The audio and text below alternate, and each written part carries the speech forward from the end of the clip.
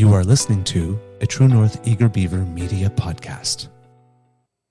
The True North Eager Beaver Podcasts are proudly brought to you by our founding sponsors, the Miss V Mysteries from Corvid Moon Publishing, your source for science fiction, fantasy, and cozy mysteries featuring a broad diversity of characters. CanadianTarot.com, your uniquely Canadian online eclectic tarot community and forum, and The Peppermaster, hot pepper sauces made from fresh farm ingredients to thrill your taste buds and expand your mind.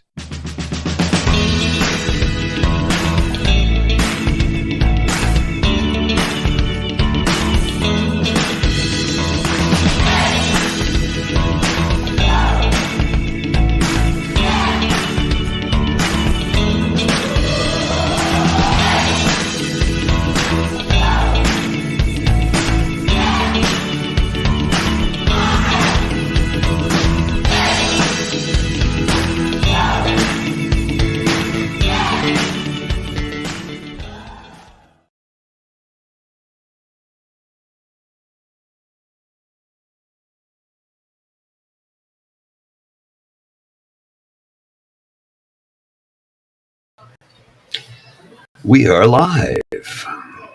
Believe it or not, we are actually live. Yeah, we should be live anyway. I think we are. Oh, okay. Yeah, we should be live now. A couple of technical glitches there. I had to run home and grab another cable, which is why we had a little bit of a late start because I didn't have a long. I misplaced my full-length cable for the camera. Ooh. So Yeah, we're a little loud in there. there. How's that? Try again? How's that? Yeah, that's much better. Yeah. Okay. Okay. Did we have our regular intro? Yeah. It's already done. We're in. Okay. That's weird. Well, hello, kids. I wasn't ready for you. Welcome to, what is this, our fourth one? Fourth one. Our fourth monthly pubcast live from the Lieutenant's Pump on Elgin Street in beautiful Ottawa, the nation's capital, on a pretty nice day, actually, I must say. I'm your host, the Eager Beaver, pronouns he, him, hey, Mr. Beaver, eh? And of course, as you can see, I have my good friend here, Mr. Grizzly, just still, working the phones and doing all that technical stuff, making sure that we're good to go. We're good to go. We're good to go. I have my local lager here in hand because it is a pubcast. This is 0.0 partake IPA. Yes, because Mr. Grizzly is off the sauce for a moment. I can have a beer later if I feel like it, but I'm going to try and play by the rules for the time being. All right. So I've got a mic in my hands, in my way there. All right. Oh, hello, Kit Elaine. Hello, Kit Linda. Hello, Kit Dharma Karma. Lovely to see you. It's wonderful. Yes. Hope everybody is doing well. Mr. Grizzly. Ooh. Okay. No, that was me. I was just in mine. That just went way up again. No, it's because I got too close to the mic. Okay. Sorry. How's that? That's better, yeah. Yeah, your volume was way high. Yeah, there we go. Okay. Excellent. That should be better now. Yeah, little technical glitches here and there we got to figure out, stuff happens. Life goes on. We get it figured out eventually. Yes, we do. Yeah, let's see if I can get this tablet running. Oh, come on. All right. Well, I guess let's see here. I hope you guys are doing well today. It's been, same thing happened to me again last night at my Ottawa Beaver Lodge. I got lulled into sleep by the big comfy sofa last night. So I was asleep, I think, prior to 9 p.m. So I missed the whole Blackball thing. I didn't join till 11, and then it was a short show. So. Mm-hmm. So I missed out on that, but we had a lot of visibility this week with Blackball and having done Dean's show and then having recorded something for Jake's show. So it's good to have a little downtime as well from producing. I realized that yesterday after we did the morning show that getting ready to come over here to do this, I packed a little too quickly and forgot a couple of key things.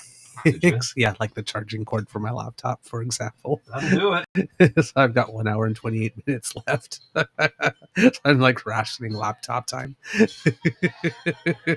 don't know if I can help you with that one. But yeah, it was just weather had started around the time of the departure. When you did the snow that you said was in Ottawa and was coming to us, did hit us around the time of departure. Oh yeah, that's right. Yeah, you guys got it a little bit later, huh? Yep, we got it a little bit later. The drive was good. There was only one part on the road where our back wheel sort of what would you call that? Skidded? Fishtailed? Fishtailed a bit, yeah. And it was rather unexpected. We were actually not on a main part of highway, but we took the back highway. But we were actually through a town, and yeah, we just took off from a red light, and then we just went, woo! Oh, lovely. That is great. Oh, that looks wonderful. Thank you so much. Yeah, we brought another monitor. I brought another monitor in so that. Sorry, let me just turn my mic down a bit. I think it's a little bit too hot there. Maybe the kids can let us know. Yeah, my mic was a little too hot. I turned it down a bit. Yeah, I brought another monitor in so we can see things a little bit better. So, yeah, I've got the laptop right here in front of me, as you can see on camera there. The camera's up there, the light is there, and we got a 24-inch monitor, which, as I was walking over here, I get in the elevator in my building, and it fell out of my backpack. I thought, oh, great. Oh, no. I thought I just bought it like 4 days ago. I thought, okay, great. I just broke it. No, it's fine. It's working. It's good. We're solid. I was concerned, but I guess there's no need for concern in the end because it seems to be operational. So, a little bit of stress there, you know how life goes. Had a couple of technical glitches that I had to fix up, but in the end, everything seems to have worked out okay. It just took me a little bit to get everything together, you know? Yeah. I was really surprised when I slid in. It's like, oh, okay, I'm not here. It's okay, he's probably just up front ordering a beer. And he's like, hello? So I'm getting the cable. Oh, okay, I'm here. Man. Unfortunately, with the view this way on the monitor, we cannot see the kids' comments. That's why you have your phone. Yeah, my phone keeps on freezing here. It shows me 5 comments, and then I get that spinning wheel of death. Oh, and okay. It will not keep on showing them to me. Well, I can show you the comments here. I'll just periodically change it so you can see them. See? There we go. There we go. So we sounded good, kids. Is this acceptable? Is this passable? Is this okay? Because it's tough for us to tell, right? We're not blowing out your drums anywhere there. Waiting for some feedback. No, it's okay. Let me just get settled in here. Well, you know what? Let's give ourselves a little cheer here. Cheer. Absolutely. Doesn't feel right to cheer with non-alcoholic beer, though. You made that rhyme. Well, Oh. Hellish Stance wants to offer promotion. Oh, thank you so much. We already have some pretty good promoters, I think. Yeah, I think we're good. But we're thank set you. There, right? Yeah, we're good. Yeah. People just be neighborly, you know, wanting to help. I guess. Trying to adjust my microphone here. Kitletta says you're sounding great and looking hot as usual. Hey. All right. Well, that's what we want to hear. You see, we want to sound good. As for the look good, well, I mean, that's just I don't know. That's up to the individuals watching. Of course, I can't determine what the situation or the status is on that. Uh-huh. I'm a flattery will get you many places kind of beaver. Ah, well, yeah. Watch I don't knock anything off. I got to move this a bit and just to give me some space here. We're good. Yep. Yeah. Okay. Excellent. Yep. So thank you very much. Yeah, I picked up this little saucy number in my closet. I like it because if I unbutton it, I can reveal a little shoulder. You know? Okay. All right. Settle down. Hey. The people want skin. The people want skin. Settle down. I'm just checking all the mics here. That's all. Check that one. Checking that one. Yeah, it's good. Do I sound? Yeah. Yeah. Okay. Loud and clear. And okay. All right. Well, I have some news. What's that? Personal news. Good stuff has been happening. Oh yeah, was Yeah. I believe I had mentioned it before, that theater audition I went to last year, where there were like people like from 28 or 29 different companies Yeah. sort of all together all at once. Well, I did that, and that gave me the right to put my name in a database. And somebody came across my name and asked me if I would be interested in a specific project. And it's a project it's a play, but it has something to do with tango, Okay. which very much interests me because I'm a dancer. Let's tango. Del Bello. Yes. Love that song. One of the first CDs I ever bought. Really? I Yeah. love Not the that first, song. but one of the first. Definitely. So yeah, we've been talking back and forth, and it seems that she likes me, and it seems that she's gotten some funding to be able to workshop the play for about a week, in Ottawa. And it seems that I might have snagged a paying job out of that. Excellent. That could maybe, pending the ability to secure future funding to make it a full 60-minute thing, which may lead to my first official credit. Nice. Because I was asked if I had union status. And you? Not for English theater. Oh, no? No. Oh, that's how we were able to do the French thing. Yes. Right? Yeah, the UDA stuff. So I was like, ooh, that would be so much fun. So it seems I'm on the ground floor on the play that's being workshopped, which is kind of cool because I've always wanted that. Cool. So that kind of happened. And then for the kids who know that, I'm a bit of not only am I a tennis buff, but I'm a curling buff. Mm-hmm. And I play. And we had a period, I think I was complaining a bit on the show, of about 5 weeks. We were somewhere around like end of November till early January, where they had redone the surface of the ice, but something went very, very, very wrong. Wasn't the way it would normally be. It wasn't pebbled well, or what? It was pebbled fine. It's just, I don't know if like they melted part of the ice and tried to redo the surface or something at one point during a break. Because at Christmas time they melted it all completely and just gave us a full new surface. But somewhere mid-season they did something. Sometimes they also sharpen the rocks, and then they do something really weird. They sharpen the rocks? Yeah. It's called sharpening the rocks. I was not aware of that. Neither was I until a couple of years ago, until we came to the club and I threw a rock and I had to I pushed with all my might and it only went halfway down the sheet. Sharpen it though? Wouldn't they call smooth it? That's in the frame. I really, really do not know. So we had a period of 5 weeks where basically every match was just horrible, and you couldn't predict what was going to happen when you threw your rock, and all the enjoyment was pretty much out of it. And I was very much thinking, maybe this will be my last year, because all of a sudden it's like I've never picked up a rock and never played before. But they fixed it during Christmas, and the ice is really, really nice again. And we've been on a tear where we couldn't win a game or come even close to winning a game. It's like we have a little... Sorry, I'm just trying to fix it. The ground is shaking here. Oh, okay. I'll get it straight. Keep going. Keep talking. Okay, we're just moving. Yeah, just fixing the camera. Okay. While we were basically losing all the time, we could hit the broadside of a barn if we tried. And then all of a sudden they smoothed the ice, and my men's competitive team won their pool in the third round, which means we get to go back up to a division, which was great because we had gone down one the time before. So we have 6 divisions in our men's league, and we're usually in the third one. So we got back there, which is where we usually are. But we're on a bit of a tear, winning some matches and doing very well, which is very nice. And on my stick curling team, we just played doubles. We had a run where we were playing about 4 or 5 matches in a row against some of the top teams. We have about 27 teams in the league, and we're about 22nd at the time. Well, we were about 16th at the time. You have to be 16th to hit the playoffs, and then we had that run against them, and we dropped down to 22nd.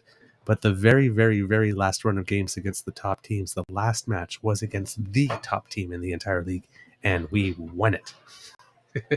And then last week we played the number 10 team in the entire league, and we won it.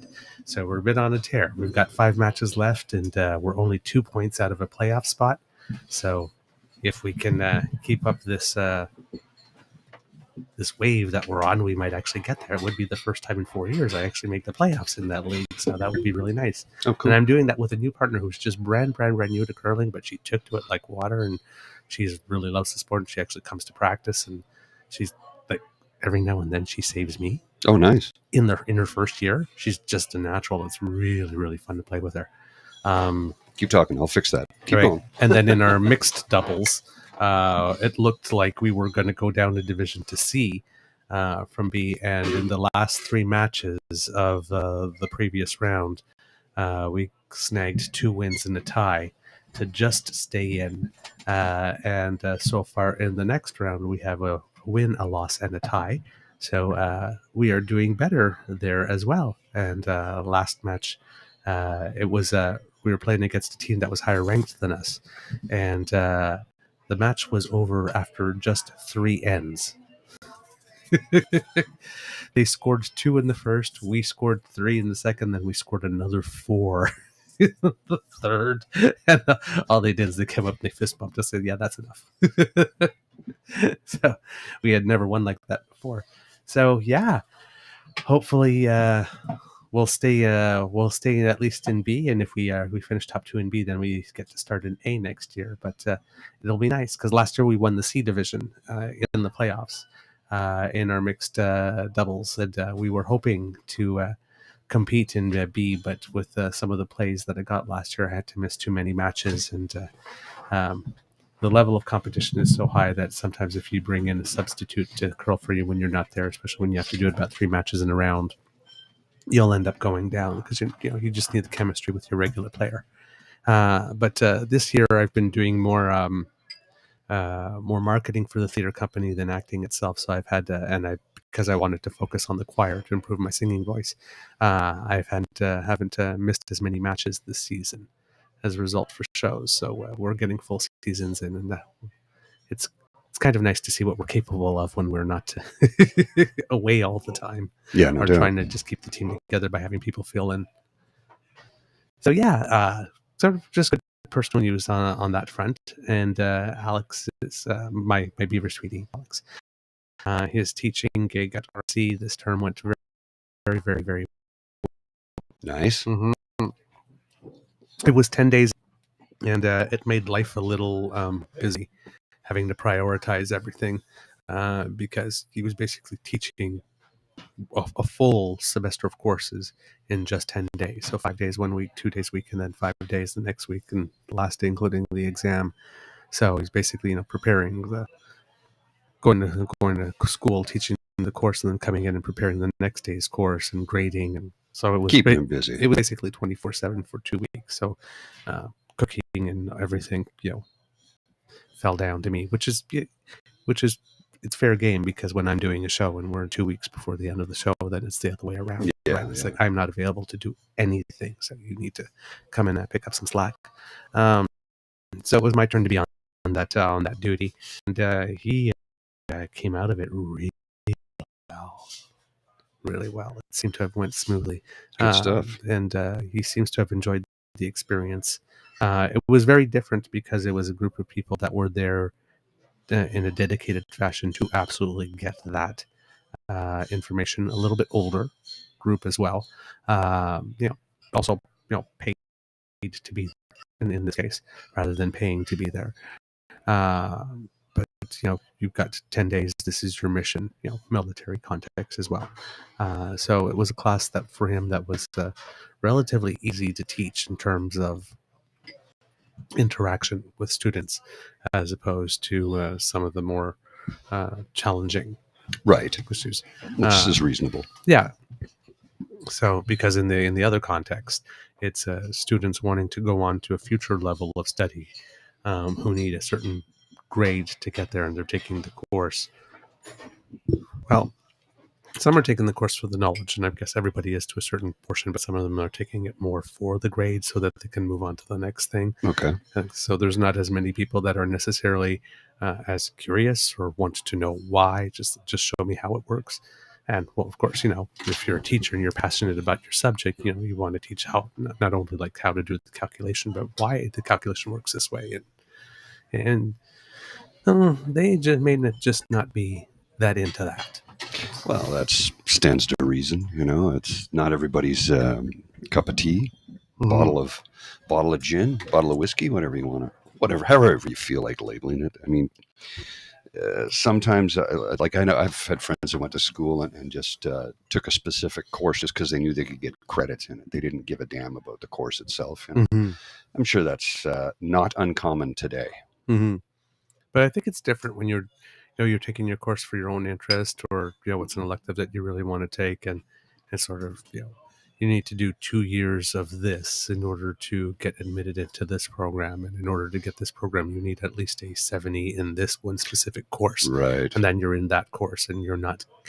It doesn't look like you're going to be getting your 70, and it could be because it's something that you're doing. It could be because of the teacher, but I mean, there's variables. Yeah. When your teacher has a PhD in the subject matter, there's probably a good chance it's something you're doing. Well, unless the teacher's completely inept at teaching, you would think that the teacher at least knows the subject matter. One would hope, anyway. Yeah. You would hope. So but different stresses, and people at different stages in their life too. When you're at college, it's not necessarily everybody right out of high school, right? There's people that are returning. There are people that want to advance their careers. There are people that are taking advantage to go back to college, given the pandemic. Of course, yeah, and all that kind of stuff, and change their career. So, you're more likely to have some older students that have kids at home, more parents at home, and not has enough time to do homework, and so it's a bit of a challenging time.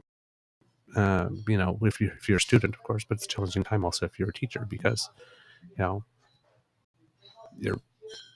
trying to make sure that people get the information that they need, and hopefully trying to stimulate a thirst for knowledge. But the people you're teaching may not have the same agenda. Well, yeah. So it's it's led to some discussions over the past years about past months. It's closing in on 2 years now. About is this the right career for him? Or is he doing things the right way? Is there more that he can learn, or different strategies he can employ? He cares a lot. It's obviously, given the amount of work that he's doing and how he's trying to improve. Thank you very much. But it's tough watching people, get their start in their careers, and they're you went and you got yourself a PhD, so I mean you're validated. I mean, how many people do that, right? What percentage of the people do that? So you've already done something that 90% of the people in the world don't do. Yeah. By accomplishing that, and a lot about a few specific things, but you have good, reasoning and judgment abilities, and you go out into the world, and all of a sudden you're brand new at teaching something that a lot, right? And then you fail at something, or you don't do as well as you would like when I was directing this summer. Right. All these years acting, I thought I'd be great at it, and all my people skills, I thought I'd be great at it, and I fell flat on my face. It's like you could be the greatest hockey player that the world has ever known, but it doesn't mean you know how to coach. Right. I think that was kind of the case for Gretzky, wasn't it? Yes, that was probably going to go down in history as the most interesting hockey decision. Yeah. I hear you. What you mean? Yeah, you could say that. There, I had to just adjust my mic. Yeah. I came in here at 1:00, got all this set up, got everything tested, and it was all working. And I realized I needed another cable for the camera, because the one I had one that was in my computer bag, but it's not there. So I had to run home and grab another one. And I didn't get a chance to do a true sound check until we just went live. So I'm still working out some little kinks and gremlins here, but it's okay. It's okay. I'm not stressed about it in the least bit. All right. I'm chilled. I'm in the pub. I'm chilled. So, what's been happening with you, my friend? Work. Just work. Work. That's it. Like literally nothing else going on. Honest to goodness, nothing else going on right now. It's work, produce, edit. That's that's all I've got going on right now. I was going to go skiing tomorrow, but I'm way too tired, and I got to get over to see my folks and help them out. I was supposed to go over the other night to help them, but I ended up working late every night this week, so I'm going to go visit them tomorrow. Probably head over around noon, spend the afternoon there, install a new microwave for them. Just, I haven't seen them because they were in New Brunswick for a week. My aunt had passed away, so they went down for the funeral. Well, she was well into her 90s and had been suffering for a long time. Okay. So it's for the best, really. Yeah. She'd been not been well for a while. So in the end, this is probably oddly better. You know how that sometimes works weirdly. Yep. Yeah. Wow. How was the trip for your parents? Oh, it was good. Yeah, good. They said good drive, no problem, no issues. Everything went well. Said it was a really nice service. So, They were there for just a week? Or? Just a week, yeah. Drove down. They were there like 6 days, I think, and then they came back. So, yeah, not a long time. Just a short visit to see some family and tend to some family members. Wow, I was at a loss for words there. That's a rare thing with me. It never ever happens, and yet, I'm just very mellow today. I went to bed shortly after the end of Blackballed, and then I was falling asleep, so I go to bed, and then as soon as I got into bed, I couldn't get to sleep. I'm like, this is not. And I'd been up since 3 a.m., right? So yeah, so you're ready for it. Mm-hmm. And then I couldn't sleep, and it wasn't like my mind was racing. My mind was literally empty at that point. I just couldn't. I couldn't shut it down. I couldn't fall asleep for some reason. I don't know. These things happen. So, I should tweet this out there that we are live. In my case, it's been falling asleep a little too easily.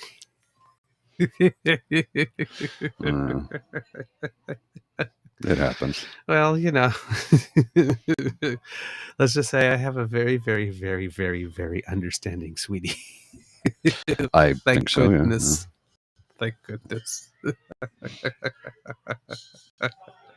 Oh, man.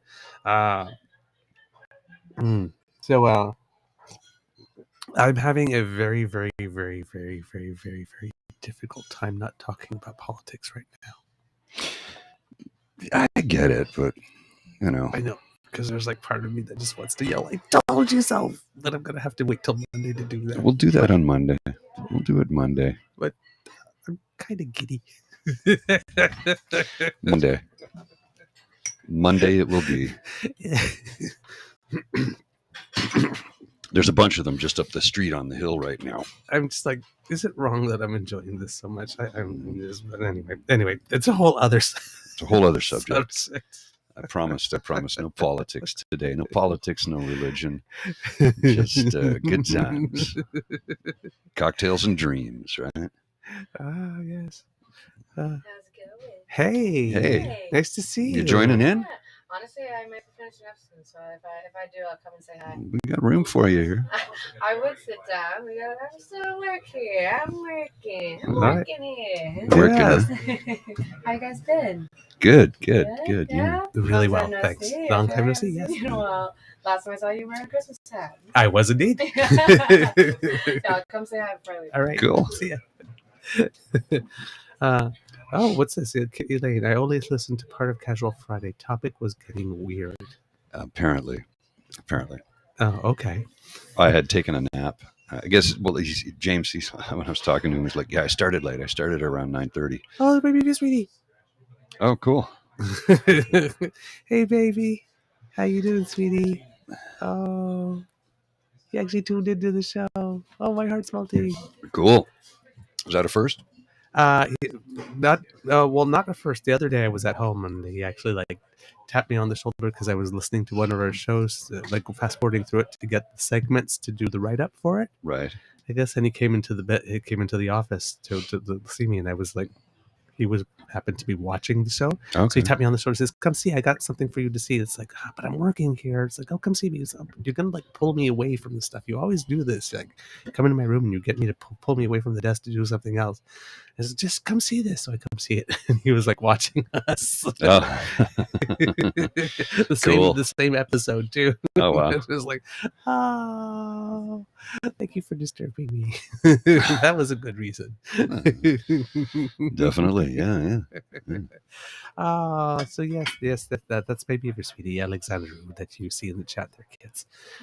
So yes, wish him a lovely hello and be very, very, very nice to him because, well, he's my boo. Yeah. He's my boo. I love him. Fair enough. Yeah. We get that. Yeah. I understand that. Yeah.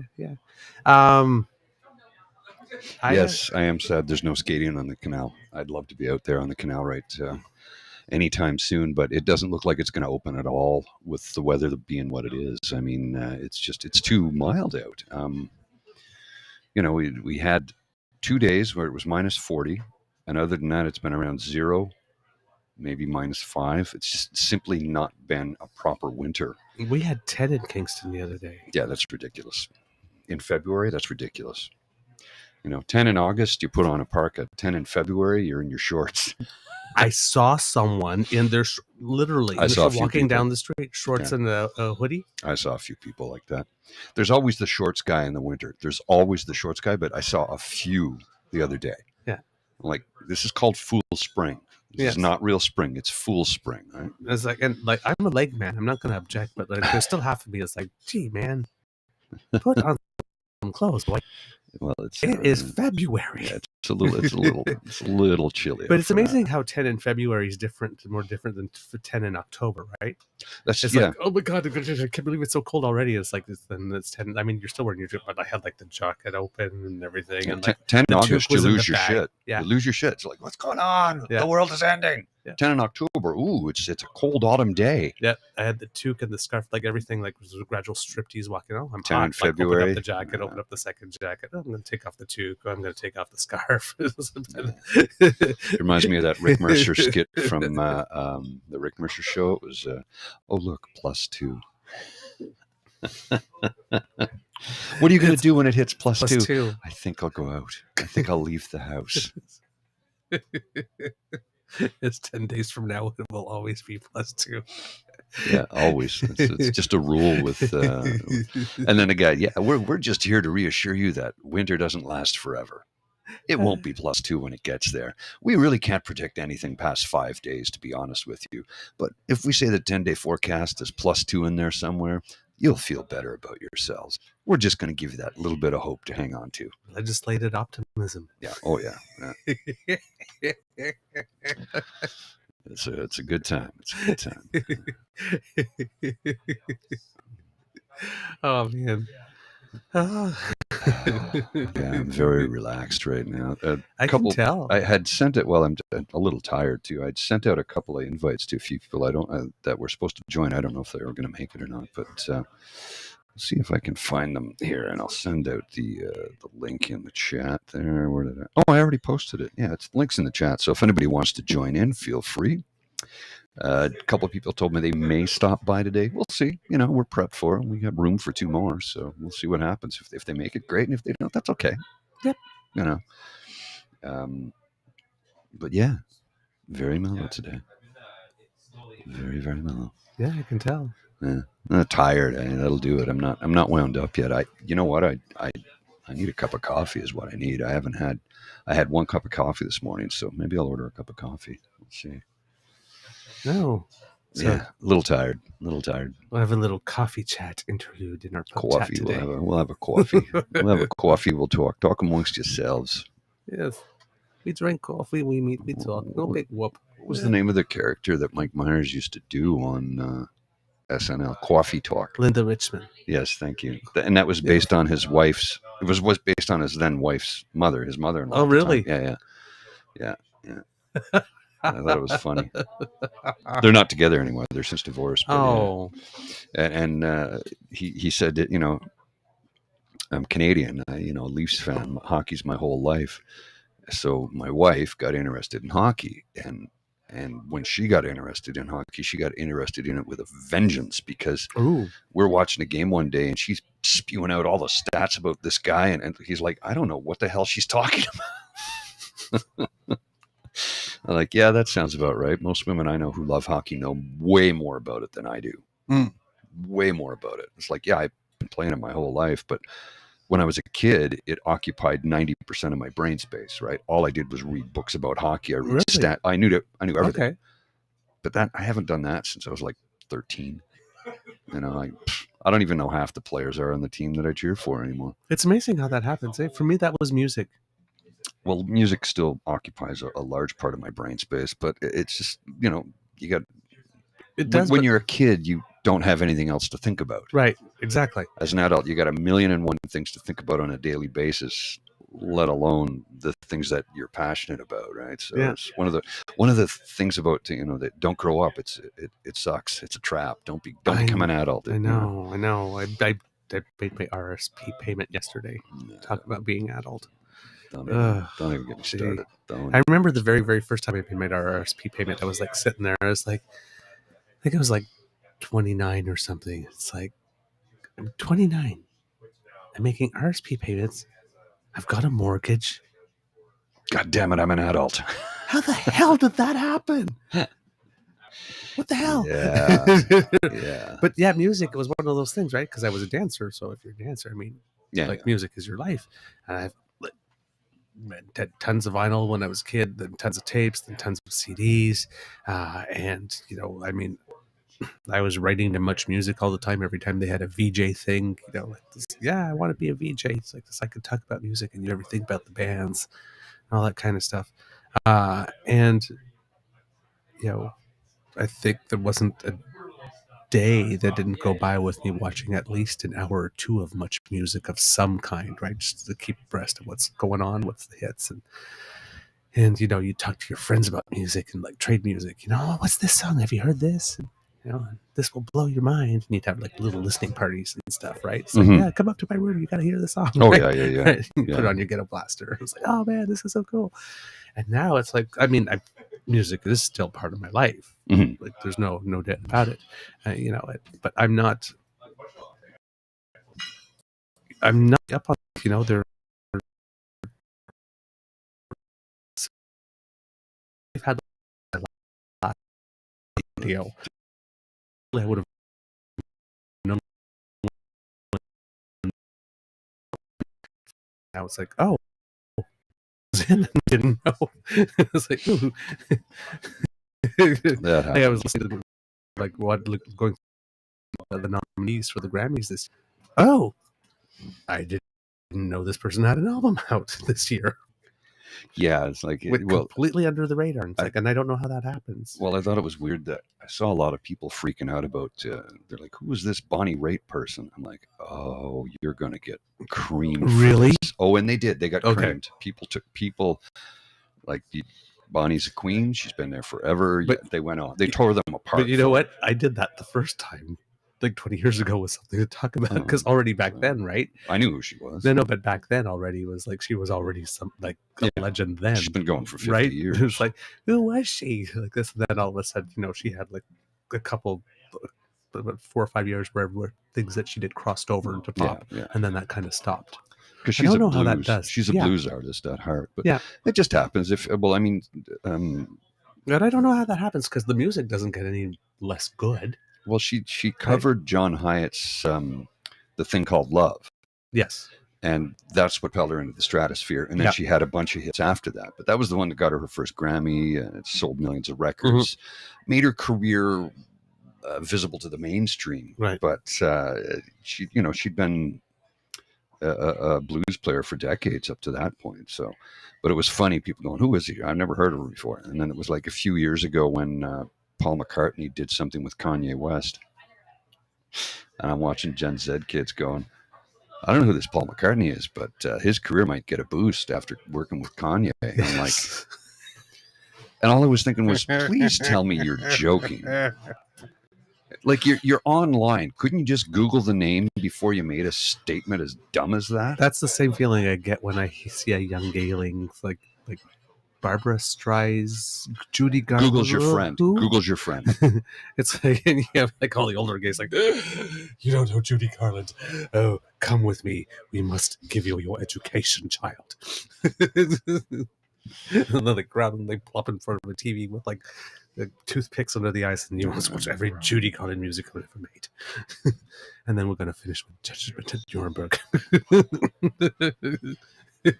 Because yes, she could act.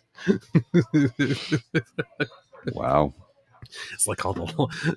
It's like if you're in I imagine the scene of if I was doing this comedy in a movie. It's like Judy Garland, who, and you'd be in a gay bar, and then all of a sudden all the lights would go dark and the red sirens, drag queens would come in, grab someone. What do you think you're doing? Oh, darling, we have another one. Clear.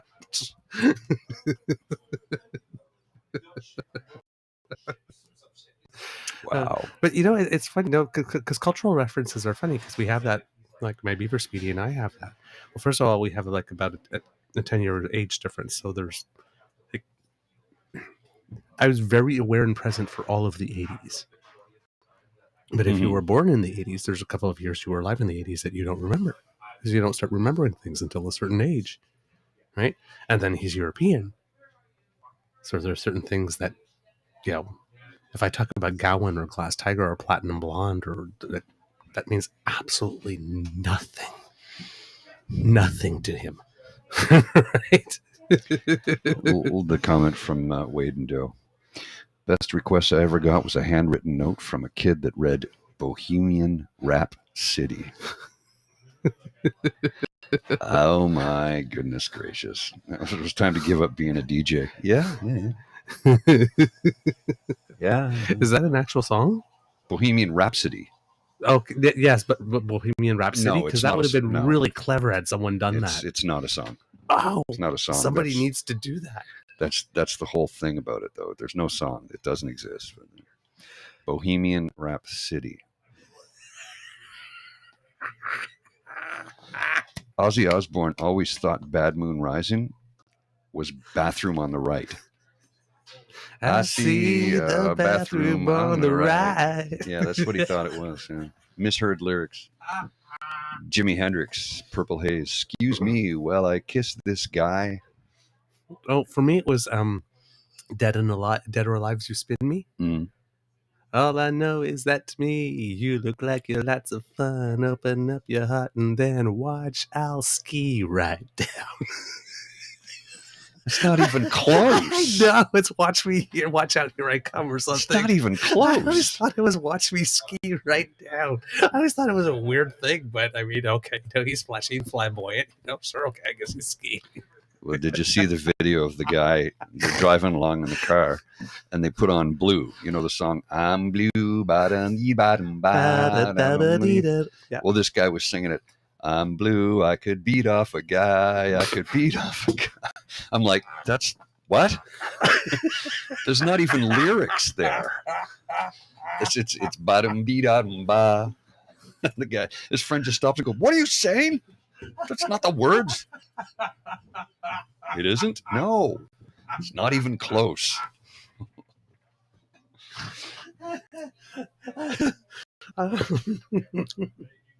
But if you've ever read the lyrics to Blinded by the Light, the original, Bruce Springsteen wrote it. Manfred Mann got a #1 worldwide hit out of it. And yeah. I love the Manfred Mann version. I don't care for the Springsteen version. Okay. I like their interpretation of it. But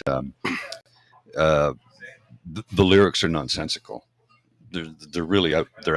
I mean, there was a comedian who misheard lyrics, and he did this thing, and he'd say, "This is what I hear," then he'd play it, and the audience would hear it. And I'm like, that's funny, but if you actually read the lyrics to the song, they're complete gibberish. Okay. Madman runner with the Indian in the summer and a teenage diplomat. What does that even mean? Huh? Adolescent pumps his way into his hat. Yeah, like the lyrics they're stupid. Look them up. They're dumb. And I love the song. The song's super catchy. Yeah, but the lyrics make no sense whatsoever. I'm thinking Bruce was doing it as a gag, and they said, "We like that. Put that on the record." It was off his first record, Greetings from Asbury Park, New Jersey. But I've never ever thought of it as a great lyrically written song ever. and I love the song, but I like the Manfred Mann version. Manfred Mann's Earth Band. The Roaring Silence is the name of the record, Mhm. and it's a picture of an ear, and it's got a screaming voice in the canal of the ear. It's interesting. Like it's got a scream. The Roaring Silence. Yeah. I only that one and Runaway are the only songs I remember hitting the radio from them too. From that band. Runaway. Yeah. Through the night, through the dawn. Oh yeah. Sorry, you. I was thinking Bon Jovi. Yeah. Runaway. Yeah. Off their first record. Yes.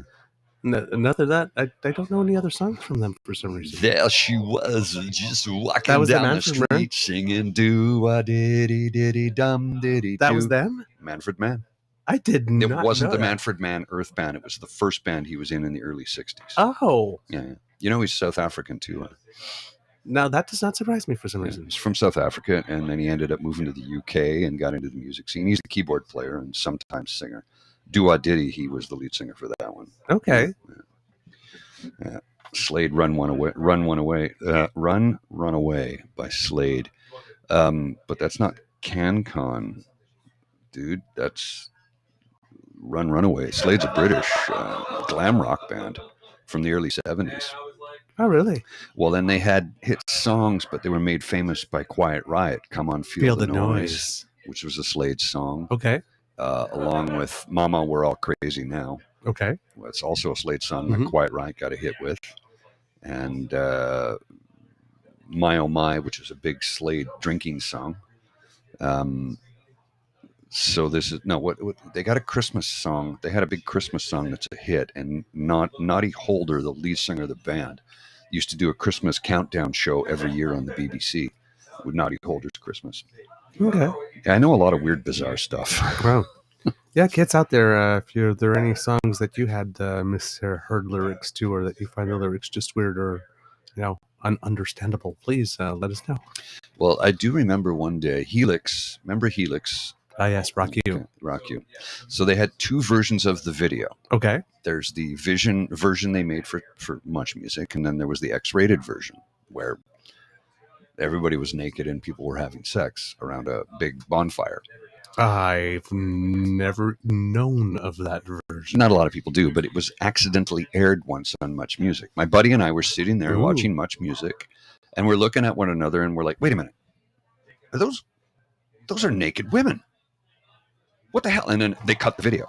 They realized they racked the wrong video in the player, so they cut the video, and the VJ, I think it was Erica M, came on. She goes, "Yeah, we apologize.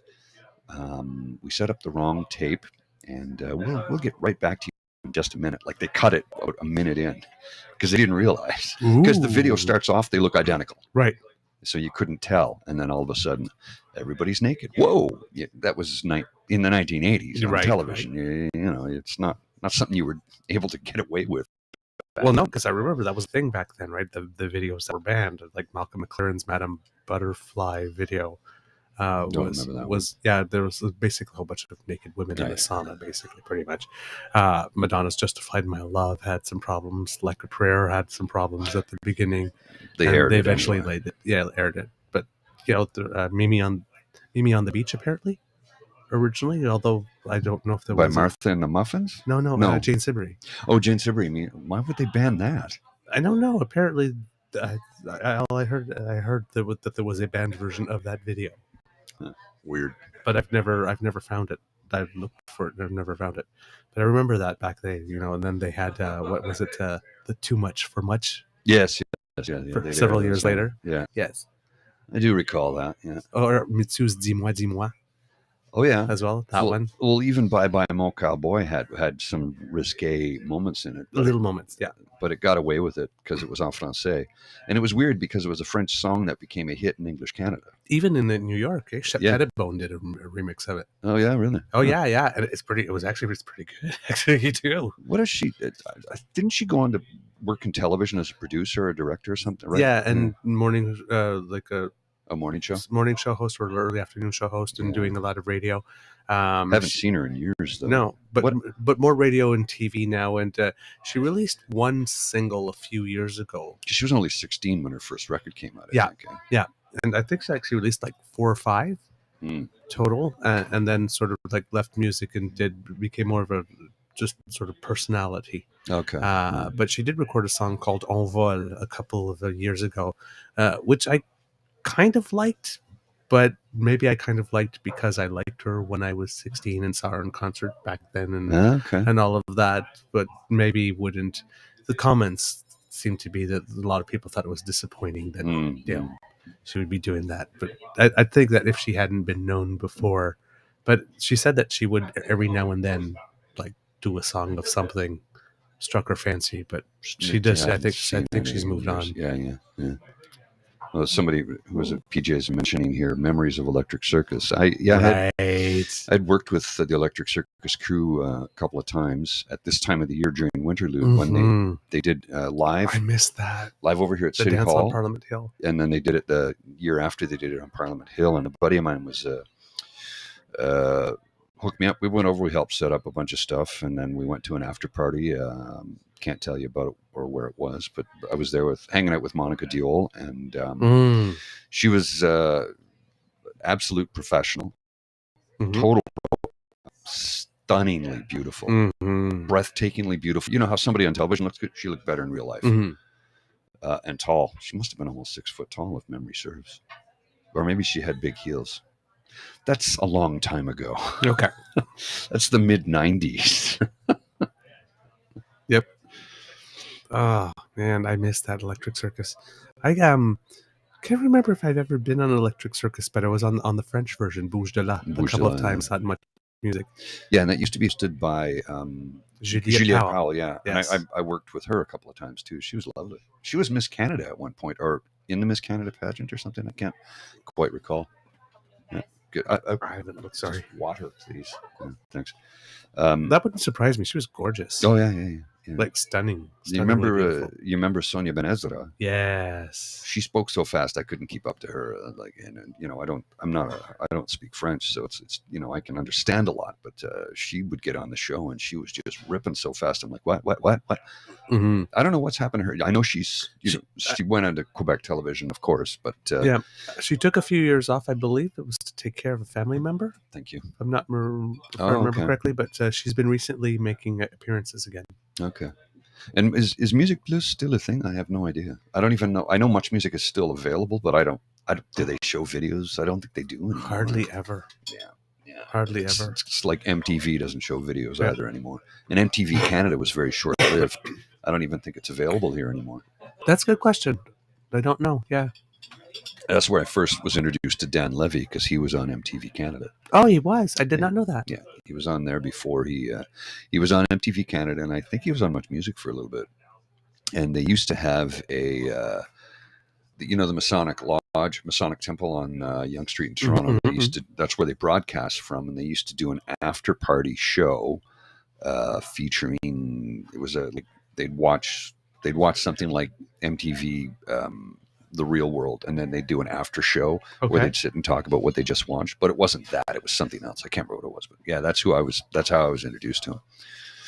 Yeah, that's Dan Levy, good guy, solid writer, solid producer, good human being, well rewarded and awarded for his efforts, and I mean, Schitt's Creek changed lives. Yep. I'm really glad that happened for many reasons. Like I said, I know it's going to sound like I'm getting into the political thing, but I mean, one, it was a great show.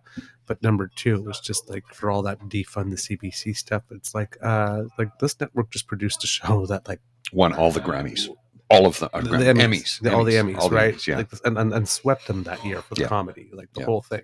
So it's like, clearly we're able to produce have you ever watched quality stuff? Working Moms? I love that show's hilarious, man. It's like that show is hilarious, and it's very Canadian. A lot of nudity, a lot of C-bombs, a lot of F-bombs, and it's in prime time. They don't edit any of it; they just show it. It's the CBC. There's a warning beforehand. Watch the show. It was like when they first brought the CTV bought the rights to show the what was the mob show there? That HBO mob show with James Gandolfini. Sopranos. Yes. Come on in. Just grab some headset there, and we'll set you up with. I can't say too long, but I want to come say hi. All right. So should we check your mic? Is it that one? Yeah. Yeah. Perfect. There you go. Just you can slide it forward. Yeah. Bring it closer. Perfect. There we Hey, Hi. welcome. Hello. Let everybody know who you are. My name's Briar. I work here at Lieutenant's Pump. So Yes. I've come in before, only once, and I had a great time. So I wanted to come say hi again. And Yes. your mom's a fan of the show too. Yes, Should we she wave to is. your mom? Hi, Mom. Hi, Briar's mom. Hi, Carrie. Big kisses. That's awesome. Oh, the camera just did a thing on its own. It does that sometimes. Hey, yo. It just wants to give a little panoramic view, that's all. It's trying to put you in the center. I guess so. See, because what it does is it just when you move, it will start to track things. It responds to. Actually, we can do this. We'll just do a pan around. There's some of the pub for everybody at home. You can see there's part of it. There's some of the pub right there. And we'll just come back in. Oh, this is awesome. Oh, cool. There we It's a are. fun little system, eh? See, I think the camera just goes for the prettiest face. Of course, Right. It's ignoring me That's why it altogether. always leans my way when there's nobody else here. Oh, there it is. Knock it off. Hey, yo. Hey, yo. So, how have you been? I haven't had a chance to talk to you lately. I've not been in a lot lately. I've been Yeah, I haven't seen you as much as I used well to. ridiculously busy with work between the day job and producing. We do this 5 days a week in the morning at 7 a.m. now. So Holy lifting, so you're awake a lot earlier than I am. I'm up every day at 5. Absolutely not. Absolutely not. I slept in till 7 this morning. Oh, goodness. Look at you. Yeah, Wow. yeah. Wild man, eh? Yeah, Oh, geez. crazy. I know. Basically got the lunch. Jeez. Hey. Honestly, I've been pretty good. I just got back. I went to Cayo Largo, Cuba. Yeah, how was that? Ooh. It was beautiful. I honestly didn't even know it existed until we booked the trip.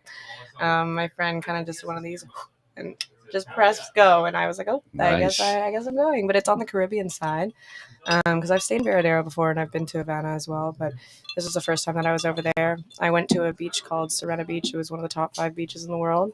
Oh, really? Absolutely gorgeous. Yeah, I was up to, you could go to your neck at the water and you could still see your toes and the ripples in the sand. It was so clear. Nice. Wow. Yeah, it was absolutely beautiful. I swam with some turtles. I was able to go to a place called Iguana Island, and we got to literally, it was an island full of iguanas. They were huge. Oh wow. It was really cool. Yeah, we just brought some lettuce and hoped to God they didn't eat us. So it was good stuff. Yeah, no, we had a great time.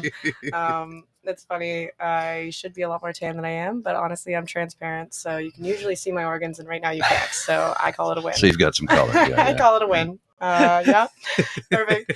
First thing I came back, and John looked at me. He goes, "You're actually a little tan." I was like, "Thanks, John." Perfect.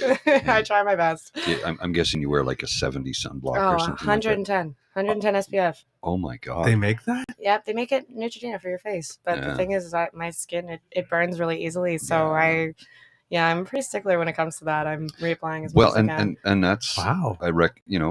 it'll prevent premature aging, but it also prevents skin cancer. Exactly. And, It's like, sunscreen's good for you. Honestly, I have Oh, yeah. some SPF in most of my moisturizers anyways for my face and stuff. It's good for your skin. well, it's the body's largest organ. Yeah, exactly. You need to take care of it. You gotta take care of it. Yeah. Exactly. I grew up in a town where we had the beach literally right next to us, so I kind of grew up knowing that pretty well. I learned pretty quickly how bad I burned. So Oh yeah. yeah. So yeah, no. I was trying to be really good about it. Something weird happened to me when I was a kid. I'd Mhm. step outside and I'd be brown in 10 minutes. Really? And then at some point in the 90s, I remember I was at at Fort William on the Quebec side, Okay. across from Petawawa or Pembroke, that area. Mhm. And it was around 4 in the afternoon. So I'm like, I don't need sunblock. It's 4 o'clock, and the sun's low because it was August. You're right. I was out in the sun for 20 minutes. I get burnt to a crisp. And I'm like, what the hell is going on here? my I don't get burnt. Hmm. And everybody's like, yeah, you're really burnt. I'm like, this is weird. So for about 2 or 3 years, anytime I went in the sun, I burned. Weird. Now, nope. Not at all. And I barely tan. Interesting. Like if I, purposely lie in the sun, I'll tan. But I'll be outside walking around, t-shirt. I always wear a hat to protect, my bald head, number one, and keep the sun off my face. But I don't burn anymore. Interesting. I remember the first time I kind of sort of burned, which really hit me as a surprise because You weren't used to it? well, Yeah, he's I look kind of tropical to start with, right? But Canadian summers, and we'd progressively get into it. And I remember when I was a kid, the last day of school would be out, and we were like in the trailer, and then we'd drive down to Kingston to Lake Ontario Park Nice. and go nice. camping for a couple of days till Canada Day, and then we'd go to Niagara Falls. Yeah. We were there for about 2 weeks, and then we'd end up either in Morrisburg or in Greeley for the rest of the summer. Right. But then basically every morning, it's like you're up at like at 7 o'clock in the morning having pancakes, going out on the beach, and they sun the whole day up until like lunch. Come in, eat at the picnic table, go back. Like this, like we didn't know about SPF back in the day. No, Right. we put cocoa butter on. Yeah, and motor oil. Some people, right? Oh my And stuff. God. Yeah. Gotta get a tan. Gotta get tan. Yeah. Gotta tan up. I think I would literally burn so bad that I would actually shrivel into nothing. I feel like that's exactly what would happen. It'd be like a crispy bacon thing where I just flake away. Well, another reason to wear sunscreen is My yeah, tattoos? yeah, well, I because have quite a few of them, so I usually that's the first place that I usually apply. And I then got a just go buddy. over it He again. literally he's got a big like a tarantula, a tarantula, Okay. Ooh. and he always covers it up when he's in the sun. Yep. Like always, he's like, no, it'll fade it out. I'm like, really? I had no idea. He goes, oh, yeah, it's Yeah. like really bad. It does, yeah. That's the whole so you're supposed to moisturize them as much as you possibly Mhm. can. Like they tell you to do that right when you get your tattoos, but after a while you kind of Forget about it. You forget over time, but as soon as the summer comes around, you need to make sure that they have like at least 2 layers on. Oh yeah. Because it doesn't like fade so bad, but instead of it looking like the darker to it, it'll kind of gray out a little bit. It's Where's mine? yeah, one in there. There it is. Yes, I haven't seen that since the summer. There you go. There you go. I got that 25 years ago this summer. So it's faded a little bit. So you want to get it retouched? And I'm like, no, that was incredibly painful. That All the kids know it says soup. It says soup. Hey, that's all right. Love it. Yeah. So anyway, so that I'm on a cruise. Yeah. Because I'm 21, I'm on a cruise with my partner at the time. Lovely. And we go to the Caribbean. And our first stop was in St. Martin. So we get off the boat and we're on the beach. Things. It's really nice. I need to go. The beach is really nice. And we're on the beach all day. And I get back home like this. And that night I'm like, ooh, that's a little. Ooh, what's happening? This is a new feeling. Like, what's this thing? And it's like, oh yeah, it's okay. Well, we're further south, right? This is not Canadian. So okay, I guess I need to slather that thing on. Yeah. And it was like the first time in my life I ever had to SPF myself. I was like, ooh, I think I need to do something about this. I was really surprised. I didn't think it could burn. Honestly, the friend that I went down south with, she's the same way, and she grew up with me. We grew up in the East Coast, so we were near the ocean and everything like that. But the thing is she doesn't burn. Like that's not something that happens to her. When we were down south, I was like, hey, like listen, this is a different type of sun down here. Like you're gonna burn. Nope, did not listen. The first day she was a little crispy. She got a little crispy, but the thing is after that she put on sunscreen every day. We brought aloe down with us. Like I had pretty well an entire pharmacy with me. Like we were good to go. I wasn't gonna screw around with that. But it was funny. Some people they genuinely like in the sun, like where we are, like they won't burn, but as soon as you're kind of like passing where like the equator and everything is, like it's different, right? Yeah, so, it was like just like grabbing me by the hair, put me in an SPF dip. Yeah, like, no, pull me exactly. out. Honestly, that'd be so much easier for me. Really? Yeah, it'd be so much easier. Well, a lot of people also don't know that like you can actually burn a lot easier when it's like cloudy, like when there's overcast, right? Or like if you're in the water. Yeah. Well, it's like a magnifying glass, right? So that the one time that I did burn, I was drinking and I was playing not water polo, but just basically just in the water. We were playing volleyball, and I was in there for quite a while. And yeah, the top of me did burn a little bit, but other than that, that was the only burn I got in the trip. So I call it a win. I don't know. Yep. And it turned to a tan. Wow. So I just won't say that I got burned. Mom, if you're watching, sorry about that. I'm lying. I did not burn. I did not burn not once. There was no burn. There was absolutely no burn. Absolutely not. We get the truth here. All right, I'm gonna head out, guys. You're gonna head out? Yeah, I'm Okay. gonna go home. It's time for me to go have myself a beer as well. Oh, so well, I'm enjoy. gonna go do that. Well, thanks for popping by. Of course. I'll see you guys again. Yes. Absolutely. Take Bye, care. guys. Thank you, Brian. Bye-bye. See ya. Oh, She's just delightful. I love her. I know. Well, it's like all the staff here are just wonderful. They're just great to hang out with too, And bye. Hey. We like staff who work here. Once they get in here, if they've worked in another bar, they find that when they come here, they're like, "Oh, this is how you run a bar." Yep. Because the owner is here every day. He cares about his staff. He takes care of his staff. He's like engaged. You've met the owner a couple of times. Like he's very engaged with his business. And folks that have worked here who have worked in other places have said, I've never seen anything like this. I'm going, what? I've worked in a lot of bars too. I've never seen anything like this. I've seen a lot of owners just treat it as a place to to meet. Yes. You know, Yes. it's just, they treat it like it's a Tinder. To get some. To get some. Yeah. It shouldn't be doing that. It's not good for anybody, really. It's not playing the long game. Well, definitely not. No, definitely not. I like Kit Elaine remembers Brian Breyer from popping in before. But says, I have 0 tattoos. I have a severe aversion to pain, says woman who has birthed 5 children. Well, that's you know the old joke, eh? Which hurts more, giving birth or a man getting kicked in the schnotz? And the schnells, the cojones, and oh, I think she lost her pen. Whoops. She comes back. It's right here. And the story goes, well, it's definitely worse for a man to get kicked in the testicles than a woman. So I don't think that's true. Okay, let me break it down for you. You have a baby, and a year later, I want to have another baby. I get kicked in the testicles once. I never think, I think I'd like to get kicked in the testicles again. I never want that to happen to me ever again. That's why it's more painful. It's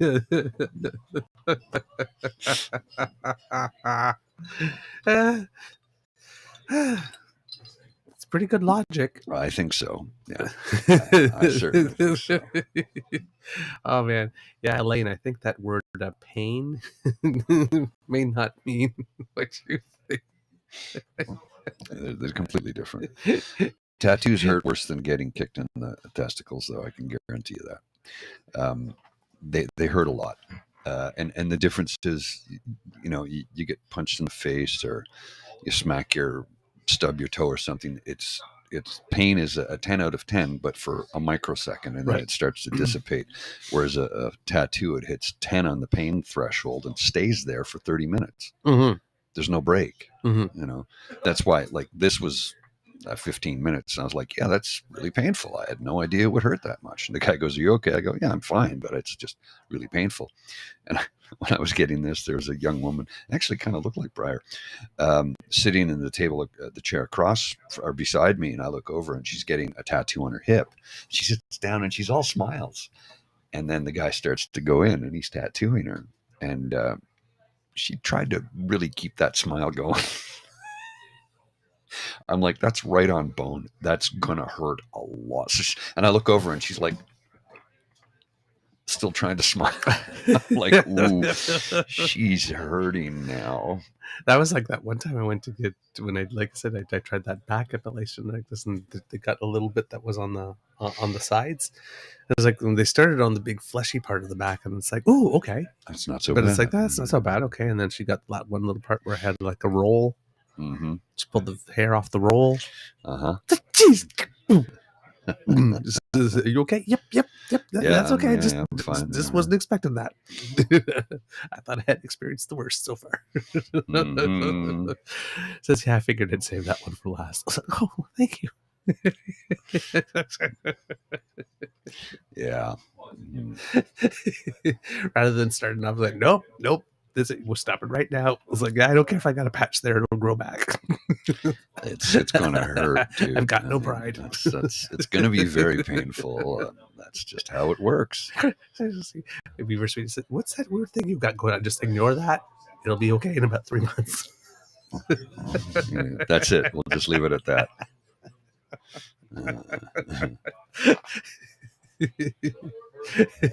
Let your brain complete the picture. Yeah, that's all you need to. So yeah. Now it's really weird because I always have vision of myself as being a little bit of a wuss when it comes to pain, but it turns out that's not actually the case. Mm-hmm.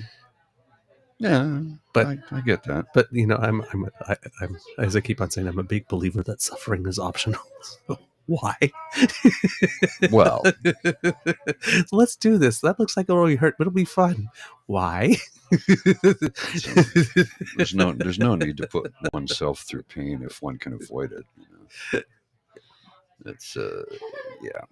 I hear you. I hear what you're saying. It's like, I already know I'm not gonna like this. Oh, come on, try it. It'll be fun. No. No. Oh, come not on. fun. Don't be such a... It's going to hurt. I really know I'm not going to like this. Well, that was the thing in Friends. Did it hurt? It was done with... Did you know they did this with needles? No, I thought it was licked on by kittens. Yes, I knew it was done with needles. That's not a tattoo. That's a tattoo. Lick. Press firm. Not how it works. Not at all how it works. Oh, man. Those were the days when that's how you got a tattoo. Well, that's kind of still how they are, the temporary ones. Yeah, the temporary ones. Similar. They not exactly, but put it on your arm, put a wet compress on there, hold it for about a minute, and then slowly peel it off. And not the old school ones we had when we were kids would literally lick and stick and hold it. Yeah. An ink transfer, but those were just like a non. It literally was a type of ink, Mm-hmm. whereas the new ones are just like a latex-based design. Mm-hmm. I like the henna stuff because it stays on your body for a while, but then just disappears. Mm-hmm. So that was kind of cool. I've tried that a couple of times because it's one of those things with tattoos, right? You keep on thinking, like piercings. I've had a couple. Mm-hmm. I've had my ears. I've had my belly button. I've had my eyebrow up here, which I would still have, but I had to take it out to do a show. And on the very, very, very, very last night, this when I took it out, somebody came in to clean the dressing rooms before the show was done.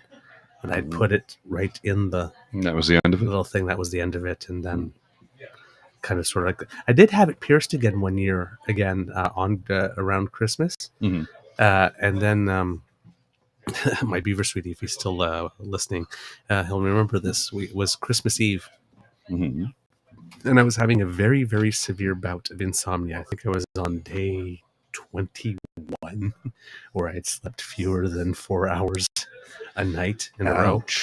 And the bead, I had the feeling when she cut the thing that it was a little close because there was some pain, but I thought, okay, well, she just pierced through some stuff, so there might be stuff that's a little swollen that will die down. But I was feeling some pressure against the end. Mm. But it had been 2, 3, 4 days that it was in, and all of a sudden I get up from one course of Christmas Eve dinner and going to pick up everything, and I hear a pop sound, and the little ball just went flying somewhere across. What? We never found it. Oh. Even when we moved and we cleaned up the whole place, we never found the little ball. It just went pop flying right off the room. Gone. It was gone. And I haven't got back to have it done since. And I really like it, but I don't think you can get it back in the exact same spot because you have scar tissue, right? They always have to put a different spot. Yeah. And I kind of really, really liked it where it was. So, but tattoos I've never had. I've never thought of anything that I would, other than you, Beaver Sweetie, that I would want on my body for the rest of my life. So I could never. I don't know what to say to that. I got nothing. I got nothing.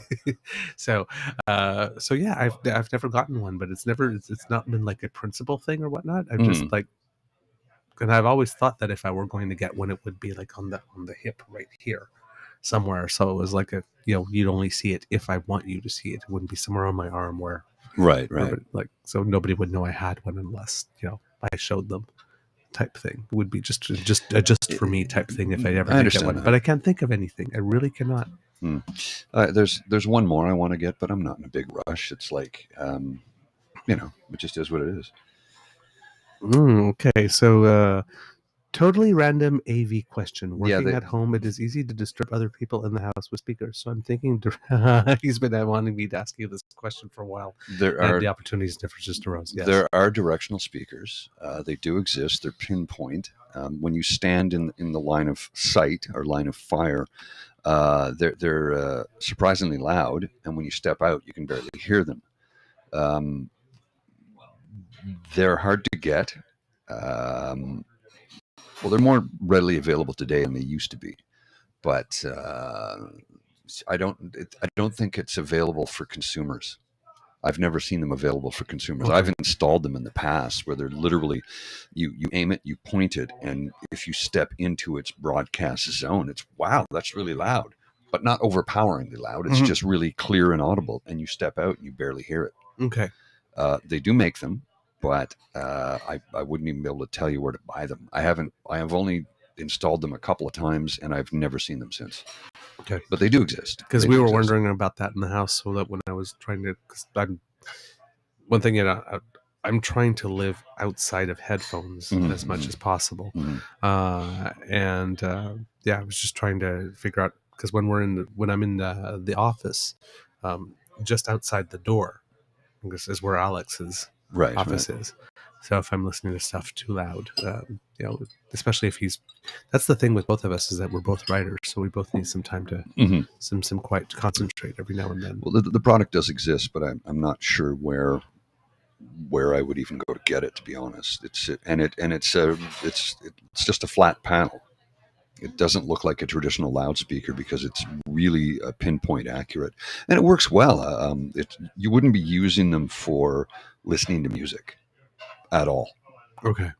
Speech, sure, but music, no. Not a lot of low frequency, but really, because bass is, to pinpoint where bass is coming from, your ear would need to be 10 foot long.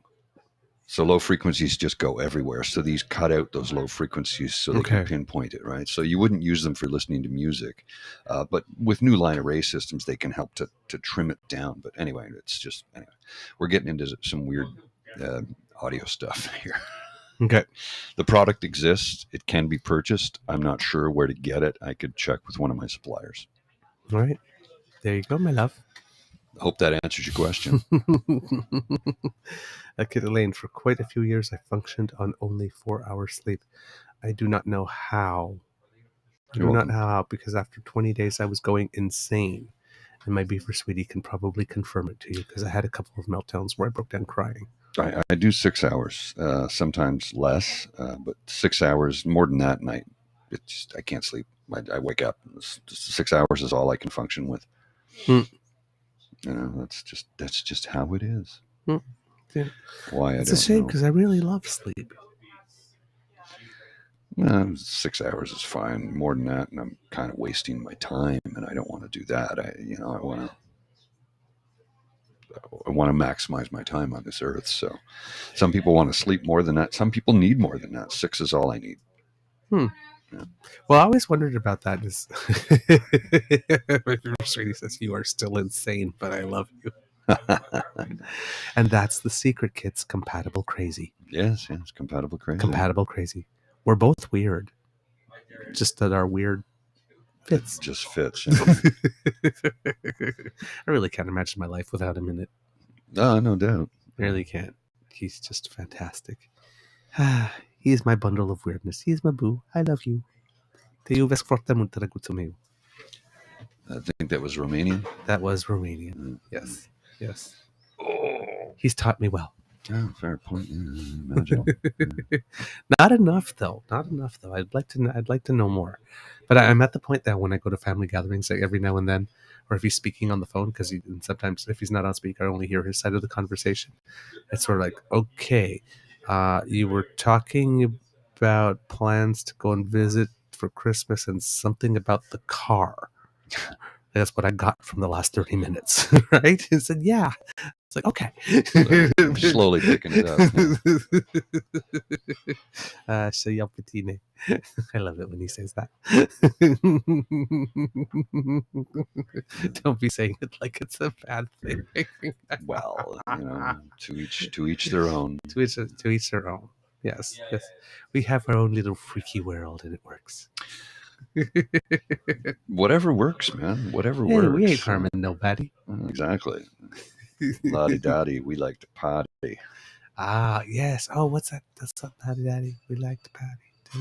Don't hurt nobody. We don't hurt nobody. Yeah. Ah, what song is that from? I can't remember. Oh, Just Got Paid. Just Got Paid. Megan Trainor and No. That's no. Yes, Megan Trainor and Ella Air featuring Segala. It's part of the rap. French Montana does the rap. It goes la di da di. We like to party. Yeah, but Don't that bother lyric. nobody. That lyric is like 35 years old. Okay. That's from an old song. Oh yes. Okay, that's what I don't know the Megan Trainor version. Okay, it's really, really good song. We need to do something one day because you like music and I like music. Yeah. Because we need to do this thing like where we like like just maybe it's like a new podcast, or like you pick like 2 or 3 songs that you think I may not have heard. This, and I pick 2 or 3 that I think you may not have heard, whatnot like this, and then we sort of like just like introduce them to each other and like gab.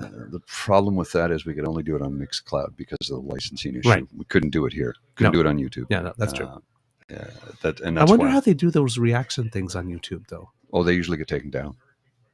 They oftentimes get taken down. And Really? yeah. And the individuals who do them will say, "I hope this doesn't get taken down." They often do.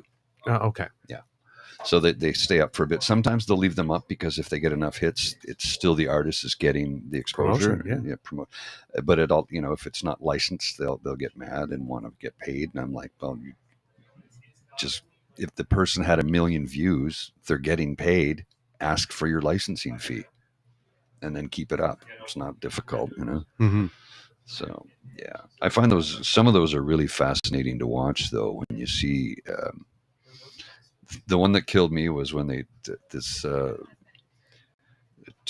young couple were listening to the Righteous Brothers, "You've Lost That Loving Feeling." Mm-hmm. They go, "Oh, I think I've heard this song before," and then it showed them live, and it starts with a black, and then the camera pans in, and because it was like done live on, I'll say, the Ed Sullivan Show or something like that, and then it pans in, and the spotlight hits each one of the guys, and they're like, "Oh, they're white." I'm like, you mean that wasn't obvious from the get-go? I'm like, really? Huh. I always knew they were, but then again, because I always knew they were. So maybe, Right. In my mind's eye, I didn't see it any other way. But I had heard back in the day that when Madonna had her first 2 hits, nobody had seen her in video yet. Some people thought that she was black. It was like that never occurred to me at all. No, there's not a lot of soul there. No. Like, I thought that very surprising too. It's like, really? yeah. Like that wasn't obvious to you? Yeah, I don't, yeah. I don't hear that at all. Weird. Huh. Yeah. Nope. Oh man. But yeah. I like I just I forgot what I was gonna say. I don't know. It just like popped in and went right out. It happens. We're talking about music, we're talking about I've lost it. Oh well. Oh well. What can you do? I've it's something I've been meaning to do. I haven't done it yet, and I can't believe it because the song came out, but I've just been so busy. It's because I've got I've got tickets to some upcoming concerts, actually. Oh yeah, what's that? Yes, I've decided to treat myself. I think I mentioned them previously. I've got tickets for Depeche Mode concert coming up in April in Quebec City, and their newest album just came out. And something on my phone, I just remember listen to their newest song. It just came out that day, and I had saved it and put it aside on that very day, and it's been a week now. That's funny. I flagged it. I just saw it this morning, so I'm looking forward to listening to that. And then out of the blue, a girlfriend of mine, Erin, I believe I talked about her on the show a couple of times because we've done some theater together, and we really hit it off. We've become good friends. But she called me out of the blue and she said, Madonna's going on tour. I said, do you want to go? And I never, it's one of those things. I was such a bookworm when I was a kid that I never did the guys thing or the girls thing type trips. Oh, really? Right. So I never did the weekend ski trip in university where you all went, or like the sort of like the group of kids from like last year high school, first university getting together and all going to Cancun for reading week or something. Right? Never did that. Never did any of that. So a few years ago, a group of us, we were 5. And that's where I met Pete. Actually, went to Las Vegas. Oh, Vegas! It was for my good friend Paul's birthday, and we did. Wasn't me? No, it wasn't you. Yes, I have a lot of Pauls in my life. Apparently, all of a sudden. Apparently, yeah, I've got like 3, but 3 that I like. That I really, really, really very much love and consider like family. So yeah, we took this trip and it was great. And then she called me out of the blue and says, "This is like a bunch of the girls are going." And it's like, listen, I love being considered part of the boys because it's very rare for me like this. But I also love being considered one of the girls. That happens to me often enough, right? Because three women can go together. It says we need 4 more for the hotel room. Like, call me, and like everybody knows they're going to be safe, right? So it's going to be great. I respect women very much and all that kind of stuff. But yeah, so there's a group of us, at least 3. We're going to Montreal to see Madonna, August 19th, and I don't know if I should have done this, but I let them choose the tickets. So it's the most I've ever paid for a concert ticket in my entire life. $300 ish. Yeah. And I splurged when I got the Depeche Mode one when I bought one for $109. Right? It's like, okay, for the first time, I've seen them 3 times in concert. I know I'm getting a good deal. You're like, this, okay, I'm not going to do the complete nosebleeds. I'm going to do 1 level down from the over nosebleeds this time. I'm going to treat myself. So we got these ones. I hope you don't mind. It's like, okay, that's a mortgage payment. Right. So we're gonna have to get a hotel for a day. But you know what? This one is one of those things. You use your money to buy experiences. Yeah, it's gonna be one of those things. So I'm very, very excited. I since her album that had the songs like Hollywood and Candy Shop and Celebration and stuff like that, I'm not quite familiar with what she's actually put out in the last maybe 6 or 7 years. I don't know. I saw the photo of her that went around from the Grammys. Yes. And I was kind of like, I don't know. Someone's like, what do you think about it? I go, I don't really think about it. It just kind of freaked me out a little bit. It was. I didn't recognize her. I did not recognize her from the photo, and I'm not sure if she is having work done. I don't care. Not. It's her face, her body. She can do whatever she wants. I mean, and she's ridiculously fit to start with. But and I mean, career-wise, she's always trying to improve and doing stuff. I mean, so like, she doesn't have to learn to play instruments at this stage in her career, but she is and stuff. And collaborating with people from different parts of the world and stuff. So I mean, but yeah, then you every now and then you see sometimes on Twitter, especially like during the COVID thing, some videos that were a little erratic, odd, or weird. Yeah, I've seen a lot of that. Yeah, so not exactly sure what's going on specifically, but she puts on a hell of a good show. There's no doubt about that. I've never seen her perform live. It's really something. I'm like, yeah, I suppose. I've only seen her once in concert, believe it or not, and it was all the way up her Confessions on a Dance Floor album, where she had the Hung Up song that sampled the album The Visitors, I believe. I don't even remember that. Oh, okay. Oh my God, yeah, Hung Up. Every little thing that you say and do, I'm hung up. Oh, right, yeah. Hung up on you. Right. Like this. She had like several silver hits off that one. It was like a very much dance-oriented album. And I saw her in of all places. I happened to be visiting some friends in San Jose, and she was going to be there at the same time. So all my life I'd been trying to see Madonna, like since the 80s. And it wasn't like somewhere well into the 2000s while I happened to be on vacation in San Jose. Right. Because she was so big. She's one of those people. Oh yeah, Madonna's touring Canada. She's in Vancouver and Montreal, or Toronto and Montreal only, and that's it. So it's not like she's ever come to Ottawa. Yeah. Right. She has. She has come to Ottawa. She's played Ottawa a few times. Oh, now maybe yes, but in the first years, right? No, not in the early years. Yeah. There's some artists that are so big that they don't end up coming to Ottawa until like they're in the latter part of their career.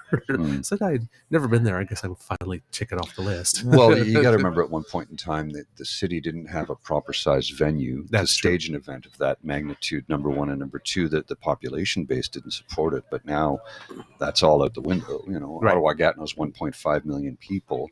You got a rink that can put up to, I think for a concert they can put up to 20,000. Wow. Okay. So it's 19,000 and change at standing room for a hockey game. So you put floor seats, and you can put a lot of people in there. And then of course there's Blues Fest, where you can get thousands of people set up for that. So it's Blues Fest helped put Ottawa on the concert map in a weird way. Because, well, it's one of the biggest blues fests in North America. Is it the second largest? Well, it's not blues, but music festivals. Thank you. Yes. Yeah. It's one of the largest in North America. One of the longest running in North America. Coachella is bigger, but that's a ton of corporate dollars, right? Yes. And it's out in the desert in California, whereas this is just something that one guy started and But I just think built. of all the ones that market themselves as blues fests, I mean, ours is Oh, it's by obviously far the larger. largest, It's the second largest. I think the only the one in Memphis is bigger. Yeah, for blues, but it's not. But it's not strictly It's 100% not strictly- blues. no, It hasn't been for a while. Hasn't been for a long time. They still have big blues artists. They still have blues artists. They still have, stuff where they feature stuff in clubs and that. But it's not truly Blues Fest anymore. It's Blues Fest in name. Yeah. You know what the thing that I always thought was interesting is because it's like you see Blues Fest and it's okay, Duran's coming or Pink is coming. Yes. And I always thought for the longest time this, but it's not the case. This, but I was always thinking, oh, wow, I didn't know they were into the blues and they're going to come and do blues versions of their songs or something, right? Like I thought that they would fit into the format, but no, it's just to draw to because you got to keep some money to going because I'm guessing the blues on its own is not profitable enough. It's not. It's like jazz. Look, Jazz Fest makes money here because they have big sponsorships, but it's a small venue, right? Yeah. You're not bringing in as many people, number one, and number two, it has a lot of corporate sponsorships, and they do get some artists that are not necessarily jazz per se to sort of highlight it, but they still try and stick with strictly jazz for the most part, and it turns a profit, but it gets grants, it gets corporate money, and you have a lot of older corp people that love jazz that will contribute to it. But like my jazz show will never make a penny for me. I know that. Mm-hmm. I'll never make money at it. I get that. I'm fine with it. I do it because I love it. Jazz is not a money maker. Now, a jazz artist can make money. Yeah. And it's not about record sales. Today, it's about playing live, right? But you can make money as a jazz artist, but you're not going to, there's only a few that will sell out a big venue, right? Now, in North America. Yeah, the Diana crawls are few and far between. Yes, and I'm talking North America alone. Yeah. Now, you can go to Europe where it's a different story. Yeah. Denmark, France, Denmark, Germany, you'll earn a very good living as a jazz artist. Scandinavia, all of Scandinavia for that matter, they love jazz there, and support it, and will even buy records, believe it or not. But in North America, it's just a different story altogether. So. Mm-hmm. I like the Ottawa Jazz Fest too because the venues are much more intimate, and because when you get a jazz festival, people basically there's a circuit and people tour the circuit. So because there's Toronto and Montreal, we often end up getting artists that we wouldn't have for a city of our size. Yeah. But you get to see them in a much more intimate vintage. Like this, they're artists. They play the Montreal Jazz Festival like this, and you're like 6 blocks down on the street seeing them like this tiny on the street. You're looking up at the monitor, and 2 days later they're in Ottawa and you're in a lawn chair like 60 feet away from them. Yeah. Right. Shh, we don't. It's one of the world's best kept secrets. I know. Way. Well, and I've met people who've come here from Montreal specifically for Jazz Fest who have said the reason they come to the Ottawa Jazz Fest is because Ottawa Jazz Fest is a jazz fest. Yes, it is. Right. Much more. Whereas Montreal's Jazz Fest is kind of like Blues Fest now. Yeah. Much more. The jazz in Ottawa is still expensive. There's still some music and other stuff and more jazzy blues and other things. But heart and soul, sometimes touching a gospel, but there's always jazz. The heart and soul is jazz, and usually their biggest artists are big jazz artists. Yes.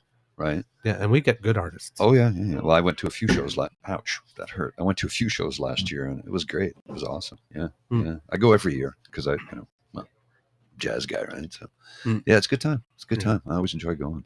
Yeah, I got that from my mom. Mom loved jazz. Yeah. I'd say if there were my mom had 2 breasts and one was jazz and blues and the other one was country like this, and I was weaned on both, right? It was just but there was always music, always music. I've never heard that before. Yeah, so it's like jazz, but it's true. It's jazz, blues, soul. Reverend Al Green, Barry White, Isaac Hayes, the Bee Gees. Well, my brother-in-law's name is Rick James, and his best friend, who was his best man at his wedding, is Barry White. Really, Rick James and Barry White. Yeah, 2 white guys too, by the way. Good guys. Rick James and Barry White. I can't make this shit up. I'm dead serious. Yeah. Good guys too. Good guys. Yeah. Okay. A lot of people disappointed when they show up on stage. Well, and they're both Oceans too. Oh, really? Yeah, but How not. cool is that? Yeah. Well, and my brother-in-law, anytime he texts me, is like, "It's Rick James, bitch." I'm like, yeah. And my sister, when she got married, she took his surname, which, cool, whatever. But she's like, "Yeah, my name is Jennifer James." She goes, "Yeah, it's a porn star's name. I know. I realize that." Jennifer James? Jennifer James kind of sounds like a porn star. Oh, okay. So somebody popped in there for a sec, but they didn't have their I was going to bring them on, but there's no cameras. So, if you want to come back, you're welcome to join, but there was no camera there. Hey, Mary Lou, how you doing? You should join us. I'll send you the link if you want. I'll just paste it right here in the thing if you want to join us. Where'd the thing go? It's not what I pressed the wrong button. That happens sometimes. I'm old and tired, so here we go. And I'll just paste this right here. I don't know if that'll show up on my Facebook or not. It may not. Anyway, no, it doesn't show up on Facebook. It's Twitch and YouTube it shows up on. All right. So, yeah, that won't work. I'll see if I can paste it from, I think I have it here. I can paste it from. Hang on a second here. I'll just send her a message if she wants to join. All right. So yes, we're seeing from the kits here, Elaine trying to quit smoking, which is not an easy task. No, definitely not. Definitely not. It's quite difficult, I'm told. I've never smoked, so I honestly, I have no frame of reference, but I'm told it's it's a difficult thing. From what I could be able to tell, it seems to be going well. She had a plan, and it seems to be working to sort of gradually wean herself off. Well, 1 cigarette a day, I think, is what she's currently up to. I believe so, yes. Yeah. So that's good. Good for you. Good for you. Yeah, good on you. Well done. Yeah, absolutely. Keep being awesome there. So let us know how you're doing. That's what we want to know, because if you're recovering well and all that good stuff. Right? Thinking about you. Let's see. I've been down to 1 cigarette per day for a while. Okay, that's good. That's good. I like it when I like encouraging people when they take some time to choose themselves. Agreed. Right? Agreed. Because it's not always the easiest decision. No. Right? And it's always easy to have a, but I got this to do first, and this to do first, and this to do first. And it's like, no, stop that stuff and choose you. Right? Agreed. There'll be time for that stuff. So, good stuff. So, Mary Lou, if you're still watching, I sent you the link on Messenger if you want to join. Feel free. You're welcome to join us anytime you choose.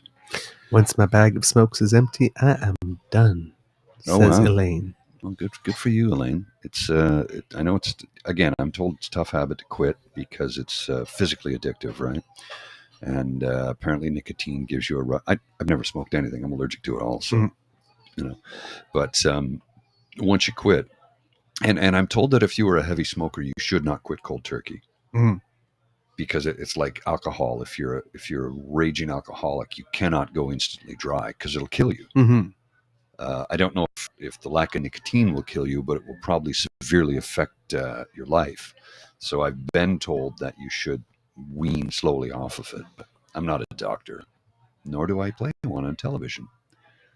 I don't know what just happened there. Some getting weird imaging. I wish somebody would come back. I'm getting a little hungry. Oh, are you? Well, you can go and just wave somebody down if you want. It's been a while since my Cheerios. I'm not hungry at all, actually. Just when I get tired, I don't get hungry. I just, that's how it goes sometimes, when you're mellow. Very mellow today. Very mellow. Mellow yellow today. Have you ever been mellow? What? I am. Little Olivia Newton-John for you today. Oh, was that what that was? Yes. I had no idea. She was my first celebrity crush, eh? Really? Yeah, well, I was 5 when Grease came out. Oh, yeah. I forget I'm a few years older than you. Yeah, so like Sandy, Was Grease 78 or 79? 78. Yeah, I was 10. Yeah, when she came out in that ponytail, I was like, Oh, oh, yeah, yeah, she's yeah. so sweet. We were all crushing on her big time. And I remember going to see Grease in the theater, and I'm thinking, don't know if that was appropriate for a 10-year-old at the time. It was so not. A lot of the jokes went completely over my head, right? So much of it would have gone straight over my head at the time, and I didn't get it till later. So it was kind of funny when I think about it now. I'm like, ooh, that was not appropriate. Different times, though. The 70s.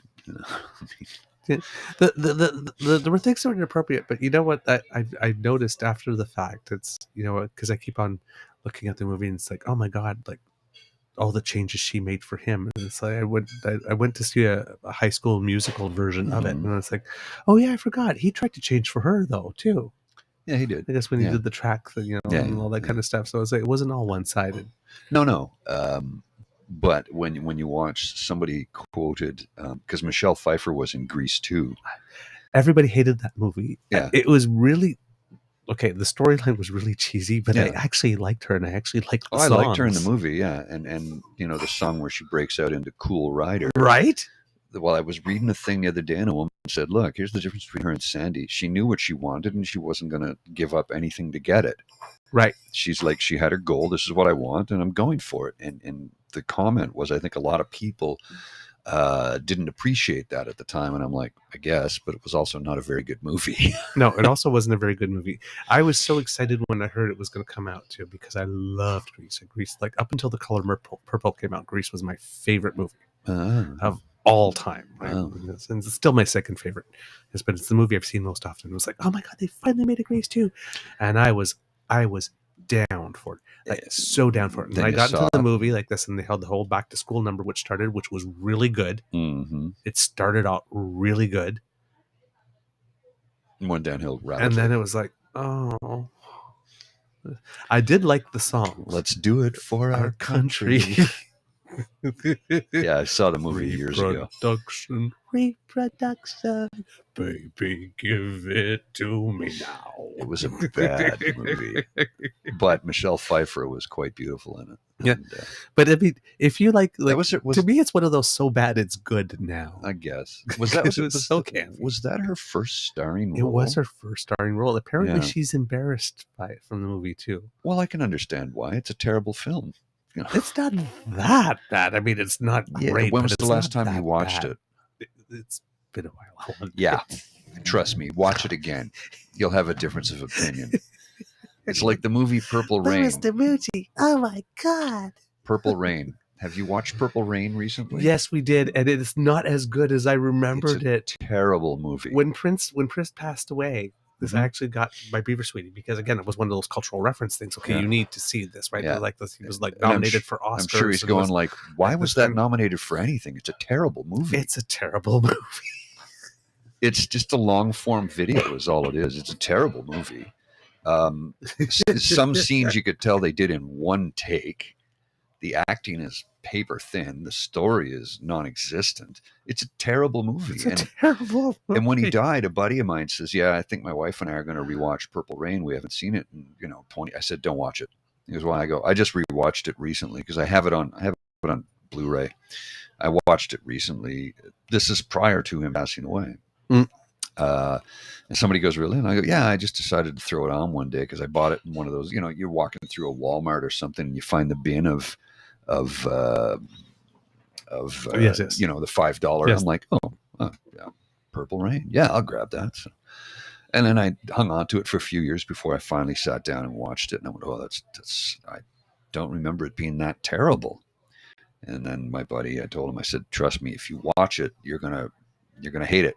So sure enough, because we're not going to watch it. We're not gonna. Then finally they ended up watching it. And he's like, I really should have listened to you, dude. He goes, I can't hear those songs again in the same way. I go, I know, it took me a little bit to get over it too, because it's a bad movie. It's a bad movie.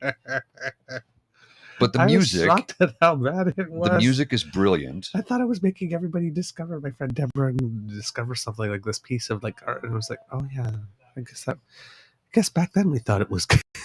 We didn't, it's well, because movies are in their time too, right? So, yes, but But even if you take that element out of it, it's still a terrible movie.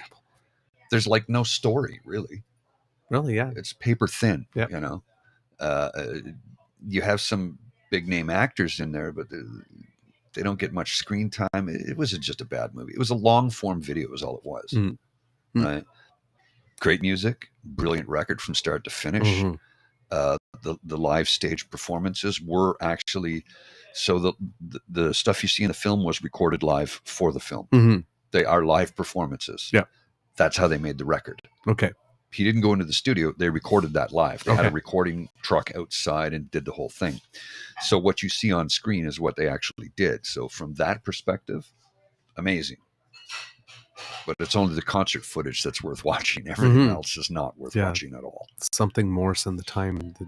Their two numbers are pretty good. Yeah. But yeah, I hear. Christian Larocque, salut mes chums, mon chum, salut mon pote, comment vas-tu? Merci de nous avoir joints. Thank you for joining us. Elaine Sharp, it's not that bad. It's like saying Little Shop of Horrors is on par with Rocky Horror Picture Well, and Linda's right. We all have these bad movies we love to watch anyway. Look, one of my favorite movies in the world, and I watch it every year at Christmas, is Love Actually. And I've said, look, I get that. He's going to order some food. Yes, please. I get that there's a lot of issues with the plot and the storyline, but that's how it is. I need a coffee. I respect that. Yeah, I'm really tired. Maybe, milk, cream, No, just black, like my heart. Okay. Thanks. The Chipotle chicken burger on a gluten-free bun, please. Sure. What are my choices? Fries, salad, soup. I'll do fries with the Chipotle mayo. Yeah. Right. Cool. If I could have 2 Chipotle mayos, that'd be great. Sure. And are you okay drink-wise? Another one, please. Another? Yeah, thanks. I would love to join you in a beer, but I don't. No, I don't think so. Not feeling it? No, I'm resisting temptation. Yes. I'm really feeling it. I'm just choosing not to. Gotcha. Am I being a bad influence? No, not at all. Not the least bit. Okay, so sorry, you were talking about a movie. Yeah, just how Love Actually has a lot of problems with the story, but only in it. Not that it's a paper thin story, nothing like that. The acting is good, the direction's good. It's a very well made film. Felt very well written. Very well written film. The issues are the whole trying to have an affair with her boss, and Colin what's his name? Colin Firth. Thank you. Okay. He basically falls in love with his housekeeper, which is like a subordinate. There's a big age difference. Like, I get all of the detractors, and I don't question any of it. I thank you. I get that there's a lot of sexism in the film too. Thank you. And it's 20 years old. Right. So I get all of that, but I still love the movie. I still love the movie because it makes me happy. My so bad it's good movie is Jawbreaker. And this comment from Rhiannon is Love Actually is very similar to real life, and that's why it makes people uncomfortable. And you're right. And Richard Curtis has said the one regret he has for the film, he's the writer and director, the one regret was how homogenized it was. He said there was only one black character in the whole film, and he says, and that's not a good snapshot of what modern London looks like. And he says, and he regretted that he had such a whitewashed cast. And people asked him about, well, what about this? He goes, no, that stuff happens in real life. So no, I wouldn't change certain elements of the film because it is real life. It may be wrong, but it happens. So yeah, there you go. That's what we've recently seen. Yes. John Tory. Yes. That's as political as we get. Love Actually too. Yeah. Starring. No, me it was Jawbreaker. My movie that was so bad it was so bad it was good. It had has Rose McGowan and Judy Greer. Oops. I love Judy Greer. Yeah. She's great. Yeah. And it's Heathers. Yeah. Right. Yeah. So it's sort of like that. There's like three girls and they're all hip and they're all cool, and there's one girl that's not as cool, and it's 3 girls that are hip and cool, and they're not the nicest girls, and they end up some accidentally killing the fourth in their group. Jawbreaker. Jawbreaker. Yeah. See, I know the film, but I don't think I've ever watched Marilyn it. Manson's in it too. Has a cameo in it for the time when Rose McGowan and were dating. I do know the film, but I don't think I've ever seen it. So it's like it's bad, but I have a feeling that it was intentionally bad. Mhm. Like there are lines, right? Like what's her name?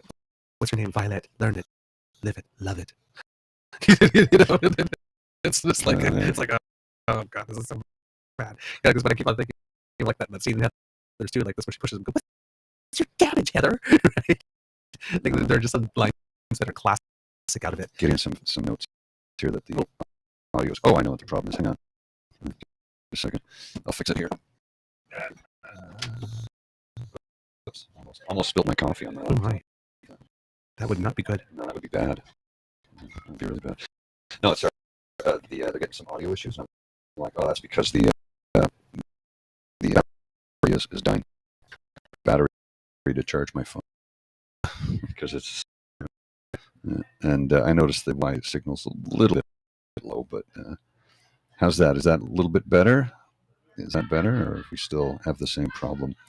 Let me just check it here on the live feed through, because we can monitor what you guys see, but this is from the software that we use broadcast with, so I don't know if it's going to be the same. Let me just check this here, and Oh, better. Yeah. Yes, it's better. There we go. oh, okay. Good. Oh, we have Kit, Bitch, and Bob. That seems to be a new name for us. I don't remember that. Welcome. Okay, cool. Thank you, everyone. Thank you for the feedback. We appreciate it. It's good to know. Yeah. So it's so yeah. I always wondered on that one whether or not they purposely tried to do it that way. So bad, it's so good. Former. Oh, okay. Well, Yes. it's to be expected. Former U.S. President Jimmy Carter under hospice care at home. Carter, 98, had a series of hospital stays before moving into hospice, his charity said. Oh, darn. He's 98. Yes. So, look, Jimmy Carter's a good man. We're not getting into politics. He was a president, and he's a good man. We're not going to talk politics, but he's a good man. Yeah. Period. Habitat for Humanity. He's right? done a ton of work. Yeah. So, yeah, for the kids watching, Jimmy Carter is in hospice care, which means he's probably not going to be with us for a whole lot longer. He is 98 years old. Yeah. And he's had some health issues in the last few years. So, Sorry, I'm going to make a political joke. go ahead. And then they'll find some documents in his It's a office. joke. Yeah. I'm sorry. No, it's a good one. It's a good one. My mouth was open. I gotta go see a man about a horse. Oh, I'll be right back. Shortly. Pete, there you are, my good friend. How are you, sweetie? Hey, good day, mate. Good day, mate. Alex is on the chat too, if you haven't seen. So it's lovely to see you, my friend. Yes, everybody say hello to Pete. Say good morning to Pete. Chiming in from Melbourne, Australia, and he does a lot of our graphics and our visuals and makes us look professional and spiffy and playful at the same time. So if you're buying any of our merch, except for our Mr. Grizzly's Civics tee, he's the one that's done the artwork on it. So he's a very, very talented man. And I believe that he has made an offer. One person has taken up on it, but one other person, if you happen to need a logo or something for anything that you're working on, he's offering his services free to one more person who might be able to use them, unless somebody's already snagged them up.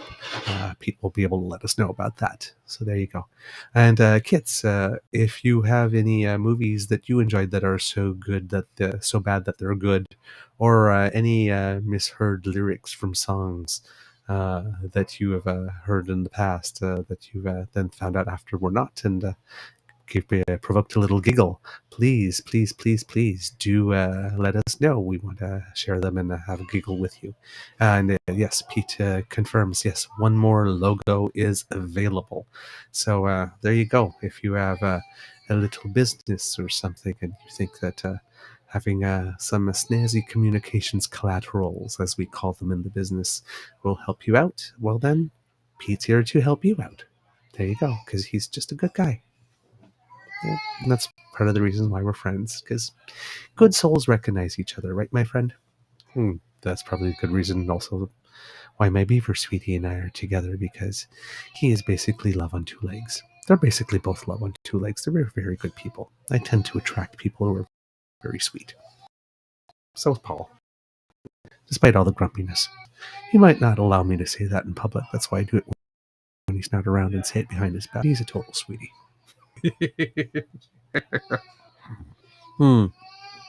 Let's see. We have Kit Christian say, I once met a dude who thought caught beneath the landslide was carpeting the landslide in Champagne Supernova. Carpeting the landslide. Carpeting the landslide. That Champagne Supernova in Sure. the sky. Why not? Deep Blue Sea is another movie. Yes, that one is terrible, but good, especially when Samuel Jackson gets it. Open condom style. Yes, yes, yes. Open condom style. I always thought it was banging condom style. Banging condom style. I thought it was like a pro safe sex song. Well, I can hear that. Yeah. Banging condom style. Open Gangnam style.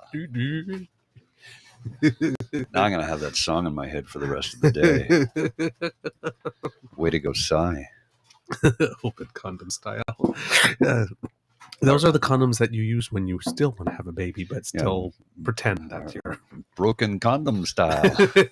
Oops. Yeah, exactly. Oops.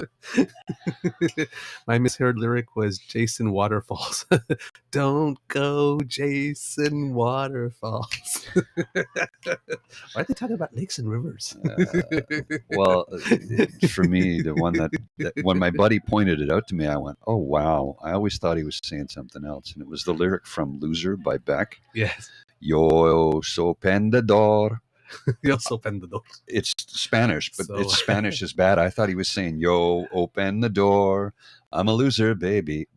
That doesn't what open the door. I like that. I thought that was a stupid lyric, and then when I found out he was saying "Yo soy pendador," I'm like, oh, I still don't know what it means, but I guess it makes more sense than "Yo, open the door." Oh my God, Kit Linda M. They made a sequel to Deep Blue Sea.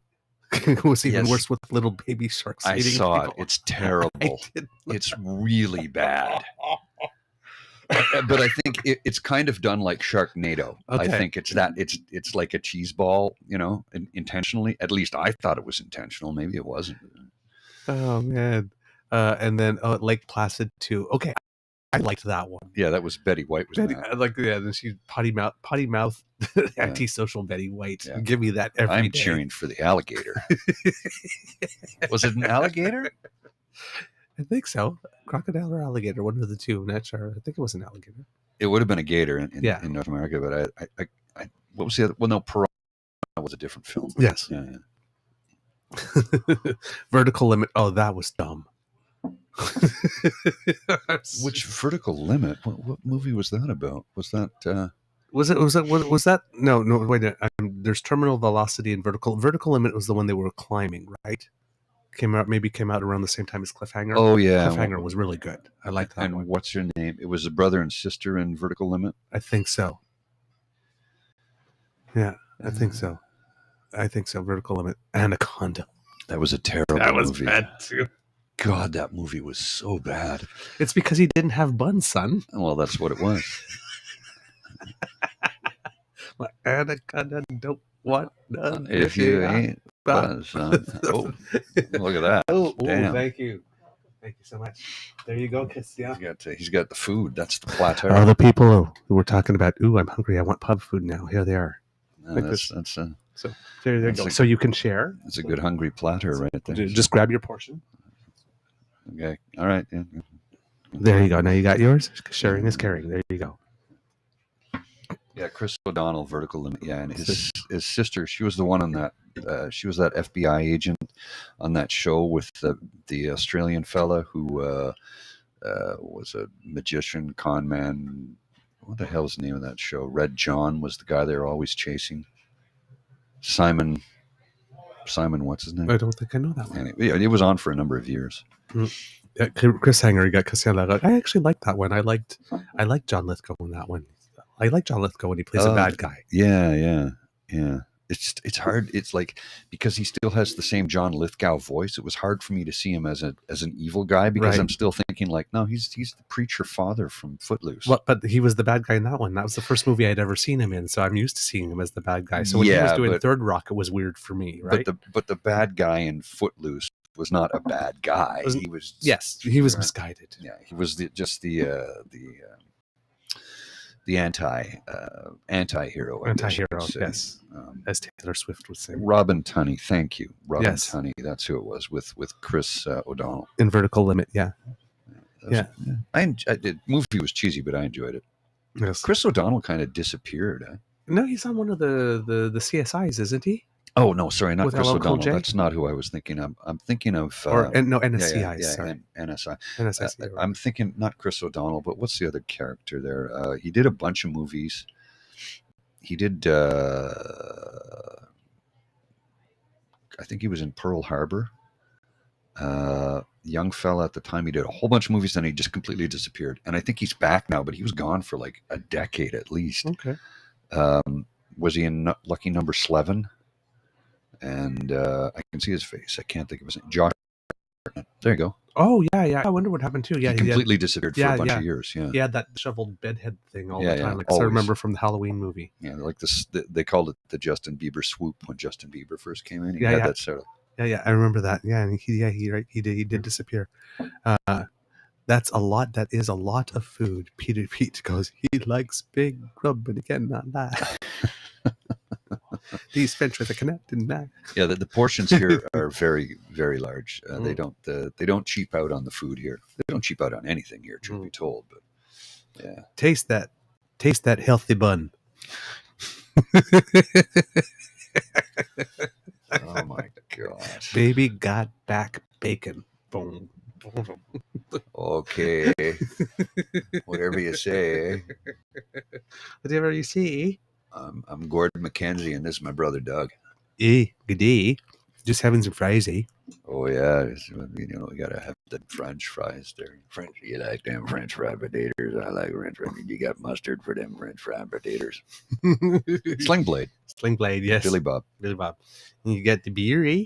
It's good with the French fries. Oh yeah, like this. And of course, there's nothing better than when you like dip your French fry in the beer, eh? Yeah, a 3-day drive. It's like hot and bubbly. Plate of grub. Well, Rihanna, I don't know, 3 days, because I can drive to Miramichi in 10 hours. Now I do realize where you are, Lockport's a little bit further than that, of course. Probably do it in one long drive, but then again, yeah. There's always something to do. Yeah, that's you've seen those two fellas, have you, Pete? Those guys are hilarious. Oh, there's always something to do. I'm what's his name? Larry? What is it? I'm Larry. He's Larry behind the camera. There's always something to do. Two fellas from Saskatchewan. Is it Larry? I can't remember what their names are. I don't know that one either. Oh yeah. They're a couple of hilarious fellas. They got famous on TikTok. And he says, "Well, what do you do here?" And he says, "Well, here, let me show you how you make your sandwich here. You get your kitchen skate." And first you kitchen stick, and he takes a hockey stick. This is how you make the PB&J, and he dips it in, and he makes a peanut butter jam with a hockey stick. And then you get your kitchen skate, and you cut her in two like that there. There's always something to do. A couple of guys from Saskatchewan. I swear, if we ever did like the time capsule of just comedy videos of us like being self-deprecating about ourselves, and then aliens found it. Yeah, this is where we land. Because they'll be the easiest people to overtake. Yeah, you think? Maybe a little bit, right? Just nothing but red green in the capsule. Bob and Doug. Well, those fellas seem like they're pretty easy to. That's like, yeah, and then we talk Vimy Ridge. Right. Yeah, those Canadians are pushovers. You ever hear about Vimy Ridge? You're in for a surprise, sir. Wait a minute, when did you guys get organized? We have very long winters. Leroy. There it is. Leroy and Leroy. Yeah.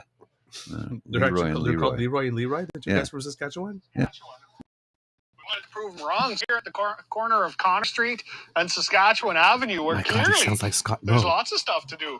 Like there's tires over here and some wood.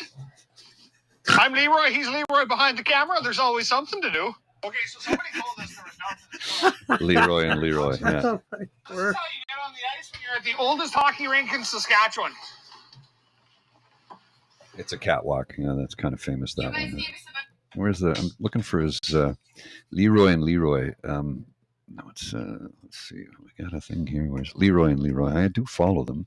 There we go. Now I got their link. There's always something to do. Oh my God. Oh no, they're hilarious. hilarious. They're really funny. See if we can catch him where he's making his making a PB&J. You get your kitchen stick and your kitchen skate, and that's what you do. Yeah, there you are. There's always something to do. The big red paperclip. No, I can't. There's too many. There's so many videos. They got tons of them, and a couple of them have been viewed like 1.6 million times. Holy crow. They have 500,000 followers on TikTok. So yeah, they're doing good. Wow. I'd never heard of them. Nice. That's Yeah, pretty cool. Leroy and Leroy. So I'm just gonna give my friend here is in Zurich. She's just giving me a wave, so I'm like, Oh, there we go. just sending her a photo. Live PubCast selfie right there. Yeah, there we go. Let's see. Oh, I don't know. I think the chat went a little far. What do you mean? We can bring it down a bit. Something that's- to talk about another favorite of theirs. I don't know what it is. No idea. Oh. The chat's there. That's right. That's If you can go to the side there. no, I can't. That's what Oh, I'm you saying. can't? I Oh. can't. That's, Okay. That's it. That's what I'm saying. See? Okay. Gotcha. All right. Oh, well. Sorry. I started something. There we go. Yes, you did, Pete. See, I always missed what's... Oh, well. I missed something here. That's all right. That's all right. Leroy and Leroy. There's always something to do. Oh, there goes my burger. Couple of hosers out there, eh? Oh yeah. Oh, man. It kind of... I dropped my tomatoes in my avocado. That's not good. I'm not sure if it appeared on the screen. Well, I mean, The mic is kind of in the way hiding stuff. So I'd say that's not good, but really, it's all going to the same place in the end. Eh? So it is. It is indeed. you are going to eat it. Well, my tummy's got lonely, so I decided I would give it some friends. Ah, well, then there you go. Gotta go to Moose Jaw. I've been to Moose Jaw. I've not been. Been to Come By Chance, Moose Jaw. Been to Dildo. Head Smashed In, Buffalo Jump. Yeah, I'm trying to think of some of the other places I've been. I've been everywhere, man. I've been everywhere. That's Stop and Tom? No. That was originally it was not Roy Acuff, but he was from Nova Scotia. Hank Snow. Johnny Cash did a version of it too, but it was Hank Snow who originally wrote and recorded that. And you remember McLean and McLean had one in the 70s, or early 80s, I guess it was. They did their version of I've Been Everywhere, but it was I've Seen Pubic Hair. I've seen short ones, curly ones, red ones, black ones, brown ones. Definitely not written in the late 90s, that's for sure.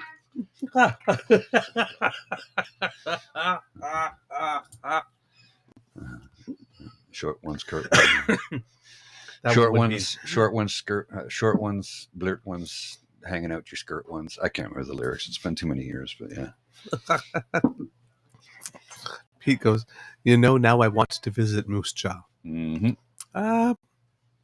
Not sure. Yeah, Hank Snow. He was a big country artist, influential in Nashville, but he was from Liverpool, Nova Scotia. Yeah, Hank Snow. Did not know that either. Oh, yeah. I learned a lot from you. Well, odd musical trivia stuff. I have a head full of dumb, useless facts. Somebody says, you're a smart guy. I go, look, man, I know a lot of trivia stuff. I can't earn a living off it. I'm interesting at parties. We'll start a fund. You should see the tricks. We'll call it rent a poly, and I get paid for my drinks are included, and you pay me for my 4 hours of service at a party, so I get the party going. I'll be the entertainment for the evening. And if you want me to take my clothes off, that's extra. But he will. Yeah, I will, but it's extra. He knows what side his bread is buttered on. Damn straight I do. After getting banned on Twitter for telling somebody to choke on something, I was asked, they're like, can we see a photo of that? I'm like, sure. They go, really? And I go, yeah, for $200. I'm not giving you that for free. Because you're just going to try and exploit me with it anyway. So, yeah. Turns out you're much more of a capitalist than you thought you were. It's my body. I should be able to make money off of it. Yeah. Right? Well, it's just somebody who wanted to try and exploit me and because they thought I was lying when I said, what to do. And I'm like, no, I'm not lying. It's true. Well, I'd like to see photos to prove it. And I'm like, well, you can give me $200 and I'll give it to you. I'll send you one. But I'm not sending it to you for free because I know you just want to exploit me. I'll be exploited for money. Yeah, I mean, I'm sure that'd be exploited anyway. Yeah, it's like That's practical about it. Well, yeah, if I want to get paid. I don't think that's an outrageous request. It was amazing what kind of world that we live in when people think that they're entitled to ask you for that. Yeah. It's like, well, I want to know if it's true. Well, yeah, there's a lot of things I want to know too, but I'm never going to find out. You're just going to have to take my word for it. It's like, you imagine what kind of society that would be? Just like walking down the street. Excuse me, could you drop them? I'd like to see what you got. Yeah. How about no, you freaky Dutch bastard? Jeez. Kind of world. I just don't. Yeah. I guess they figure it's worth a shot. Yeah. I guess some people have shared it because surely this is not the first. I mean, they've asked. Because you're certainly not the first person on the history of the world who's asked someone to perform a certain act and show quality. Definitely not. And I won't be the last person to get asked that either. So, yeah, you can rent me out for a party, but you want that? That's extra. That's going to cost you. It's $500 for 4 hours, and the drinks are included. Kids, True North Eager Beaver Media has a new service. Rent a poly. Rent a poly. You can just lease me. But you can't lease to own. My Beaver Sweetie won't allow it. You get me for 4 hours. I'll be the entertainer at the party. Drinks are included, and it's $500 cash. There we go. All right. Do this. Do one of those. Do a couple of these. Some finger guns. I feel like we need like the little bit after the commercial where somebody talks real fast and tells you about all the little exceptions and liabilities.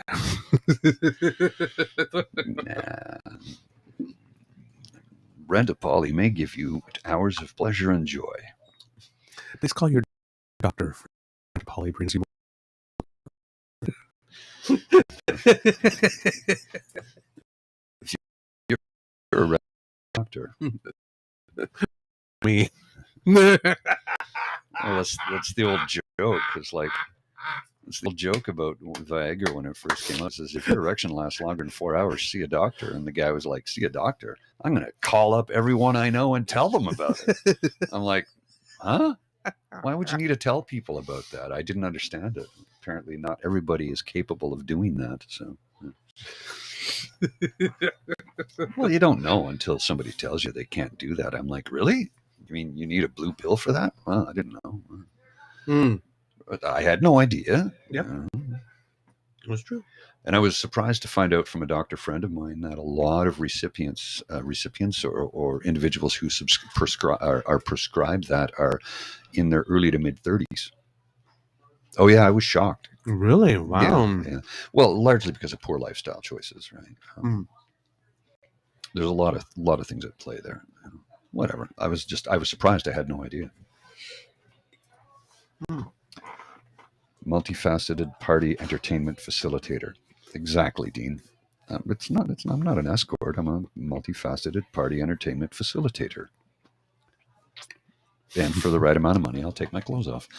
But the question is, do you shake it? Well, that's extra. That's extra. You know all about it? I can peel down to the Speedo, and if you want the full Monty, that's going to cost you even more. Oh. There you go. And yes, Rhiannon, you are correct. Cigarettes are a major factor because smoking destroys your circulation. And let's face it, if you have poor circulation, big fella's not going to rise to the occasion. Indeed. So never smoked anything. I can't say that. Well, I'm allergic to it, right? So it makes me very, very ill. When I was working as a nightclub DJ for many years, back when you could still smoke in public, I was always exposed to secondhand smoke. And at the end of the night, my eyes were burning, my nostril was burning, my clothes you'd want to just throw in the garbage, right? So you get home and you take a shower immediately because you're...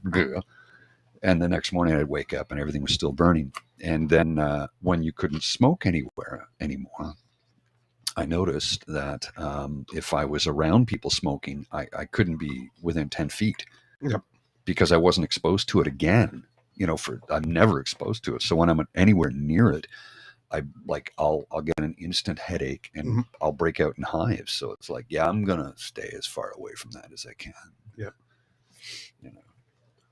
It's like, hey, smoke them if you got them. You want to, that's your thing. I'm not shitting on you for your lifestyle choices. Do whatever you want. It's just I can't be around it. It's really deleterious for my health because of my allergies. So, it's just how it is. Yep. Body is cruel, and the first thing to go is the reproductive system. Unless you're a guy, we can father children up to our 90s if the business works, right? Right. Which is kind of strange, but I guess that's sort of the animal instinct, propagate the species, I mean, it's not like... It's our basic instinct, right? Well, it is, but because we don't give birth, we don't go through because childbirth is incredibly traumatic to the body, right? Right. And I'm sure there's enough women in the chat section that can tell us this, because I only know what I've been told. It's not like I'll ever have experience with it. Yeah. Yeah, I could just imagine. Oh my God! Yeah, I hear your sister's childbirth is a bitch. Yeah. Oh yeah. Seriously, like we can relate. Not at all. Not in the least bit. Yeah, I hear you, but do you feel a draft? A little bit. Okay, my feet are cold. I'm feeling a draft. I don't know. Hope you're not coming down with something. No. I just need some. Probably need some alcohol in my bloodstream, or blood in my alcohol stream, or whatever. I had a glass of wine the other night at dinner, and sure enough, I'm like, my face is burning. So I go and look in the mirror, flushed. I'm like, yeah, okay, all right. Yeah. Still see a little bit of it right here. Right? Okay, yeah. It was really flushed. I'm like, yeah, whatever. I don't care. It was rosacea. It happens. Just you roll with it. You roll with the punches. Sometimes the punches are hard, and sometimes they're kid gloves. Okay. I know. Little love taps. Mm-hmm. Yeah, and you know what, the machine that does that, Elaine, it's a TENS EMS machine, or a TENS machine. I have one. I use it for muscular pain, and it helps a great deal. But like if you're in a lot of pain, I'll put it up really high, and it really gives you a serious jolt. And I was talking to my friend Catherine the other day. We're on a like a FaceTime call, but not FaceTime because neither one of us own iPhones, but just so that people could understand. It was like a face-to-face video call. A video call. I could have said that. That would have worked too, right? And my shoulders were hurt, and I said, just hang on. And I put them on here, and then she goes, She goes, or what are you doing? And I go, I'm not doing that. She goes, really? I go, no, the machine is. It's just flexing the muscle. So when my back is bothering me, I'll put it on and I'll crank it up really high. And here's the funny thing. If I go to adjust the pad and I forget to turn it down when you touch it, it's like, Jesus Christ. Yes. It's this massive jolt of electricity that goes through it goes right out your elbow, right? So it's like, yeah, it works really well. And I think I got it for like $30 on an Amazon. Oh yeah, it was a great deal. And somebody says, "Oh, how long do you think that'll last?" And I go, "It's $30. If it gets me through a day's pain, it's more." I've had it for 2 years. It works great. Yep, we have one of those too, and it comes in very, very, very handy. Oh yeah. When there's two, there's like the EMS, and then there's the TENS. And then TENS. Yeah, and I'm not sure which one I have. One flexes the muscles, and the other one doesn't. I never remember which is which. Anyway, I could look it up, but I don't feel like doing that right now. I think the EMS is the one that tenses the muscles. Yes, I believe so. And the TENS is like the massage. I think so. Yeah. But either way. If somebody knows, please. Yeah. Period pain is equivalent pain to a heart attack in a man. Oh. The more you know. Didn't know that. Get saucy. I'll take your word for it. I don't want to experience that. Yeah, well, I don't need to know what that's like. I could do without that. I think I will do without that. As a matter of fact, I will totally avoid that type of pain. As long as I can, you know. Actually, it kind of makes me wonder why it is that women don't already rule the world. I mean, if they can handle that. Well, they've had too many mediocre white men who failed up their entire lives keeping them down. It just seems to me it's like none of us are going, nope, don't want to experience that. You guys can? You know what? You run things. We're not going to discuss what I'm about to show, Mr. Beaver, but it's. We're going to discuss. Don't read it out loud. We'll discuss it Monday morning. Oh yeah, like, that one. Yeah. I posted about him already. Yeah, I just want to reach through the screen and smack him. I guess you can think who. You might be able to know who I'm talking about by that. His smarmy little. Anyway. Like I said, it's so hard not to talk about. We're not going to do it. I know, but right, it's like the biggest story. I know. And then the report came out, and it's just like Monday, man. We'll do it Monday. Being such a whiny little bitch. Whiny little punk. And so he's always blaming somebody else for things that have nothing to do with him. They ask him a simple question: "Do you regret supporting that?" Well, this fella did that. You can't even answer a question. Yeah. We'll discuss the smarmy little punk Monday morning. We'll get into it. We'll get into it. I just wish someone would take him down the peg. Yeah. Anyway, on to other things. The pigeon, not the Hash King, the pigeon. We're not going to get into it, but yeah, the pigeon. Yes. We have a lovely bunch of coconuts. Oh, hell yeah. Wow. And Lovely's doing a lot of lifting in that sentence. Hook him up to the childbirth pain machine. You know, that's not a terrible idea. I like that idea a lot, actually. I was tempted to bring a second camera today, and I was going to put it out there on the tripod, and because I can pan it around and bring it in and out from time to time. But I decided against it because I'd already brought a little bit more gear to this one. Maybe next time I'll bring another camera so we can show the pub a little bit more. Yeah. Like there are other areas where we could set up, but this one is a more controlled zone. We could set up in the back corner over in the gallery, but it's really nice back there. But the thing is, this has a little bit more control over who can come and go. Right. You know, if we're in a general area, like if we're sitting at a table like that over there, right? And for anybody who's wondering, I'll rotate the camera so you can see.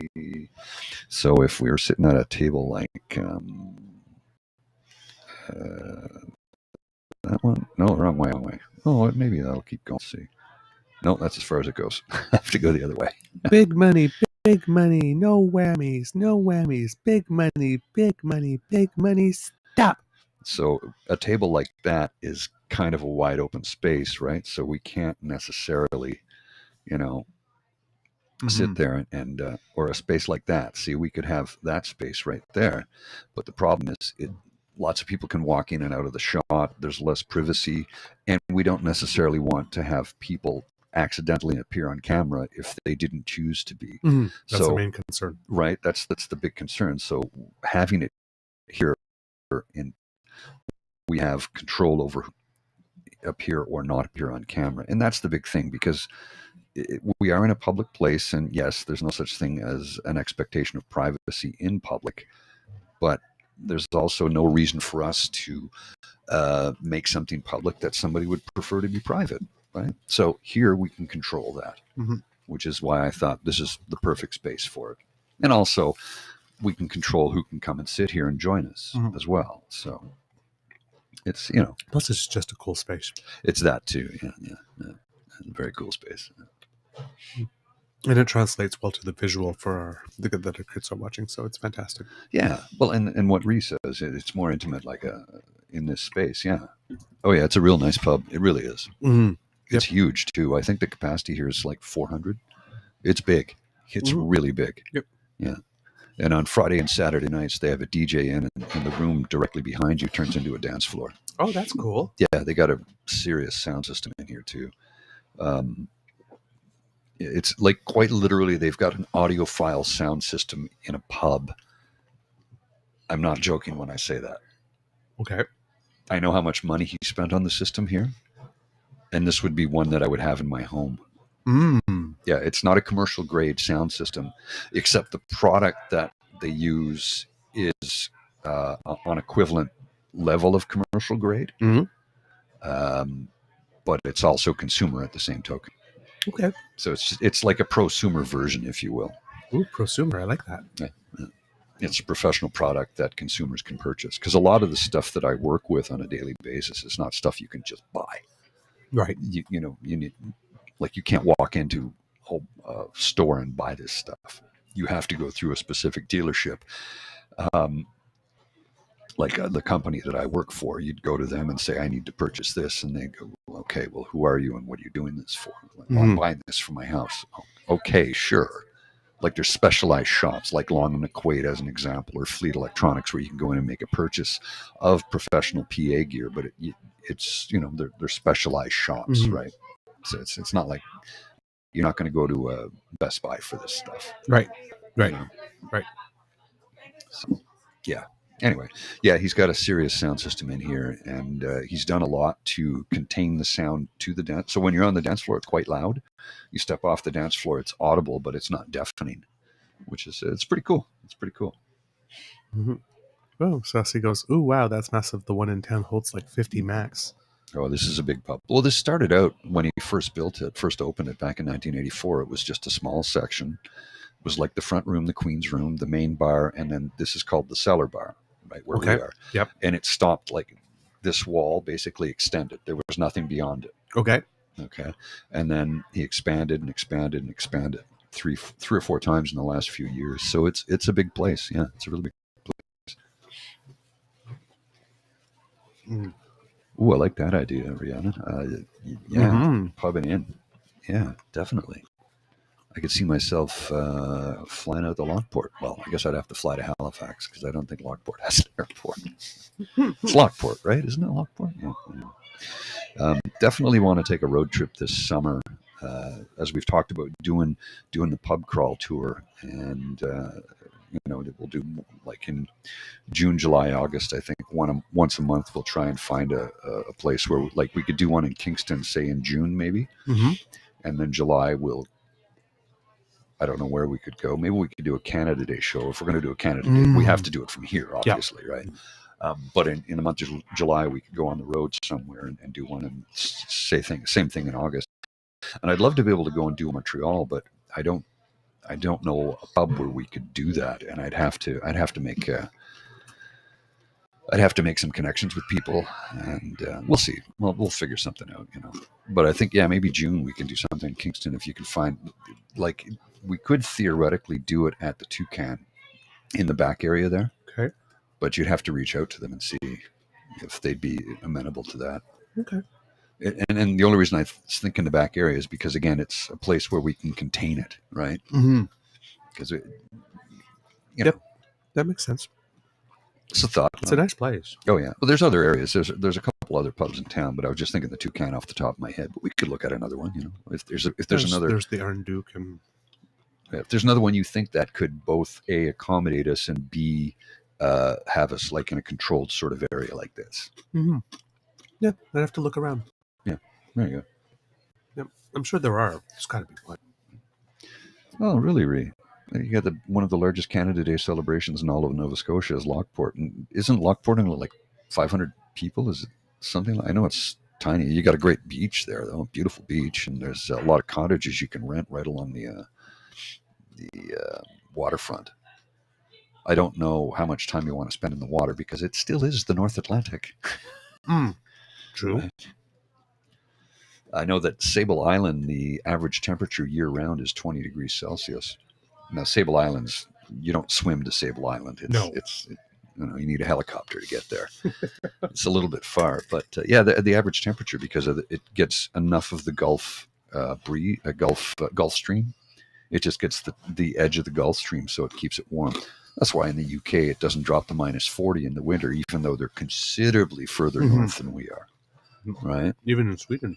Oh yeah, they don't get as cold as we do, Yeah. and they're way further north than we are. Yep. Now, I mean, I learned that from an Archie comic. Now there are certain parts of Sweden as you go further and further north, Yes. right? Because the Gulf Stream doesn't hit them. But in like Helsinki, which is in Finland, in Oslo in Norway, and in I can't think of the name of the city in Sweden in the southern. No, well, Malmo would be warm, mind you. What's the other big city in the southern portion of Sweden? Anyway, that they're all affected by the Gulf Stream, so it doesn't get super cold there. They do get a lot of snow, but it doesn't get super cold. Lockport Lockport Gambino Ford. Never heard of them. Yes, Lockport Ford. Yes. Not familiar with them myself. Yes. Lockford Gambino Ford. I'm familiar with those ads, yes, very much. I know what you're talking about, Dean. I've my Beaver Sweetie and I were almost decided to take a last minute vacation. Mm-hmm. We were looking we like Puerto Vallarta a lot. Oh yeah, in Mexico. I've never been to Mexico. It's a beautiful place. It's Puerto Vallarta is, I guess, a sort of like a harbor. Mm-hmm. So you get pretty good weather. You get it can get hot, but it's usually temperate. There's usually a decent breeze of some kind, and there's all the resort type places that you would typically find in a place, but you can actually be in the actual neighborhoods, right? So there's a neighborhood called the Zona Romantica, which is very gay friendly, actually. Has a lot of gay businesses and establishments there, and they court our dollar, which is kind of nice. So it's a vacation where you can go and you can actually hold hands. This in the neighborhood where you are, right? Not an issue, and live openly, which is kind of nice. Those places are kind of rare for us when we're going abroad. And we were very much looking at it, and it would have been my first time on a plane since 2019 for me. March 2020. Just when it was starting to hit. We were just coming back from Puerto Vallarta from our last time. I remember on the way there, we saw the CFB Trenton because we were taking the bus to the airport, and it was the day that the first plane load of people were coming back from China with Canadians. They were going to be quarantined at Trenton for little did we know what was coming for the next 2-3 years. I guess we missed the march down Elgin Street. Darn. Oh, the loudmouth people were having a march? They marched down the street today. Wasn't many of them by the looks of it. Yeah. So I remember I saw Ryan's tweet. It's like tens of people have flooded. Tens of people. Tens of people have flooded the zone. That's nice. That's nice. Those are things I like to hear. Those are the things that make my little heart happy. Mm. My little beaver heart happy. So yeah, we were thinking about it, and we decided things are a little different for my beaver sweetie now because he's a working man. Yeah. Right. So and he's teaching, so there's only 1 week off for reading week. So it was like we're sitting there like it's like, Wow, oh, if I didn't have to teach this 1 week, we could stay like a full 2, and we could get now I have to like come back in 6 days, or well, if we stretch it off this way, I might be able to get that weekend, get 7. Welcome to reality. And then like trying to find out a place to stay that core with those dates, and it's like I would like to go. I'm not very much a sun destination person, but I really do like Puerto Vallarta, and I eat like a king when I'm there, which is nice. I never have to worry about anything because a lot of stuff is corn based, right? Right. So Mexico is wonderful, and plus there's because when you get to Airbnb, I've been there often enough now that we know the neighborhood, so we know what the market is, and you buy stuff. So it's right. you cook your own little breakfast in the morning, and then the beach around 2, after you really peak afternoon sun, and just enjoy things, stay there, watch the sunset around 6, 7, like this, go home. That's early. Oh, you're not that first. You're getting closer to the equator though, so that makes sense. Yeah. But it's usually around the same time every night, and then go out for like a end of happy hour drink, and then like have a nice dinner, and then have your evening activity, and then so it's very relaxed and laid back, and so I was really, really, really considering going, but we've had a green January. Yeah. And I can see my lawn. Like up until January 26th, we had no permanent snow on the lawn. Like this, and the lawn is green again. So you don't need you don't feel the need to get away from the snow. It's 10 out. Yeah. Right? I know. It's bizarre. So it was one of those things. And the other, that was the first thing. The second thing is financial consideration, in that I was doing the math, and with the rise in the interest rates, I've about $6,000 less disposable cash per year. That $6,000. That's a lot of money to not have. Yeah, it's about $500 a month. Yeah. Now again, I'm not suffering, right? But it's I can pay my bills, and I know where each meal's coming from. But I'm, it's called feeling the pinch. I don't know if I'm feeling the pinch yet, but I'm worried that there might be a pinch, so I'm paying attention. Yeah. Remember that thing we always talk, right? How you're not poor is when you go to the grocery store and you buy whatever you want, and you don't even consider you're not running numbers in your head. Not running numbers in my head. Yeah. I'm not running numbers in my head, but I'm sort of like, I want to see what the bills are like at the end of the month and how much I have left after like 4 or 5 months. So sort of like looking at them saying like this is the first year that we're doing it with this. So I'd like to see a year go by and see how much I have at the end of the year. Mm-hmm. If I can make my RSP contribution next year, and like I said, or whether I'm pulling from that. And if I'm not, well then maybe I can take a vacation. But right now I just don't know. I'm dealing with an unknown. I've never paid this much ever. Yeah, I've got stuff to finish paying for before I can even look at that going anywhere. This is probably the most when you talk about percentage of your income going towards housing. Mm-hmm. This is probably the biggest percentage of my income that's gone towards housing in my entire life. Oh wow. Huh. Maybe at this moment. So it's well, maybe more when I was starting out and I had my first rental, but I had a good first time I was living alone, but but that's only because I maybe had a starting salary. But but this is it's not negligible. Let's put it that way. Yeah, no, I understand that. I understand that. Well, so I wasn't quite sure, and for everybody has a part of the year where things are a little more financially stressed. Like I remember when I was a student, it was always September, right? Because you had to buy your books and pay your tuition fee, and you had a lot of money going out all in 1 month. Like in September, you had more money going out than you would make in 3 months, right? Because once you pay tuition and bought your books, and then things would. So right now in my life, it's the beginning of the year, right? Because you're, if you have insurance, like for example, some people have insurance that when they've claimed enough, they've reached a maximum, and then they get 100% coverage. So that happens to me at some point. So when I go back at the beginning of the year, I'm back at 80% coverage, right? So I'm paying the deductibles again. The insurance on the house comes due again. right? Your municipal taxes, property taxes, those are all in the first 6 months of the year. Right, it's not November, December. It's all Yeah. the first month, so it's all Yeah. coming out in the year. Your Christmas bills come after January, like this. So, you're trying to save for make your RSP payment, pay your Christmas bills, your insurance bills comes in. All these one-time annual things often start at the end of the year. And let's take a vacation now. It's like, yeah, okay, maybe over the cold course of the year I have the money, but right now I really do not there, have the yeah. cash flow. Well, It's more of a cash flow at this time of the year, right? Like I'm borrowing in the first 2-3 months for my line of credit, and then by the time I get to August or September or whatnot, good to go. Like this, and then September to December, like I'm paying down big chunks, and then we come back at the beginning. So it's not like you don't have the money over the course of the full year, but if like in March, for example, March is a really bad month. Yeah, right. See, I experienced that every single 2 weeks, just a couple of days before payday. So Yeah, I do. Yeah. Except it's not once or twice a year. It's like, usually by the end of the 2-week period, just before you get paid. Yeah. And you're not deciding whether to take a southern vacation or not. Yeah, southern vacation. Well, I mean, I did take a southern vacation in 2019. It took me a few months to get the money together to do it.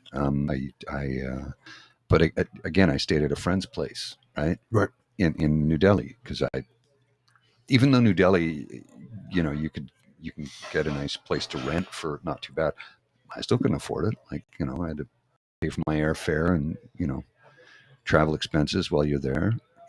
So yeah, it was well worth it. I'm happy I did it. It was a great trip. But with all the gear that I've bought for this to do this production, no, it's like, yeah, that's a few $1,000s that I could have put towards a trip or something. It's like, well, so I don't travel this year. It's not the end of the world. Right. This is all of this was needed to do this. So it's like, yeah, that's whatever. Life goes on. Oh, there we go. Do adjust. Yeah. Other than chill. Other than some local area trips, I haven't traveled at all since the pandemic has started. I've been to Montreal a couple of times, and I went to Osheaga when they had the Osheaga get together in October of 2021. I got to see Jessie Reyes play live, and she was amazing. Saw a couple other artists that I'd not heard of. It was good. It was a good show. I was happy I went. And I love going to Montreal for a weekend. It's just a nice place to go chill out in. Yeah, like we've been to Montreal a few times. We got tickets to go see Notre Dame de Paris this winter, and said I just went to Quebec City to visit some friends. And I'll be going back in April for the Depeche Mode concert. But we went to Grand Bend the last 2 years over the summer for a couple of days, as a family.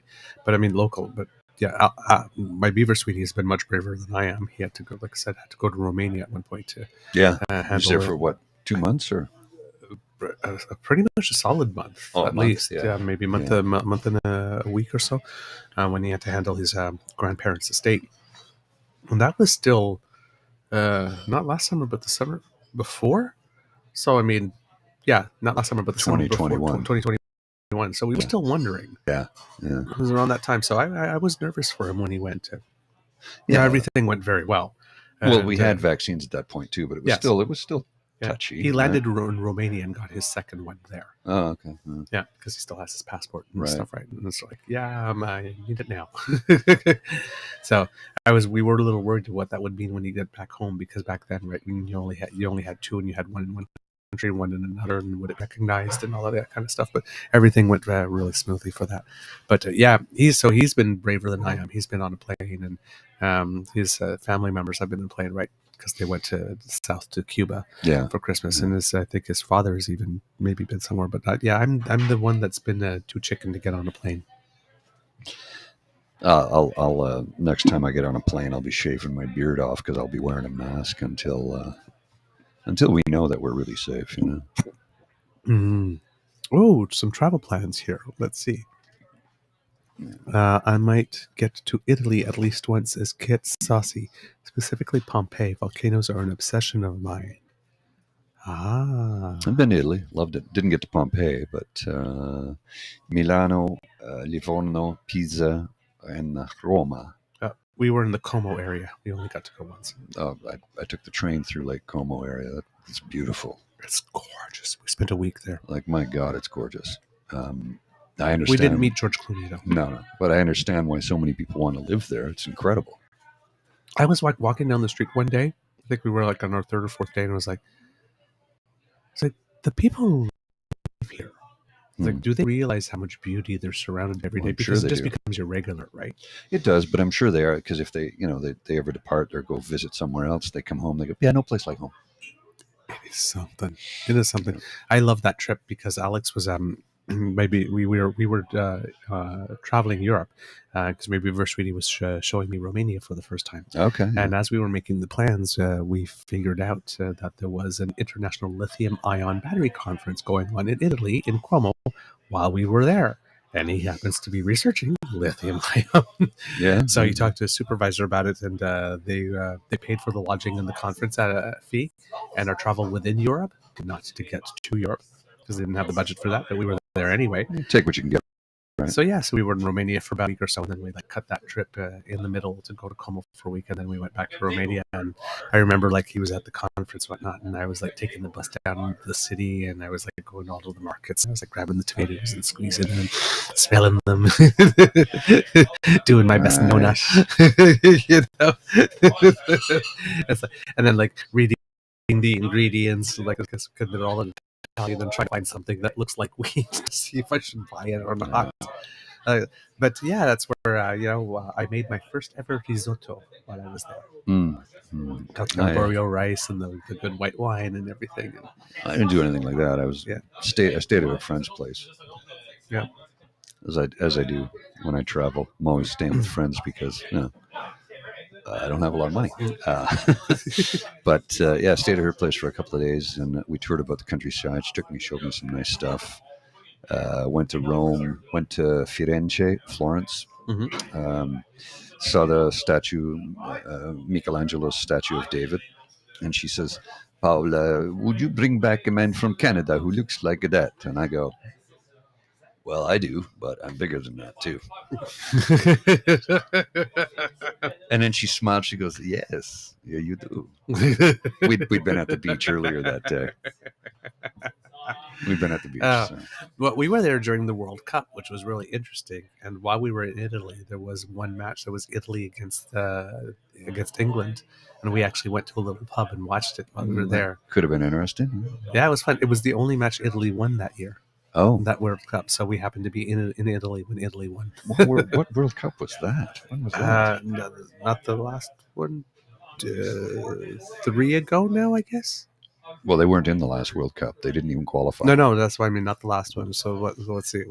2022, 2018, 26. So the 2016. No. They were in Brazil. 2014 one. Would have to be the 2014 one. The one where Brazil, the Germany, it was in Brazil, where Germany defeated Brazil by a very huge score in the semifinal or something. 7-0. Yeah, I was in Germany when that match happened too. And Germany won that World Cup. Yeah.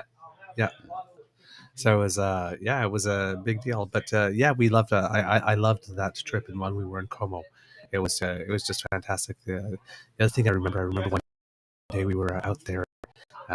We were looking for some place to go have supper, and we had been in Italy for 6 days, and I wanted something not Italian. Okay.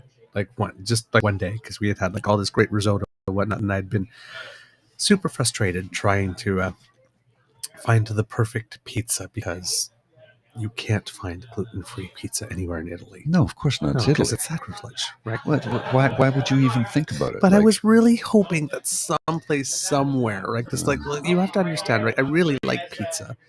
This, and I'm in Italy, and Italy is where you go to have pizza. I mean, I was just thinking, please, you're there's got to asking be for gluten-free pizza in Italy. That's but I know, but I'm thinking we're in the 2000s, somewhere, someplace, because I was able to find some gluten-free pasta every now and then. It's like asking for a vegan meal in a rib shack. It ain't happening. I know. I was so. Do you have vegan ribs? Get the hell out of here. So I'm sitting there like this, and we're walking all across the town, and I'm looking, risotto with radicchio. Well, I'm hungrier than Radicchio. Thank you very much. Like, give me some mushrooms or something, right? And we go all over the place and like this, and I have not been able to find anything. And I am being a whiny little snot. And my my beaver sweetie is having the patience of a saint. Okay, and it looks like we are not going to eat because I've turned my nose at everything. No, I don't want that. No, I don't want that. I want something I recognize. No. I was being a real brat. And we finally like turned the corner, and out of the blue, we find this sushi restaurant. Yes, sushi. It was literally Japanese Italians. Really? Japanese Italians. They spoke Japanese perfectly. They spoke Italian perfectly. It's the most beautiful, fantastic, yummy sushi I've ever had. It was in Como, Italy. Can't eat it. So It was in Como, Italy, of all places in the world, and they actually had gluten-free soy sauce. Well, that's interesting. How cool is that? I didn't know that was a thing. Yeah, it is a thing, but it's just really weird. I had like I was like, oh yes, we were rewarded for our patience. Like the Alex was sort of like, it's Nice. like, glad we finally get in something because I was gonna kill you. Nice. Yeah, but very memorable. It was a great place. But I liked Como. Yeah, it's overall, beautiful. It's beautiful. I just went by on the train. I didn't have a chance to really visit and see it, but yeah, it's quite something to witness. We were actually there too. It was the World Cup, but it was also the Ontario election that Kathleen Wynne won a majority. Okay. So it was like, of course, like being the junkie as I am, like the 6 hours difference, like in Italy, like watching the returns on the laptop. Going, did you win?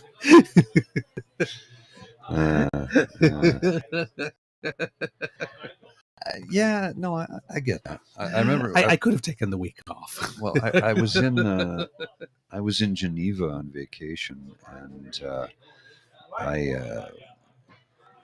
got up to watch because it happened.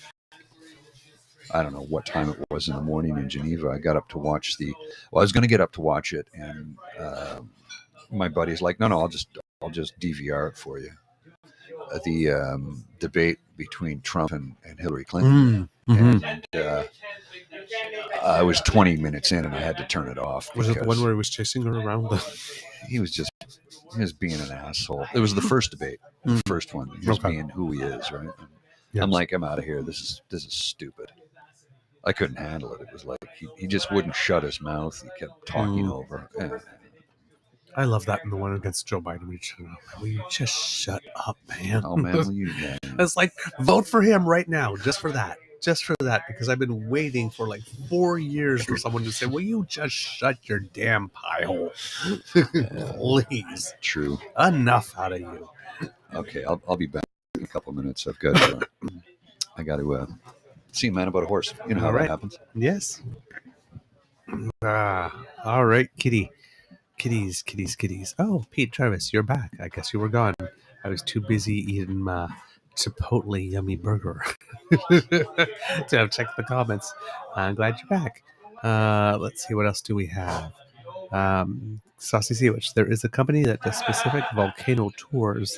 The Italy one is a 15-day tour of Italy, Stromboli to Etna. Just checked, and the price is dropped by 1,000. Ooh.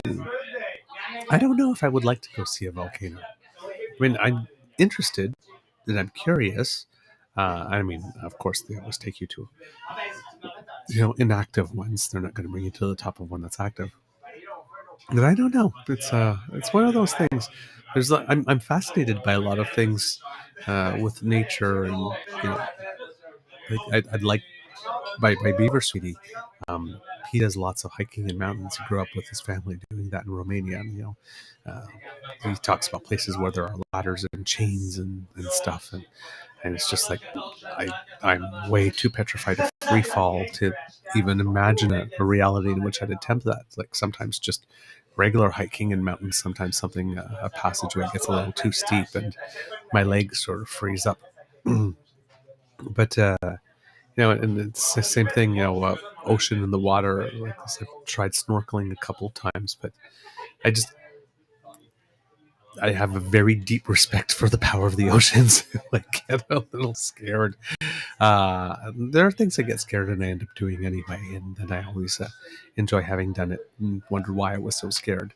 But yeah, just I don't know. I think of volcano. I think of things that are very high, and I think of somebody tripping and then falling in, which of course is somewhat irrational because I'm sure that all the security guidelines are there to make sure that you don't get close enough to be able to fall in, and all that kind of stuff. But yeah, it's I know it makes me very, very, very nervous. A lot of things about nature that way make me nervous for some reason when it comes to tourism. We also, when we were out in Newfoundland, we saw an iceberg really close. We took one of those little boats, not necessarily dinghies, but they look like them. They're like rubbery and they bounce a lot, but they maneuver very easily. And we went really like right up close to one. And I have to say, it was one of the most beautiful sights I'd ever seen personally. Um, you're out there on the sea, and it's so quiet and still because there's like nothing else around you whatsoever. The sky is so blue, and you have this huge, majestic iceberg, huge, huge, huge, just like standing right in front of you. And of course, you never know when an iceberg is going to flip, so you can't get too close.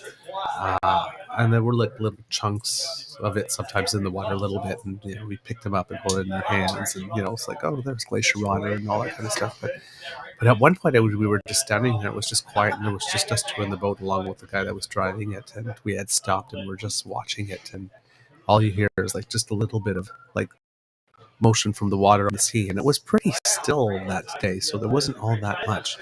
And you're just in front of like this huge, huge thing, and I think after about like 2 or 3 minutes, like this stick broke out into tears. It was Bit of an so emotional response. still, and it was just so majestic and so beautiful. And it's only been twice in my life that I've sat by and watched something. The other time was on the clear other coast when I was in British Columbia on Gambier Island. And it was like a really, really cloudy day, and my friend Judy was making some food. Just go sit outside for a bit, and everything was still. It was gray, gray, gray and cloudy and overcast, and all of a sudden this eagle just swoops like that. And then boom. You move the camera. Oh, and then I moved the camera. Because it responds Yeah. to... Sorry. And again, broke out into tears because it was just so quiet and beautiful. It's amazing how you could be overwhelmed by stillness. It's just I figure like the world is so busy that every now and then you get a moment of really authentic quiet. And it's just you yourself and your thoughts. Yeah, it could be a very emotional moment. And I think that, a lot of people had trouble with COVID for that reason specifically, right? Oh, yeah. Because all the distractions necessarily weren't there all the time, and they had time to think about things. And a lot of people did a lot of growth and made some realizations during this period. Yes, there's a significant amount of people in this in this period that realized that they might not have been fully on the path that they had hoped to be on in their lives at this moment, and decided that they were going to fix that. Or just realized had a crash course on what's important. Mm-hmm. Because we had time to stop and think about it for a while. Which we haven't, most of us have never had in our lives before, right? That the chance to really, stop and think. And because we get so little in respect to vacation time in North America, mandatory law in Canada is 10 days. That's it. Mm-hmm. That was the starting point in 1970, right? I think we can move ahead with that and add, another 10 days. We work hard. Too damn hard, right? Here you go. Here's your 2 weeks a year. It's not enough, man. Like, I get 3, and I only took 2 last year, so I can carry a week over. But that doesn't renew until March, when our fiscal year turns over. So, it is what it is. I get 3 a year, plus I've got, extra, but where the hell am I going to go? Yeah. We do need more vacation time in Canada, so you could, and here's the thing, I'm able to take 2 weeks in a row. There's no way my company will allow me to take 3 in a row. And even though I will have 4 this year, do you think they're going to let me take 4 weeks off? No, They won't. No company will allow that in North America. Now, federal government, you can do that. Crown Corps, you can do that. But most private industry, no. And we need to change that. Yep. It needs to change. And I'm not getting political here. No. I'm talking about my mental health. We need to change that so people can have the time they need to really unplug, unwind, and relax. Right. And get a good mental health check-in for that purpose, Our life shouldn't revolve around just work. I mean, we're busy enough as it is. I mean, look, between my day job and this, I'm pulling about 70 hours a week. Right. It's a lot. It's a lot. It is. I'm not complaining. It's a choice I've made, and I'm happy to do it, and I love doing it. But I do need to, once in a while, unplug from everything. Yeah. Right? And having the time when they shut everything down, because we were never in a lockdown. Right. But the 2 months where we were shut down, I was sitting at home, and that gave me a chance to start the podcast, the music podcast that I wanted to for years. Right.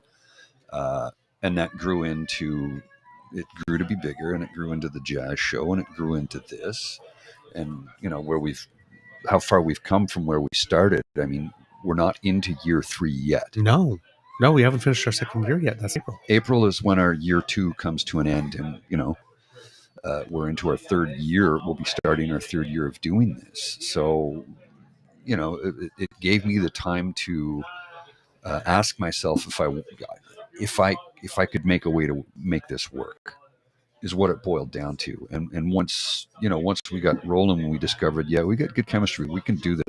Let's make this happen. It was when I remember reading something somebody had said about how you want to be an artist, go and be an artist. And don't let anybody tell you you're not. Right. Be an artist. Go and be an artist. And I said, you know what? I'm a producer and a podcaster. That's it. I am. That's what I do now. I have my day job, of course, but I am doing this now. And nobody can tell me I'm not doing it. Yep. And it's something I've wanted to do for a long time. Like there was a time when I wanted to work in radio. And I discovered through a lot of my friends that work in radio, I don't think that's good for my mental health. Hello, Laura. Yeah, exactly. Right.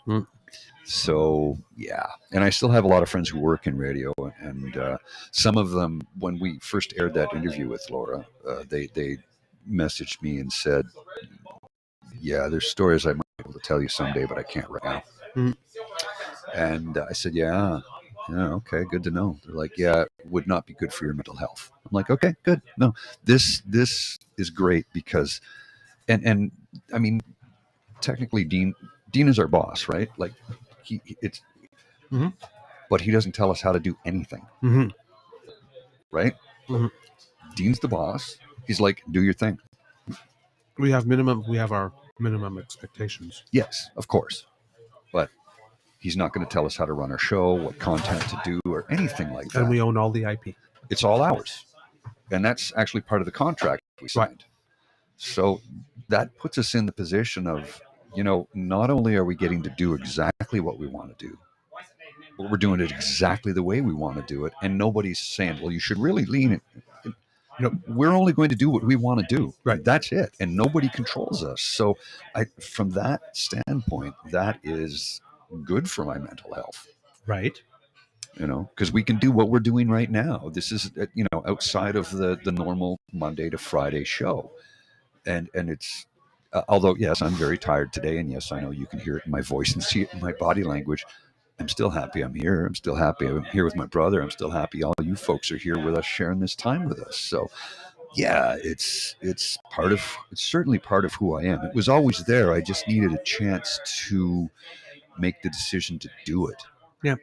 And I needed the time to come to that. And that time was when the whole world shut down and millions of people left their previous jobs and pursued something they were passionate about. Right. Millions of people have done it. Right. And I'm like, I applaud every one of them. Yep. And there was no bad decisions, I'd say, for the most part, for just about anybody who decided, I'm not passionate about this. This doesn't, Maria Kondo, spark joy. Right. need to do something that sparks, because I think one of the things the shutdown showed a lot of us was how much time of our lives is spent doing shit we absolutely hated doing. And I don't mean just the job, like the commute to and from work, all the running around you do, so that when the weekend gets here, you don't have time to relax. Right. You're still running to get the kids to this, to take care of that, to pay that bill, to go get. Right. Now, people working from home 2-3 days a week. It just makes life a little lighter. You're not trying to fit everything in a certain amount of time where everybody else is doing it, and you're not competing against them for it. All of that, right? And so many people, and a lot of my bosses have said the same thing. Look, I know the federal government wants people to come back minimum 3 days a week, and we're like, our policy is 5 days a month, where I'm contracted to, right? And I'm there 3 days a week minimum, sometimes 4. This week I was there 4. Next week I'll be there 4, and I'm fine with that. A lot of my work has to be done on site, but it really has made a huge difference in the lives of everybody I work with. There's no stress to get to the office. It doesn't exist. You know, they have shifts where, because we're technical support, where it's you're on for 2 weeks, and then somebody else is on for 2. So they do them, you know, so you're on for 2 weeks and then you don't come back for a month. Right. And now they're looking at trying to alternate and just do a week here, 1 week, and then you come back in 3 weeks, sort of thing, because they have certain crews. And everybody says the same thing. It's like my life has just gotten substantially better, exponentially better, because I'm not spending, 8-10 hours a week traveling back and forth and having to stop to pick up this and pick up that on the way. I finish work at 4 or 4:30 or 5 o'clock, whatever your shift is. Then you go down the street to the grocery store. If you're out in the suburbs, maybe you get in your car and drive a couple of kilometers to the grocery store. But and the grocery store is not as busy at, say, 4 o'clock Monday to Friday like it once was. Right. Because people are able to dart in and out and change their work habits. And retailers have noticed that, there was a huge dip, but it started to come back around. But it's not like there's no rush hours anymore. It's just steady throughout the day. Right. And I think it, like I said, it's made a tremendous difference in people's lives. And trying to force people to go back to the office 5 days a week is not going to succeed. Nope. It's not. I've had a taste now. And people are like, no, I can do my job from home. Yeah, we want you here. No, You're I'll find still another getting job. record profits with all these alternative work arrangements. So It's like, we've shown them we can do it now. and I think a lot of the companies that insist you're in the office 5 days a week are in long-term leases for the buildings they're in. That would be And they want to be able to justify it. Yeah. Because I know some companies have just divested themselves of their real estate portfolios, Right, so that people can work from home, and they're not giving them a raise to work from home. right. Are they paying for your internet connection? I should be able to write off my internet connection Yes. and my hydro bill because Yes, I you work should. from home. Yes, you should. Now I know I can, and I do. That is a tax deduction. You work from home, so you've been able to do that forever, right?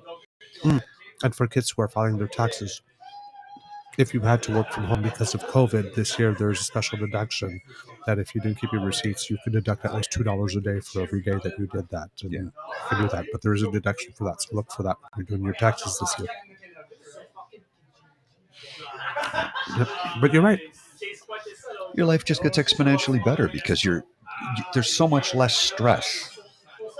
And oftentimes, you may have had a stressful day in the office, and then you have to get in your car or get on a train or a bus and commute back home. Well, you're carrying all that stress with you because you're stressed until you get home. Right. And even then you need some wind down time. Right. Well, when you're working at home, you just log off, close the laptop.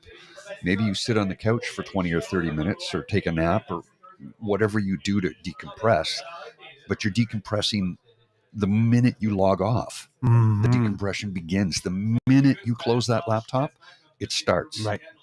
Whereas before, it may not start for 3 hours because you have to go and pick up the kids at 5 o'clock on the way home. And hopefully you're not too late and stuck in traffic. All of these things have disappeared for millions of people. And they're like, we're not going back to that because we don't bloody well have to. Well, we leased this building. Not my problem. Literally not my problem. Mhm. You should have had a plan. Well, I don't know. I don't know what to tell you. It's not my problem. Mhm. Again, because of so much of what I do, I have to be present. And we do have, Wednesday's an insane day for me. I never take lunch on Wednesdays. I'll eat, Mhm. but I don't take lunch. I don't take breaks. I can't. It's too Right. busy, and I'm fine with that. Well, I don't take a break. I get paid. Mhm. They're like, well, don't you need? I'm like, how? I can't. There's no way to take a break on Wednesdays. Right. There's no way. They're like, well, we should hire you some help. I'm like, for one day a week, it's not going to happen. You can't get somebody to do what I do for one day a week. Right. Unless you find somebody like me 10 years from now when I'm retired and I come in one day a week to help out.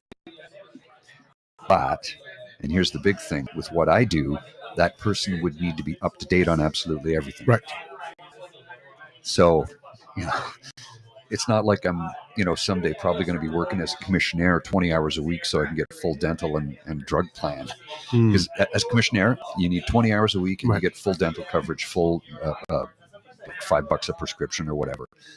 To do what I do, no, it's you can't just escort somebody around a government building. Right. You need to know the latest tech. You need to know what's going on. You need to know so it's not, you can't just hire somebody one day a week. It doesn't work. So Yeah. I understand that. No, it's changed my life too, right? Because just acting stopped. yeah, And yeah. any simultaneous interpretation translation would have stopped. So yeah, and I'm like you. This is what I do now. Yeah. There's other stuff, yes, Of course. but this is what I do, and this is what I want to do. And clearly, this is what I want to do because I had the blog page for 10 full years before I did this, right? Hoping it. Now, I thought it would happen more. Sorry, more as a writing thing because I didn't think that there was a. I always saw myself as a writer, and I always thought that if I had a voice, it was in my writing because people would often read my writing. It's like, oh my God, you write like you speak. Like I actually hear you when you write. And I thought, okay, that was great, but so I'm good. I'm good at translating my thoughts into paper, and people can understand me at point B with the same intention I had at point A. Great, wonderful. But when my friend Chris said, you should actually put your voice out there, with to your words. That was something that was a little weird. Didn't think there was market for it. Well, there came is. around, Yeah. and then turns out there was. And then when you wanted to go to YouTube, which I was not ready for, No, I know. but you did it. But it's like, okay, now do I want to put my face? Putting your voice to your words is one thing already, and putting your name. And yes, it was Mr. Beaver. But if you really wanted to find out who I was, you could find out that Mr. Beaver was Douglas Connors. You'd have to do a little work. Now it's right there. It's there. Yeah. So and we're growing, and we're fortunately or unfortunately, because if you want to become really bigger, people are going to know that you're around. So, but we're still at the part where we're growing and we're big enough that we're still within our niche and we haven't attracted all the hate yet. No. And I'm like, I welcome the hate if they want to watch us and send our ratings up, but that's about it. But I was listening to an interview Dean was doing with I think it was Matt Kendall from the Sound Off thing, right? He was talking, what everything was going great, and then the convoy happened, and a lot of people started cluing in and zoning in and figuring out that DBS had some stuff, and then there you go, boom, $14,000 or $44,000 death, 14,000 death threats in 1 year. All of a sudden, just out of the blue. And it's going to be it's like one of those weird things, like when Jordan Peterson retweeted me, and it was sort of like, okay, we finally made it. Jordan Peterson knows who he is, right? He's retweeting this. But then on the other hand, as soon as it happened, it was yes, I put on my brave armor. It's this, we're going to laugh at this. But as I was doing it, there was 0.2% of me is like, okay, how many days of hate am I going to be flooded with? How many have we opened the how many times am I going to have to mute, cancel? And before you press the mute and the block, you do see the words. Yeah. Right? And you're not going to lose her, right? You can only see them for 2 seconds. Oh, well, he's a fucker like this, and then click it like this. But you see, because it's happened once or twice. There's been one time on the blog page where something came out around the time that the blackface pictures came out the first time, like this, and then everybody just lost their minds, and there was a lot of people you know, well, blackface and the costume thing at the school, right? Yeah. Like this, and they're like sitting there going like this, you know what? It was just a costume, no, like this. Yeah, can't you see? It was the genie from Aladdin. It's like the genie from Aladdin was blue. Nobody would have had any problem with him coming in blue face. Yeah. Right? It's like this. It's like this. No, he was not the genie from Aladdin. You know, It was a very poor choice. yeah. So, but you would hear things, you know, like even like, you know, every now and then there's like people that you think you know, and then like something comes up, and then they say something, and you're like, whoa, Yeah. like this. And that was the case, right? There was like this like little community had built, and you know, and after a while, and then there were some people like saying things about this, and it's like you've been on this page for 6 years. You're really gonna say he was just wearing really in costume? Really? Yeah. Like this, and it's like, and I couldn't believe I'm doing the what? Oh yes, we have a guest. So Army I'm Chris. doing the sort of like, you know, that thing, and I'm sitting there like, okay, and then there's just like a lot of ignorance and hate, and and people found, you know, it's like sometimes like they see a tweet or they see a post, and then they're just responding to that one, even though they don't. This is literally for about a whole week, literally blocking and taking stuff off. But it was not easy on the mental health that week. What's that? What are you playing? Look who's joining us. Oh my God! Hey, how you doing, Jimmy? It's so brought nice. a friend of Hi, mine. Chris. Nice of you to join us. You going, gents? I totally forgot you guys were on today, and we were just talking about Pink Shirt Day. Didn't mean to interrupt. But, No, let's not it. No, welcome, please. jump in and see the boys. The boys. I like it. How you doing, guys? It's Pump. We're good. You good? Go ahead. Doing good. Yeah, Just getting ready for a Pink Shirt Day next week. I can't wait for that. We're all in. Yeah, we're all in. That's the 22nd or 20th? The 22nd, we're doing a 22nd. live stream. We have a huge panel on talking about bullying, and it's 11 o'clock mountain time. So, All right, there we go, kids. And why? Just asking you, why did you guys decide to take this on? I've been a big proponent of anti-bullying with the fact that I was bullied a lot when I was a kid. Yeah. And I used to, before COVID, I used to go just to schools and talk to kids. But then when COVID hit, doing the online thing, actually I was able to reach a whole lot more people. Like Right. last year, I think I hit like 90 schools. Oh, So- wow. Wow. That's a lot, man. And this year, we're hoping to do more. Good stuff. This is a really great addition. If I saw your video when you were out promoting it initially, and I thought like this is just a really, really good idea. Yeah, I love talking to kids about bullying. Even if you talk to one kid, give them hope, or even to another kid, get them to stop bullying. That's all I need. Yeah. Yep. It makes a difference, right? Yep. I know on the feeling. I mean, I was bullied a little bit. I mean, it wasn't anything bad. It wasn't Mhm. terrible. But I remember there's this one kid in grade 5. I just moved to a new neighborhood and was starting at a new school. And we moved from a poor neighborhood to a richer neighborhood. And I still had like, you know, my giant tiger clothes and stuff. And just walking to school and just like, you know, for about like 5-6 months was always you could always hear that little Douglas like this. And I remember one day I just got mad. We were in line waiting to go to phys ed class, and this guy that had been on my backside all year long, just like that, and I just turned around and I cocked him one out of the blue.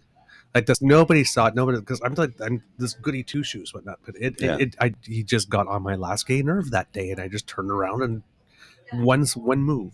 Nobody saw it coming, like this. And normally you get expelled for that type of thing. And the teacher just looked at me and like just gave a little smile and says, "Douglas, you know we don't do that." Because I'm guessing he got on her nerves a lot too. Bullying is a lot different now. Yeah, it's Bullying- totally different now. Like when I went to school, yes, I got beat up. I was put in the hospital. I had a lot of really nasty stuff done to me. But when I went home, it was over. Yeah. You know, Right. now Now it's never over. no, it follows you home on your phone. Yeah, it's On the whole online computer. thing, right? Yeah. the gang ups, the three-way calls where someone's on the other line, like we're calling to Yeah. talk about her, but no, you find out on the call that they're talking about you. It's insidious, and it just seeps into everything, right? And you can't, like, what can you do about it? There's nothing. There's not a damn thing you can do about it, because it's on your phone, it's on your computer, it's everywhere you go. So for a kid today who's getting bullied, the cyber aspect of it is just something that we did not have to deal with Nope. when we were kids. And I got picked on a lot because I was a shy, quiet, sensitive kid, and I learned how to fight. I learned how to fight, and it was because there was a kid. I remember I was living in Cold Lake, Alberta at the time, CFB Cold Lake, and there was a kid who picked a fight with me and started to beat the hell out of me in the front lawn, and my mother running out, and my father grabbed her and said, he's got to learn to defend himself. It's not He's got to wrong. learn, Yeah. Because But the if you step in right now, you're going to have to step in for everything for the rest of his life. And it was a tough lesson, but I agree with it. I wish it never had to happen to any kid. Right. But I did learn, and my father taught me how to box, and I know how to defend myself. I'm a pacifist, but I do know how to kick some ass if I have to. Not a lot of people know that about me. The thing is, though, is now kids do have something they can do, because one part of this year's Pink Shirt Day is we have Kids Help Phone on. Yes, So, Right. a group that you could talk to, that you can get advice, that if you're feeling down. I didn't have that when I was going through school. No. Right. I didn't know about it, and Yeah, they didn't have phones in Tabor till like 94. So that's called bullying. I'm getting out of my system before Wednesday.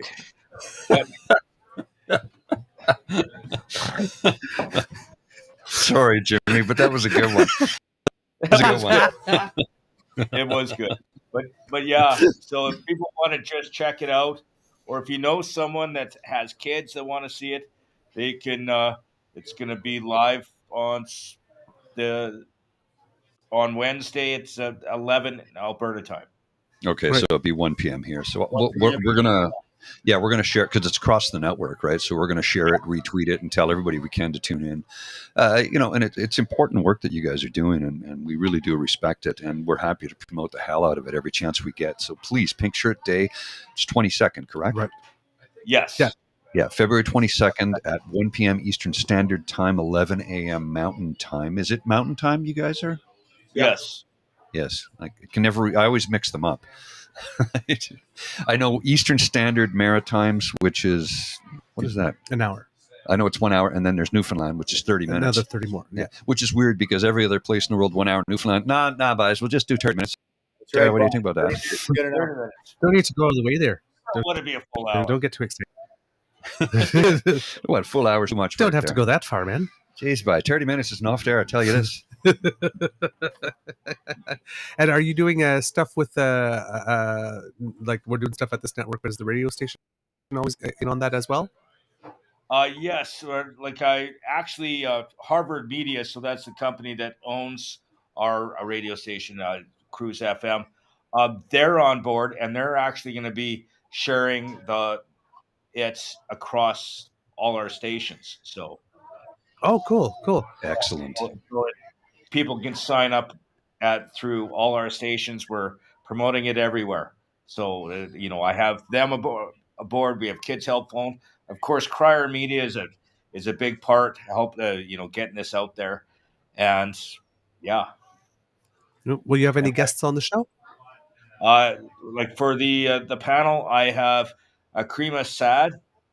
Yes. Oh, yeah. And Heather Valentine. Okay. Jennifer Valentine. What's that? Jennifer Valentine. Jennifer Valentine. Oh, Sorry. she went to that thing at the radio, at the Yeah, TV she used to station, be. right? Yeah, Sorry, no, my she bad. was. Yes. My bad, I'm a beer in. At least. And then Lisa Evans from our sister station at Play 107. So Oh, cool. she's Okay. on board. And we have someone from Kids Helpful. Oh, That's good stuff. that's a solid panel. Yeah. No, absolutely. Yeah, no, it should be really, really good. I've been talking to all my friends that are teachers. I know a few in Calgary and in Edmonton saying you need to sign up for this.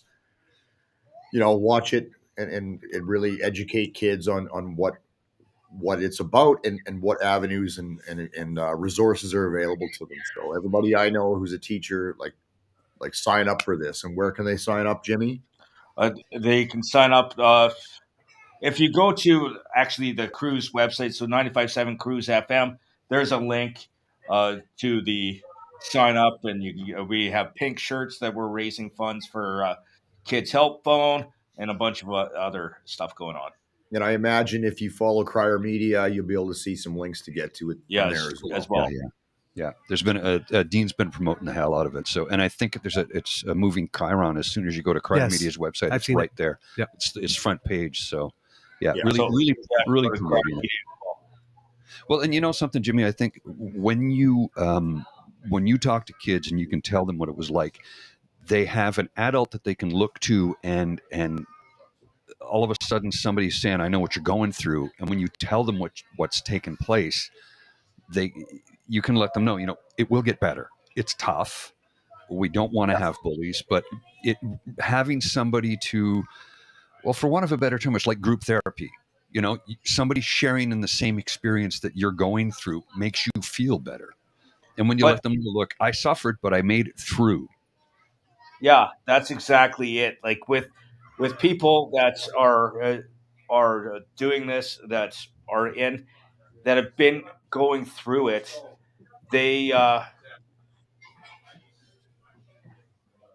see hope when they see someone that's made it through and are success. And it's the same with a number of our panelists. They deal with cyberbullying all the time now, and they're still a success. They're still doing great things. Right. So when you give somebody hope, and I just have to push through just a few more years, and or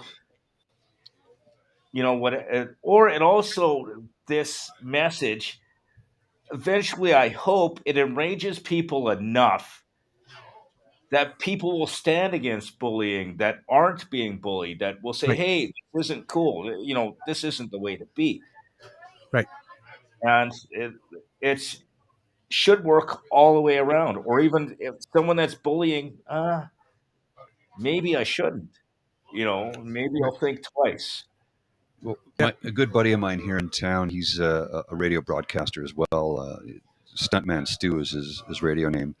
And Stu and I, I've known him since he came to Ottawa, like, God, must be 25 years ago now, something like that. Now, yeah. Quite a while. And he had a campaign a few years ago called No More Bullies.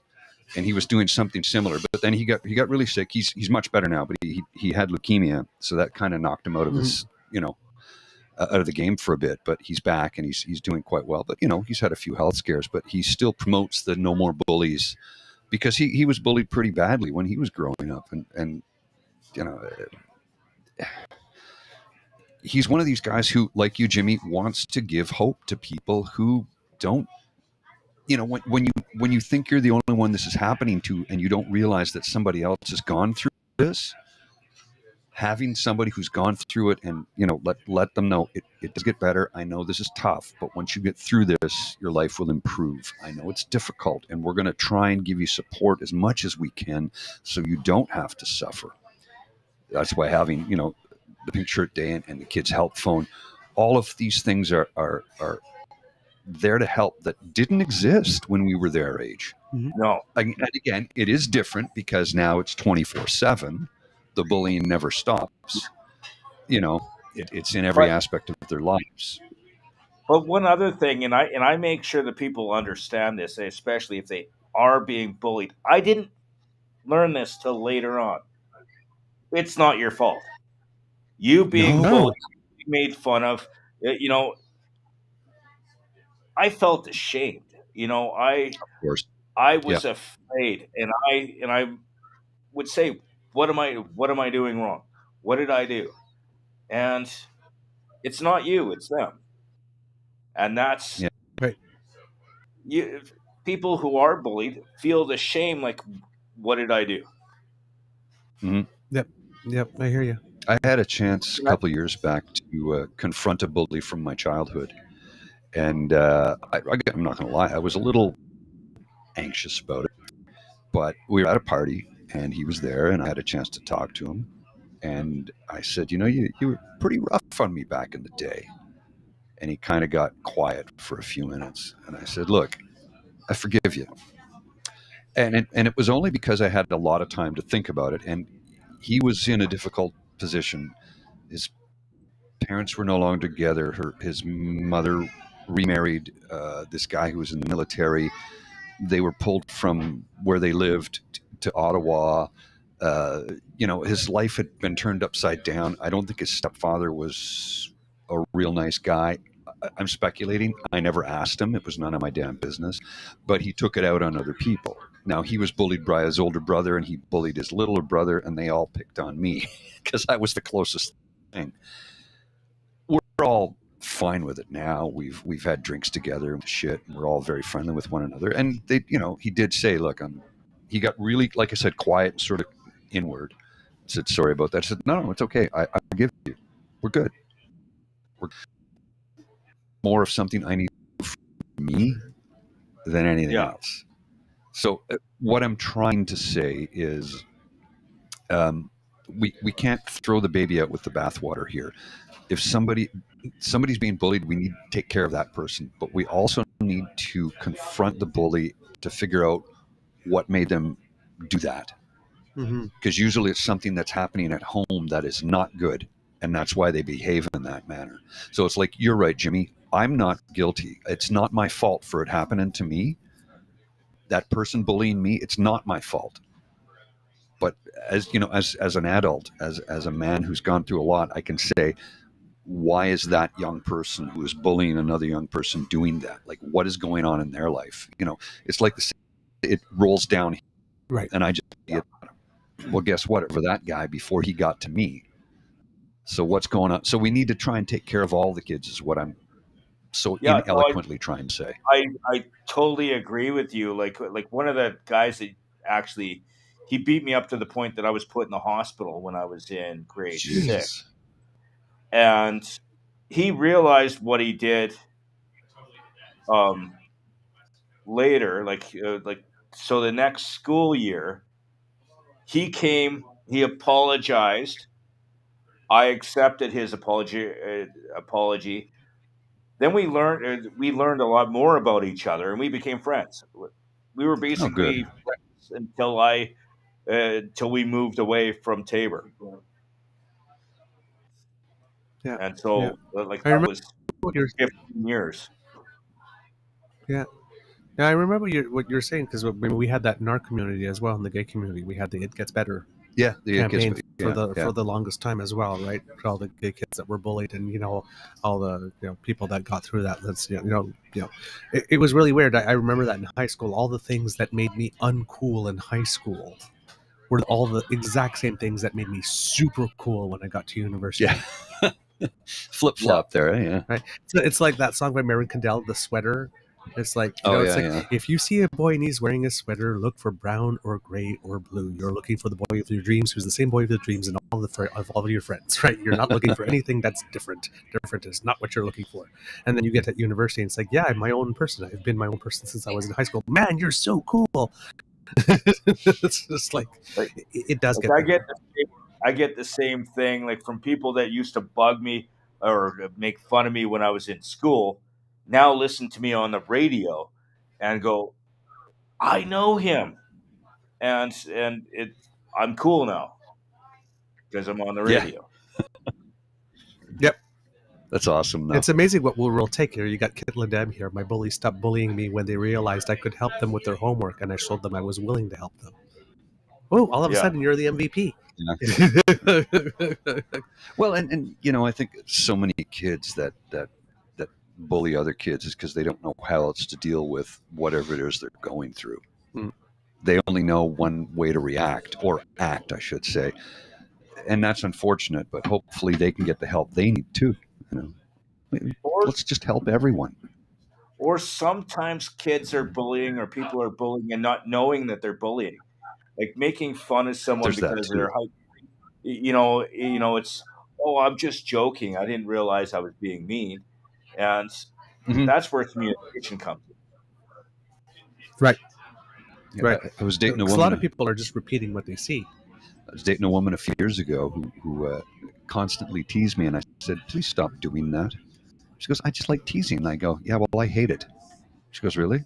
I go, "Yeah, I got bullied and teased a lot as a child. I have no tolerance for it as an adult." She goes, "Well, I enjoy teasing." And I go, "Then you take care." And I never spoke to her again. It's like if you feel so strongly about teasing, it's so tied to your identity that I've asked you repeatedly not to do it, and you still insist on doing it. You clearly have no respect for me. A and B, that's who you are. Bye.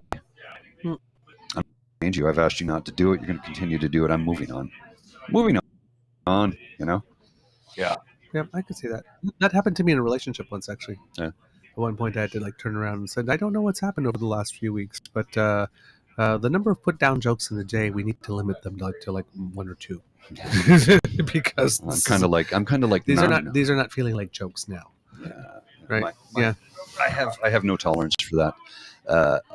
And a matter of fact, my tolerance level is less than zero, so that when I see it happening in a public place, Hmm. I always step in. Always step in. And sometimes it's gotten me into a little bit of trouble, but I've figured out diplomatic ways to deal with it now. Whereas I didn't have the tools years ago, but now I step in and go, hey, man, like I don't think that person likes what you're saying to them. Oh, I'm just having fun. Yeah, but you're having fun at their expense, and I don't think they're enjoying it, and I don't think they see it the way you do. Have you asked them how they feel about that? Well, no. Why don't you try asking them? So, do you care when I say those things? Yeah, I do care. I care a lot. I don't like it when you do that. I had no idea. Well, now you know. Right? And maybe you'll think next time before you try doing it again to somebody else. Yeah. Yeah. Yeah. So Yeah. totally true. I mean, You know. yeah. Well, I'm really looking forward to the show. I'm going to be able to tune in. I'll be in the office at work, but I'll be able to tune in. I usually have like two laptops going, and then a tablet and a phone. So I'll have you on either the tablet or a phone. Either way, I'll be able to tune in and watch the show, though. So looking Yeah, forward to it. and it's going to be good because you can also ask questions. The same as through the chat here. It's going to be the same thing. Okay. You ask questions, and me or the other panel members can answer whatever questions. We really like that. I love answering questions because, especially being a little person, a lot of people don't know a lot about us. Being little Yeah, and yeah.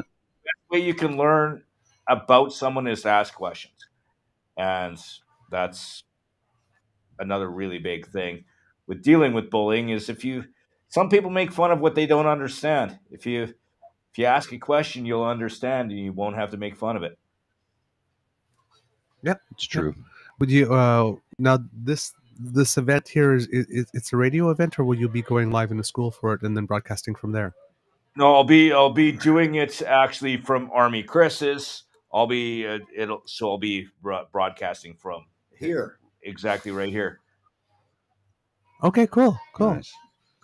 And yeah. Is it are the kids going to be able to hear it in real time, or is it more for grown?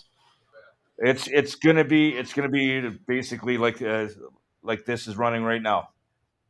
Exactly. So Yeah, so it's it'll a be webcast, real. so kids will be able to tune. You'll be able to Oh see wow! it live. Yeah. Oh, that's great. And That's if a you really miss good it, you'll see the recording later. Yeah. Well, and Lachlan was telling us about it today, and he's pretty passionate about this. He really wants to help out. So it's like, oh, that's great, man. I love it. Yeah, And you guys have been working together for 10 years? I met him in 2013, and no, okay, no, started working with him in 2013. I met him in 2011. Yeah, Okay. so you've been working together for 10 years and friends for 12. Yeah, we've known each other for quite a while, and he's been a really big help in me getting this going and getting it as big as it is. Like when I first started it, I was just doing individual schools, and I started on Zoom, and then going through Crier Media on Restream. It's just getting bigger. Oh yeah. How many years have you been at it now? This will be my second year through this format, and then I did 1 year on Zoom, and then I was just going door to door for like just the local schools. Okay. But back in the early 2000s, I used to work with a little person basketball team. They were called the Canadian Half Pints, and we used to go door to door, and we used to go to schools and talk about bullying. Like there was 6 little people. The average height was 4'6", and I'm 4 foot. Yeah. Okay. And so we used to do like a comedy style basketball show, and then we, talk about bullying in a fun way. I did that for about 5 years. Little lighthearted way to approach it, right? To take some of the sting out of the subject matter. Yeah. Yeah. Yeah, So and- I mean, this is not new to you, clearly, right? No. You've been invested in this for some time. Yes, I've had a passion for talking to people about bullying for many years. Has it been hard to find some community partners to go with that? Not too much. Like it was really easy. Like as a kids help phone has been a big help, and then I just go. Like I know a lot of teachers, and they just call, "Hey, do you want to come to my school on Pink Shirt Day?" Like there was 1 year I did 6 schools in an afternoon. Just Wow. just going in for an hour. That is. So that makes for it must be a physically and emotionally exhausting day by the end of it, those 6 schools, because you're talking to all these different kids, right? And you're going through, You're reliving stuff. Yeah, you're reliving things. I'm sure you've reconciled with a lot of what took place, but still, to talk about it like that for 8 hours, basically, it's got to be trying. When I did it with the team, we do 4 or 5 schools a day, 5 days a week, as long as schools are running, and so you kind of get used to it, and you've reconciled it over the years. Sometimes what is the hard part is when kids tell their story. Oh yeah. When kids tell their story, or you hear from a teacher, what happened to a student, or something like that. Like we had a lady on my panel last year. She was a burn victim from the age of 2, so she was burned over 80% of her body. Oh, geez. And she was talking about her story and how when she was in elementary school, she'd go to sleep at night, pray that she wouldn't wake up in the morning. And that was a hard story to hear. It took me a few minutes for me to be able to regain myself to kind of speak myself after that.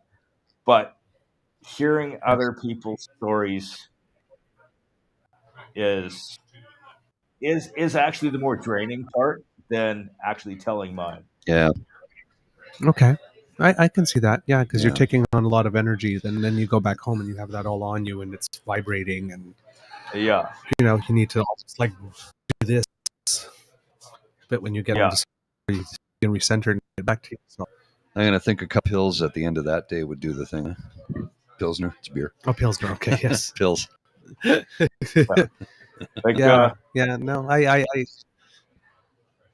I remember there was one time when I was doing it, and I was doing schools, and I did a school in my hometown, actually my old high school, and I was telling my story of being bullied, and my mom was watching, and my aunt, and I told a story that I had never told my mom. Because I didn't tell her what happened, because I knew she'd worry, she'd be as hurt that this happened to me.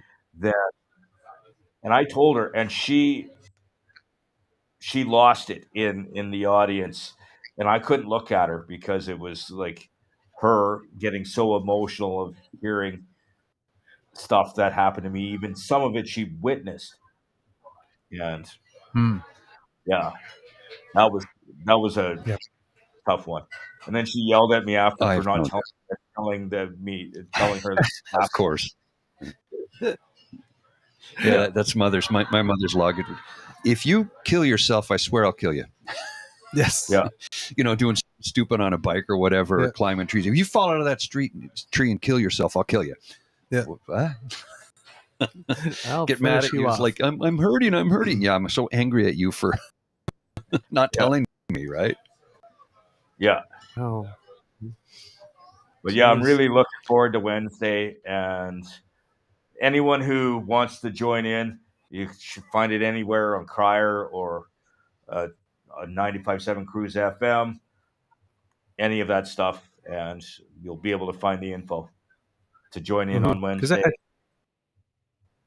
Because I think Pink Shirt, if I remember correctly, all started because there was some kid, I believe it was in Nova Scotia. I think a young kid that went to high school one day wearing a pink shirt, and then people teased him, and then the next day, everybody, a whole bunch of people at school came in wearing pink shirts to like stand in solidarity, and that's everything took off from there. Yeah. So like the kids are all great. Oh yeah. And I think you have more empathy from kids today than in our day because they are able to get exposed to these stories. We didn't know about a lot of what was happening, right? Because it happened in the shadows. But now, if a kid goes public about getting bullied, they usually have people come to help them in their own peer group. Yeah. Yeah. Some good sharing on the chat there from kids as well. There's somebody says, I got bullied in grade 3 by 3 boys because I had short hair. I got tired of it and threw a handful of sand and rocks at one of them, went into his eyes, and he cried like a baby. I didn't get into trouble. We're maybe not all good at handling bullying either. It appears. No, that was the only punch I've ever thrown in my life. Actually, that time as well too. I felt terrible about it, but yeah, it's just one of those things. So it's like turning around and punching someone is not the way to handle it either. So no. But to answer your question, Guinness. Yeah. Our friend Pete asked what our favorite beer was. Mine's Pilsner. Yeah, for me, it'd be. Yes. I go for a pint of Guinness. Yes. Favorite beverage for me, we all know it comes on my sign off. It's a hot chocolate. I live on that stuff. You can just IV it right into my veins. Got to maintain my levels. I like a point of the black stuff. I'll tell you this. Point of the black stuff. Yeah. Yeah. Been to the brewery in Dublin at the St. James Gate, and they do a full tour. You get to see everything, and you walk in, and they go, "It's 20 euros or 25 euros to get in, right?" And they go, "Yeah, but you get a free pint when you get up to the gravity bar on the roof." I'm like, I paid $25 for a self-guided tour. How's that pint free? It's not free. I paid for it. I saw the videos of you, Chris, at the bar when you were watching the Super Bowl. I was wondering if you were there too, Jimmy. Oh, what's that? Were you at the bar with Chris watching the Super Bowl? Oh, I was there. You were there? Okay. I was definitely there. For the game that we played at halftime, I was what we called the Luber. What's that? Okay, so we played a game called Musical Dildos. We had five. I always miss the fun. You had 5 dildos on a table. You had 6 people walking around the table, and you had to walk around. And as soon as the music stopped, you had to have a dildo. And holding one. Okay. See, in my culture, it would be totally different. Holding. But my job was to lube them to make them hard to grab onto. And I'm out.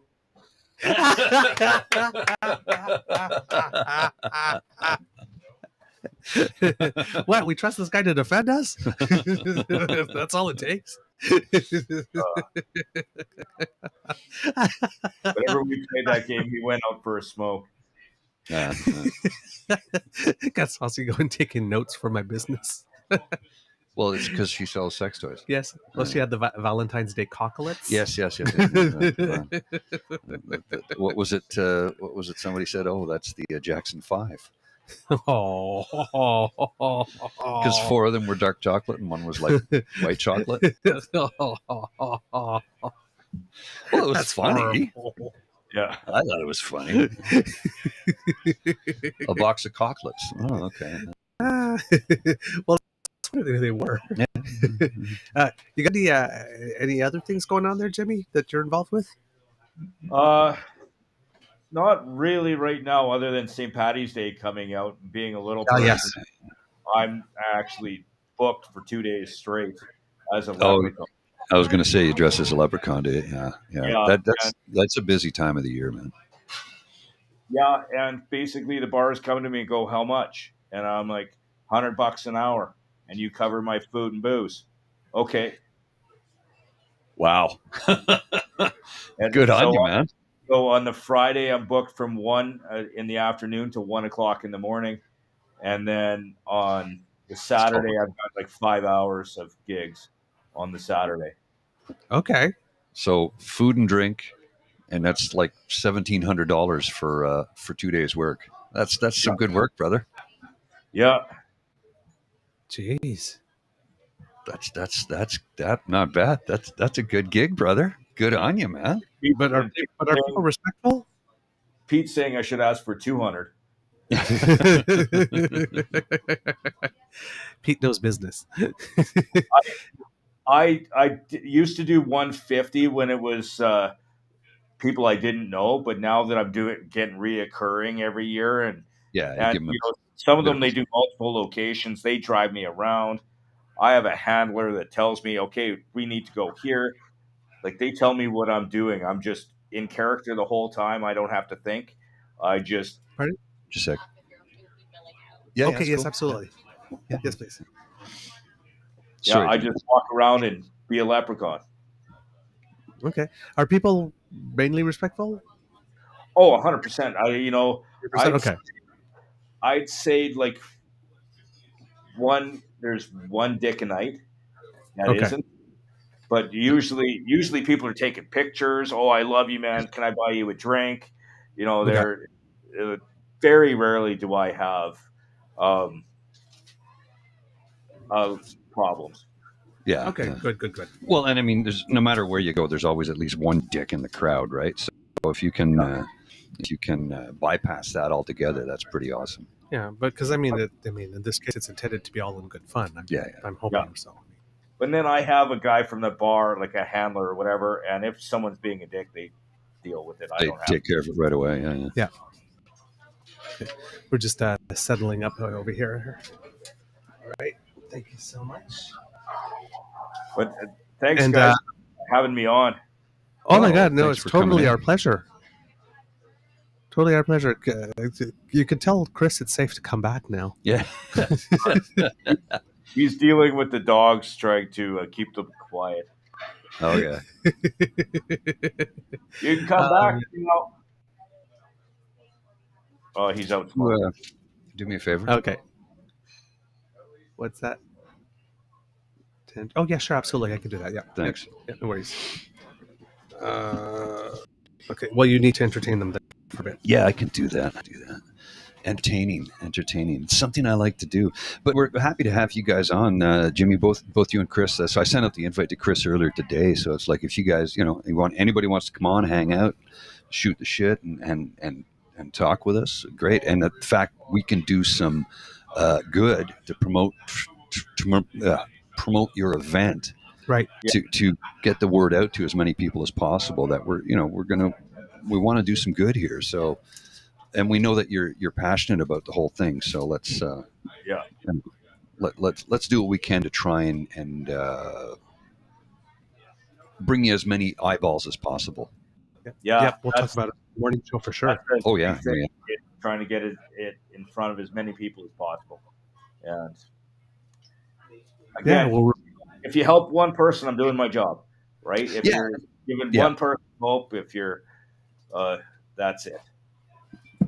Well, and the thing to be said about that is help one person, you help the world, right?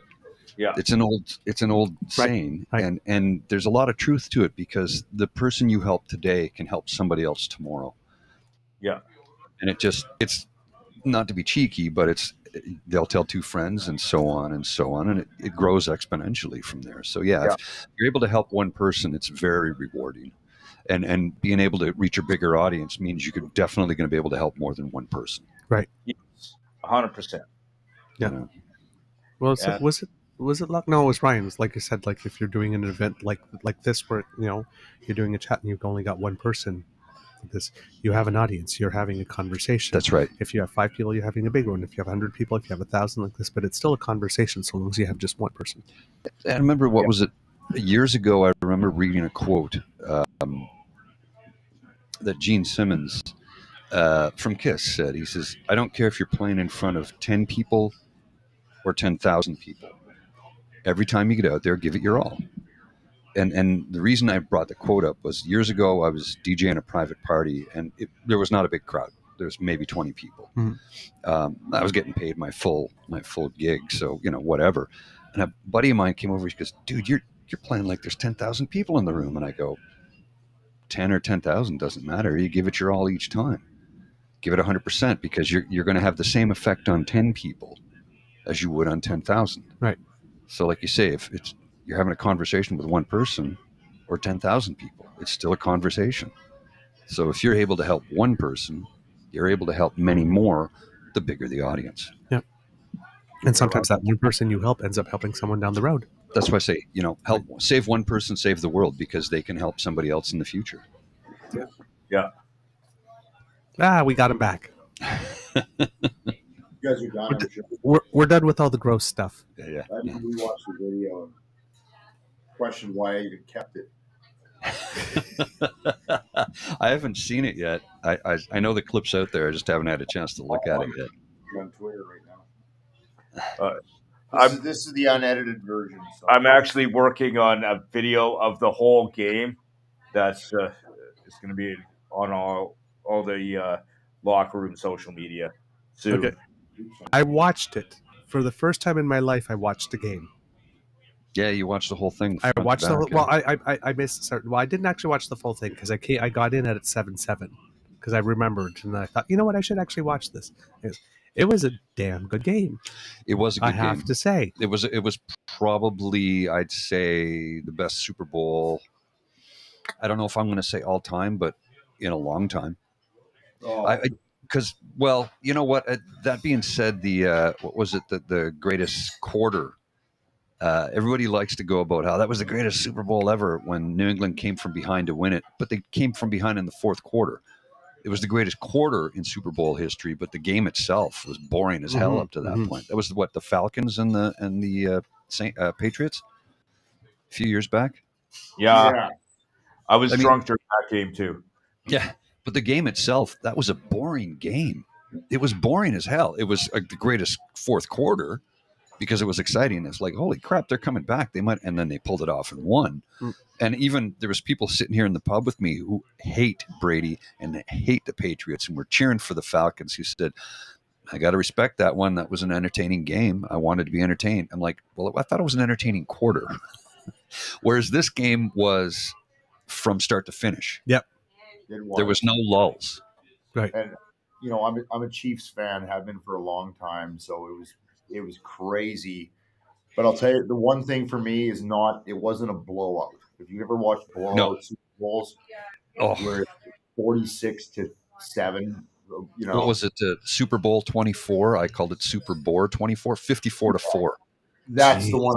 That's what's coming to mind. That's what resonates with me right now. Like, I don't want to watch that where it's so lopsided. Mm-mm. I want to see the two best teams in the NFC, AFC. Yep. Go ahead. I want a close game down to the wire where everybody's all in, and that's what we got at this Super Bowl. Yeah. I don't think you could ask for much more. I mean, it went right to the wire, right? Yeah. Right to the wire. Well, that was the thing too, because it looked at one point like the Eagles were going to run away for it, and then I think it was in the third quarter where the Chiefs scored Mahomes. like 2 touchdowns, like really, really shortly, but the second one was denied. Yes, and that's then right. and then we thought, okay, let's come back, and then the second one was denied, and said, okay, that's going to take some air out of the tires.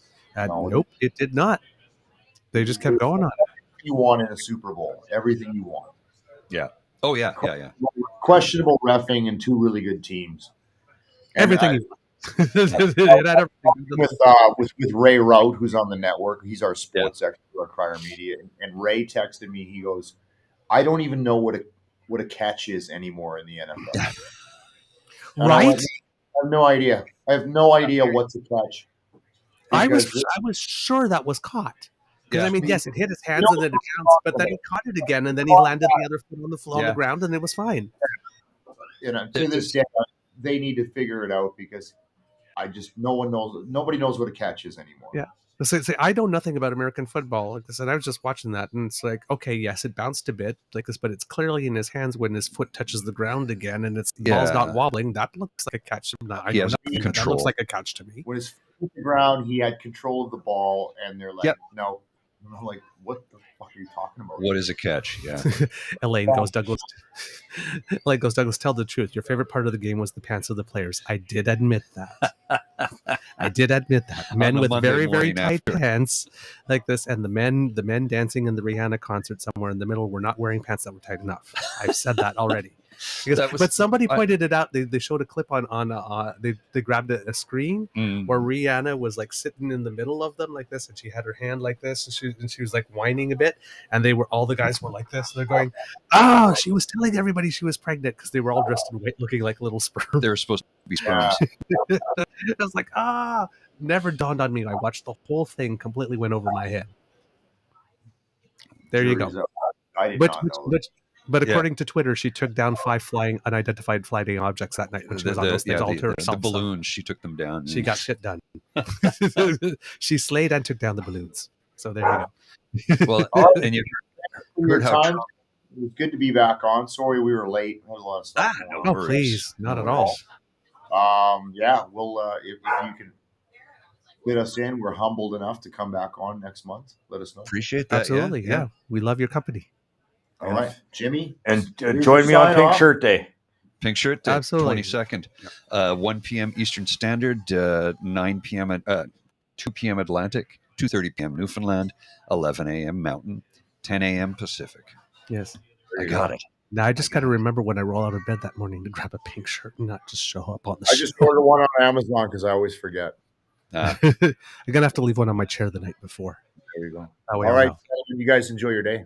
Take care, gents. Thanks guys. Thanks so much. Bye. Oh, I love it when people drop in. Always fun. Always fun. Oh, that's so cool. It's the first time I get to talk to Jimmy. Yeah. Oh, yeah. You've not talked to Jimmy. No, I never. No, I always keep on hearing about him and seeing him doing things. But yeah, I've talked to him a couple of times on. Might have been on Casual Friday. Okay. But I've talked to him a couple of times. Really, he's a good guy.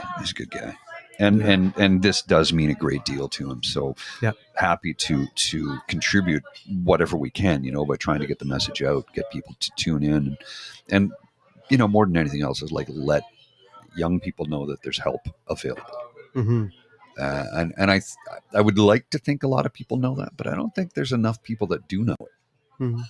That the Kids Help Phone is a real thing. Yep. That it can be there. That there are people who have gone through what you're going through, and that we can empathize and talk to you about it, and you can share with us what's going on with your life, so we can try and help whatever way we can. So good on you, Jimmy. Well done, brother. Yeah. Well, again, because democracy is something you do. Yeah. Right? You see a need, you roll up your sleeves, you go ahead and you do it. You offer your services. Here's someplace I think I can help. Agreed. So that was a great initiative. Well, what do you think? I'm seeing you. Are you thinking of calling it a show? Yeah. I'm tired. Yeah, I see you fading. I'm fading. I see you fading. And we've done 4. Yeah, we've been on for 4 hours. So, and if I was having a couple of pints, I'd be a little bit more energized. But it is what it is, right? Yep. It is what it is. I'm tired, and the coffee did help.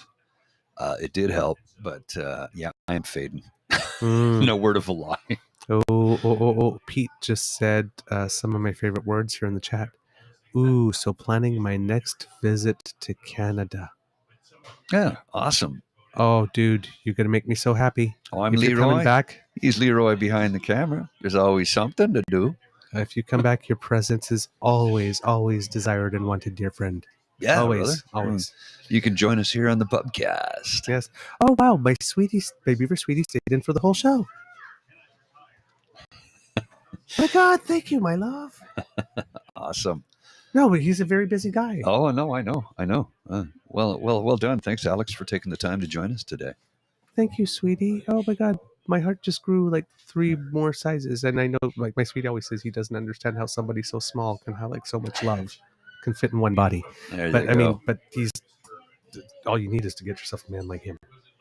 I'll take It's your like word everybody for on it. get yourself a man like my sweetie, not my sweetie because he's already claimed, but get yourself someone like my sweetie, and you'll see life gets a lot better. I'll take your word for it. See, Pete confirms he's just wonderful. I'm merely a sex object for women. That's it. So, Well, there are worse things in life. I wasn't complaining. Just stating a simple fact. He just a gigolo in everywhere he I'm not. goes. I've been People told know I'm the not. party's playing I'm gigolo, not gigolo, relationship gigolo. material. I'm the fun guy you hang out with, and when you get tired of me, you toss me to the side. I do not believe that very much. It's like It's true. Hey, we're closing in on 2 years. Yeah, but we're not sleeping together. Exactly, it's a perfect relationship.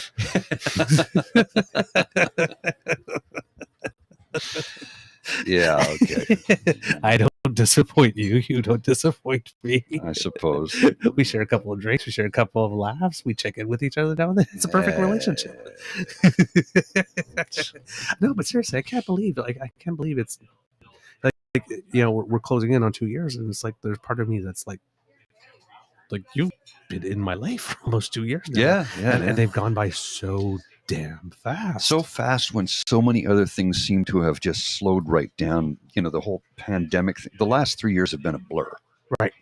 It's like, so this went, that was 3 years ago? I thought it was 2 weeks ago. And yet this has been, and this feels like it's gone by that quickly. Yes, it is. But I can account for all of this. Whereas other things that happened 3 years ago, I'm like, really? That was 3 years? I thought it was 2 weeks ago, or 2 months ago, or wasn't that last summer? No, that was 2 years ago. Wow. There's a disconnect in that sense, because this has gone by fast, but I can account for all of it. Right. And we have all the proof too. We have the documented. Whereas other things have gone by, and I thought it was more recent. They're like, no, that was a couple of years ago. Oh, I don't have any I can't account for it. Yeah. So it's sort of this strange sort of disconnect. I don't know. I wouldn't call it an emotional disconnect, but maybe a temporal disconnect of some type that many of us have gone through in the last couple of years with the pandemic, because the whole world was flipped upside down. Yeah. Not something we ever had seen before, and I hope we don't ever see again, quite honestly. Yeah. I'm done with pandemics. This is like the second one in my life, and I'm good. Yeah, well, no kidding, right? And the whole world flipped upside down for a short time period. We all had to adjust to it, and it brought out a lot of good in a lot of people, but it also brought out a lot of ugly in a lot of other people. And that's the part that's the most difficult one to come to terms with. It's almost like everybody that had something to work on came up, and some of us were able to deal with it, and for others of us, what was in there was so ugly that we just got overwhelmed by it.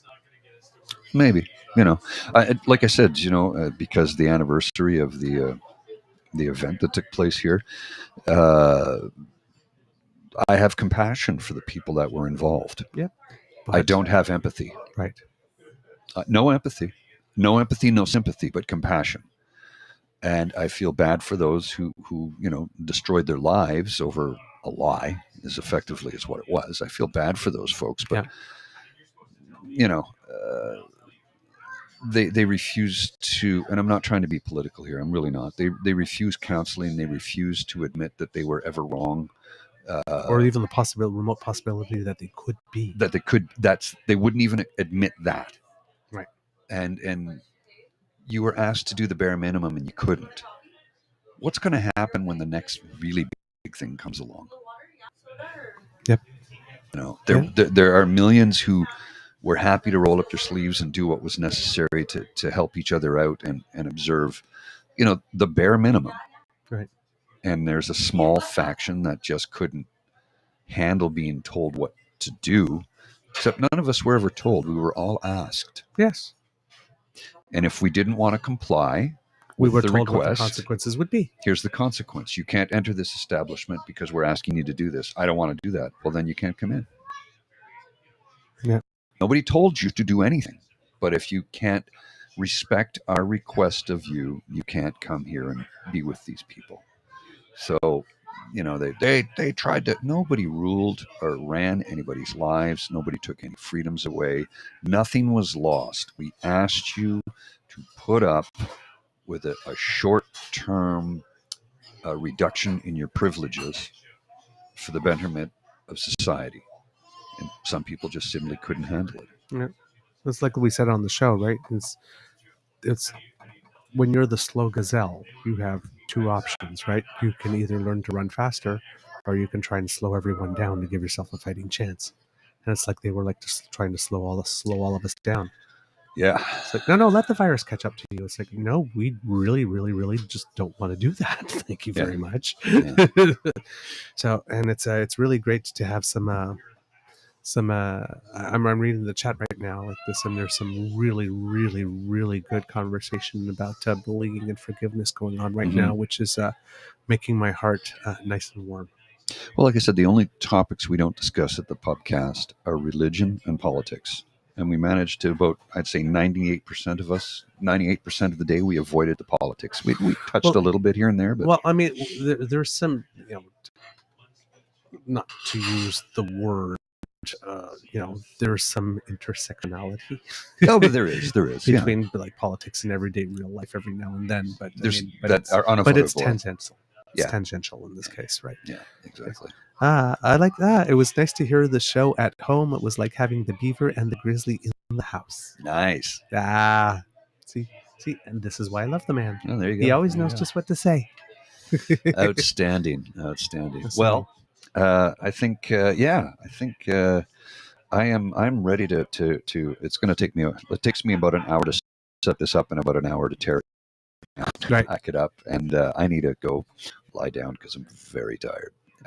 So I want to say thank you to everyone for joining us today. We really do appreciate you coming and hanging out. And please, if you can, tune in on February 22nd.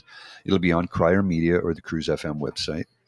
I believe Dean is dedicating his YouTube channel as well to Pink Shirt Day so that we can help out as many kids as possible. And Jimmy shared some of his stuff with us today. So if you're able to tune in on the 22nd, it is 10 a.m. Pacific, 11 a.m. Mountain, 12 Central, 1 Eastern, 2 p.m. Atlantic, and 2:30 p.m. in Newfoundland. You can come in, join the chat, have your say, and if you need to share a bit, I don't think that'll hurt. I think it'll help people. So. Yeah, I'm gonna reach out to my friend Jared Diaz, not the guy from Unifor, but another friend of mine, Jeremy Diaz. He used to work with the Canadian Center for Gender Diversity, I believe, and he was involved very much when Pink Shirt Day was starting back in the day when he was his role. Maybe we can get him to do a spot and come and talk on that day. I'll reach out to him. What is it? Your buddy? I see his face. I can't remember his name. Be hard on the problem and gentle on the people. Murray. Thank you. Yes. I was thinking. Be tough on the problem. Be gentle on the people. Yes. Yeah. Exactly that. Yeah. All right. Yeah. So, okay, kids, we hope that you loved listening to this edition of the True North Eager Beaver Incorporated Pub Chat or PubCast. PubCast. Yes, because we loved making this for you. We really do. Yeah, and like I said, it's my favorite weekend of the month, except for, like I mentioned before, this month, because next weekend I'm going to be visiting my niece Christina. Hello, Kiki, to help her celebrate her birthday. So just this month, you're not my favorites, but this is my favorite weekend. If because democracy is something that you do, remember, if you have the opportunity to donate a little bit through the Red Cross to our brothers and sisters going through a really tough time in Turkey, in Syria, that would be great. And also, like as we've been mentioning, on the 22nd, get yourself ready for Pink Shirt Day and do whatever it is that you can there to show support, especially for the kids. So have that in mind as you're preparing for the week. If you would like us to come to you straight off the bandwidth as soon as we have anything, then you can subscribe to us at our Podpage site. That's podpage.com/NorthEagerBeaver. the True North Eager Beaver with a hyphen between each one of those words. If you go there, like we said, I can't reach the point that you can't see it on the screen, No, but in the little square in the right hand corner is the subscribe button. right there. Yeah, that little square. See, right Okay. down there. That's Yeah. where it would be. So there you go. Yeah, And we'll come to you, slip right into your box the second that we have something off our bandwidth to give to you. Give it to me, baby. We didn't rehearse that. We love to hear from you. So if you'd like to chat with us, our Facebook blog page is True North Eager Beaver. You can reach us on Twitter at True Eager, and you can also send us email at truenortheagerbeaver@gmail.com. We see everything, or if you're listening on YouTube, leave us a little comment under the show. We read all of them, and we appreciate them very, very, very, very much. We have merch for you if you would like. We have something for literally everybody in sizes small to 3XL. We have Mr. Grizzly Civics tees and True North Eager Beaver tees, all designed, except for the Civic tees, by our good friend Pete Jarvis, who was on the chat today. He's very talented. Christmas, if you need to get started early. Halloween, we have some with red lettering, we have some with green lettering, we have some with the Pride logo. It's all there for you. We got some good stuff. So if you want to let people know that you're engaged and informed and want to boost your sex appeal, then just go to our Crier site and get yourself some fabulous. I landed us a new sponsor. You did? Yeah. Eleganza. Oh, yes. When you want to make the biggest fashion faux pas available, 1970s Detroit has boomerang collars and space 1999 jumpsuits. Eleganza. With super angled platform shoes and a boomerang shirt that you can't get rid of because every time you throw it away, it comes back. Oh, yeah. Oh, yeah. Eleganza, they're really good to us. I guess. Really good to us. Yeah. We tease because we love. We tease because we love. Yes. And of course, if you enjoyed the entertainment that we provide and would like to support us and encourage us to do more, then you your way to Upchar just by going to, if you're watching live, see that thing right there, that little QR code. Does it still get to scan when it has the live on top of it? They don't see that. They don't see that. Okay, good. We just see that. Yeah. All right. So if you scan that with your phone, that brings you to our coffee page. If you're listening, that's ko-fi.com/eagerbeaver, all in one word, lowercase letters. And you can find our tip jar there and contribute to Mr. Grizzly's future Guinness Fund when he gets back on the sauce. Or I'll be on the game for St. Patrick's Day. Don't worry about that. Or some hot chocolate for me, because next time we do the show, you don't want me to be paler, right, than I am. So you got to make sure I stay brown. So got to keep that chocolate. Got to keep my chocolate going, right? Going. So send us a tip, and thank you very much to Kit Cal, I believe it is. Yes, Cal. Who was our first-time listener on our show on Friday and liked it so much that he decided that he needed to send us some support right away. So thank you very much, kind sir. We really appreciate it. From the Ottawa Beaver, well, not from the Beaver Lodge, from the Lieutenant's Pub, Pub, 361 Elgin Street, down in our beautiful nation's capital. This is your Eager Beaver and Mr. Grizzly saying it could be a tough world out there, kids. And as back from the conversation, because we did talk about bullying, you know it's true. So please take some time to be kind to and gentle with yourself. And Mr. Grizzly, it's time for your words of wisdom. We're waiting with bated breath. I'm tired. I need to get some sleep. He's That's about all I tired. got. I'm really tired. He's tired of playing the game. Ain't it a crying shame? He's so tired. I need a.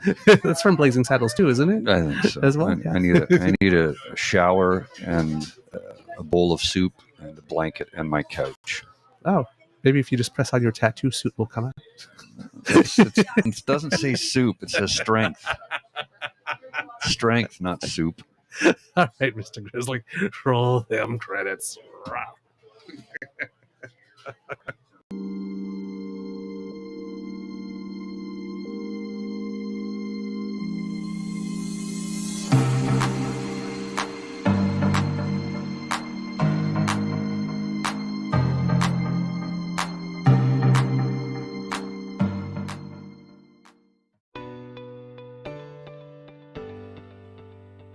You are listening to a True North Eager Beaver Media Podcast.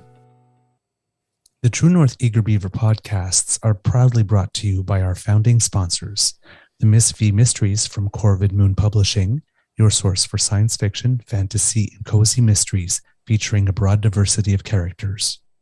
CanadianTarot.com, your uniquely Canadian online eclectic tarot community and forum, and the Peppermaster, hot pepper sauces made from fresh farm ingredients to thrill your taste buds and expand your mind.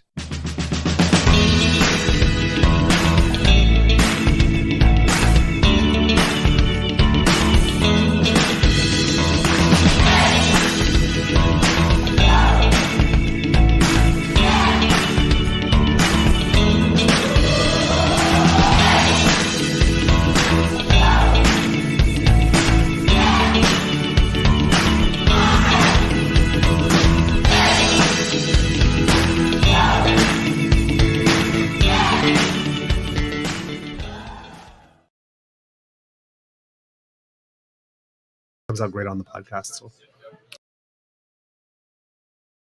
Oh, hang on. See ya. bye, everyone.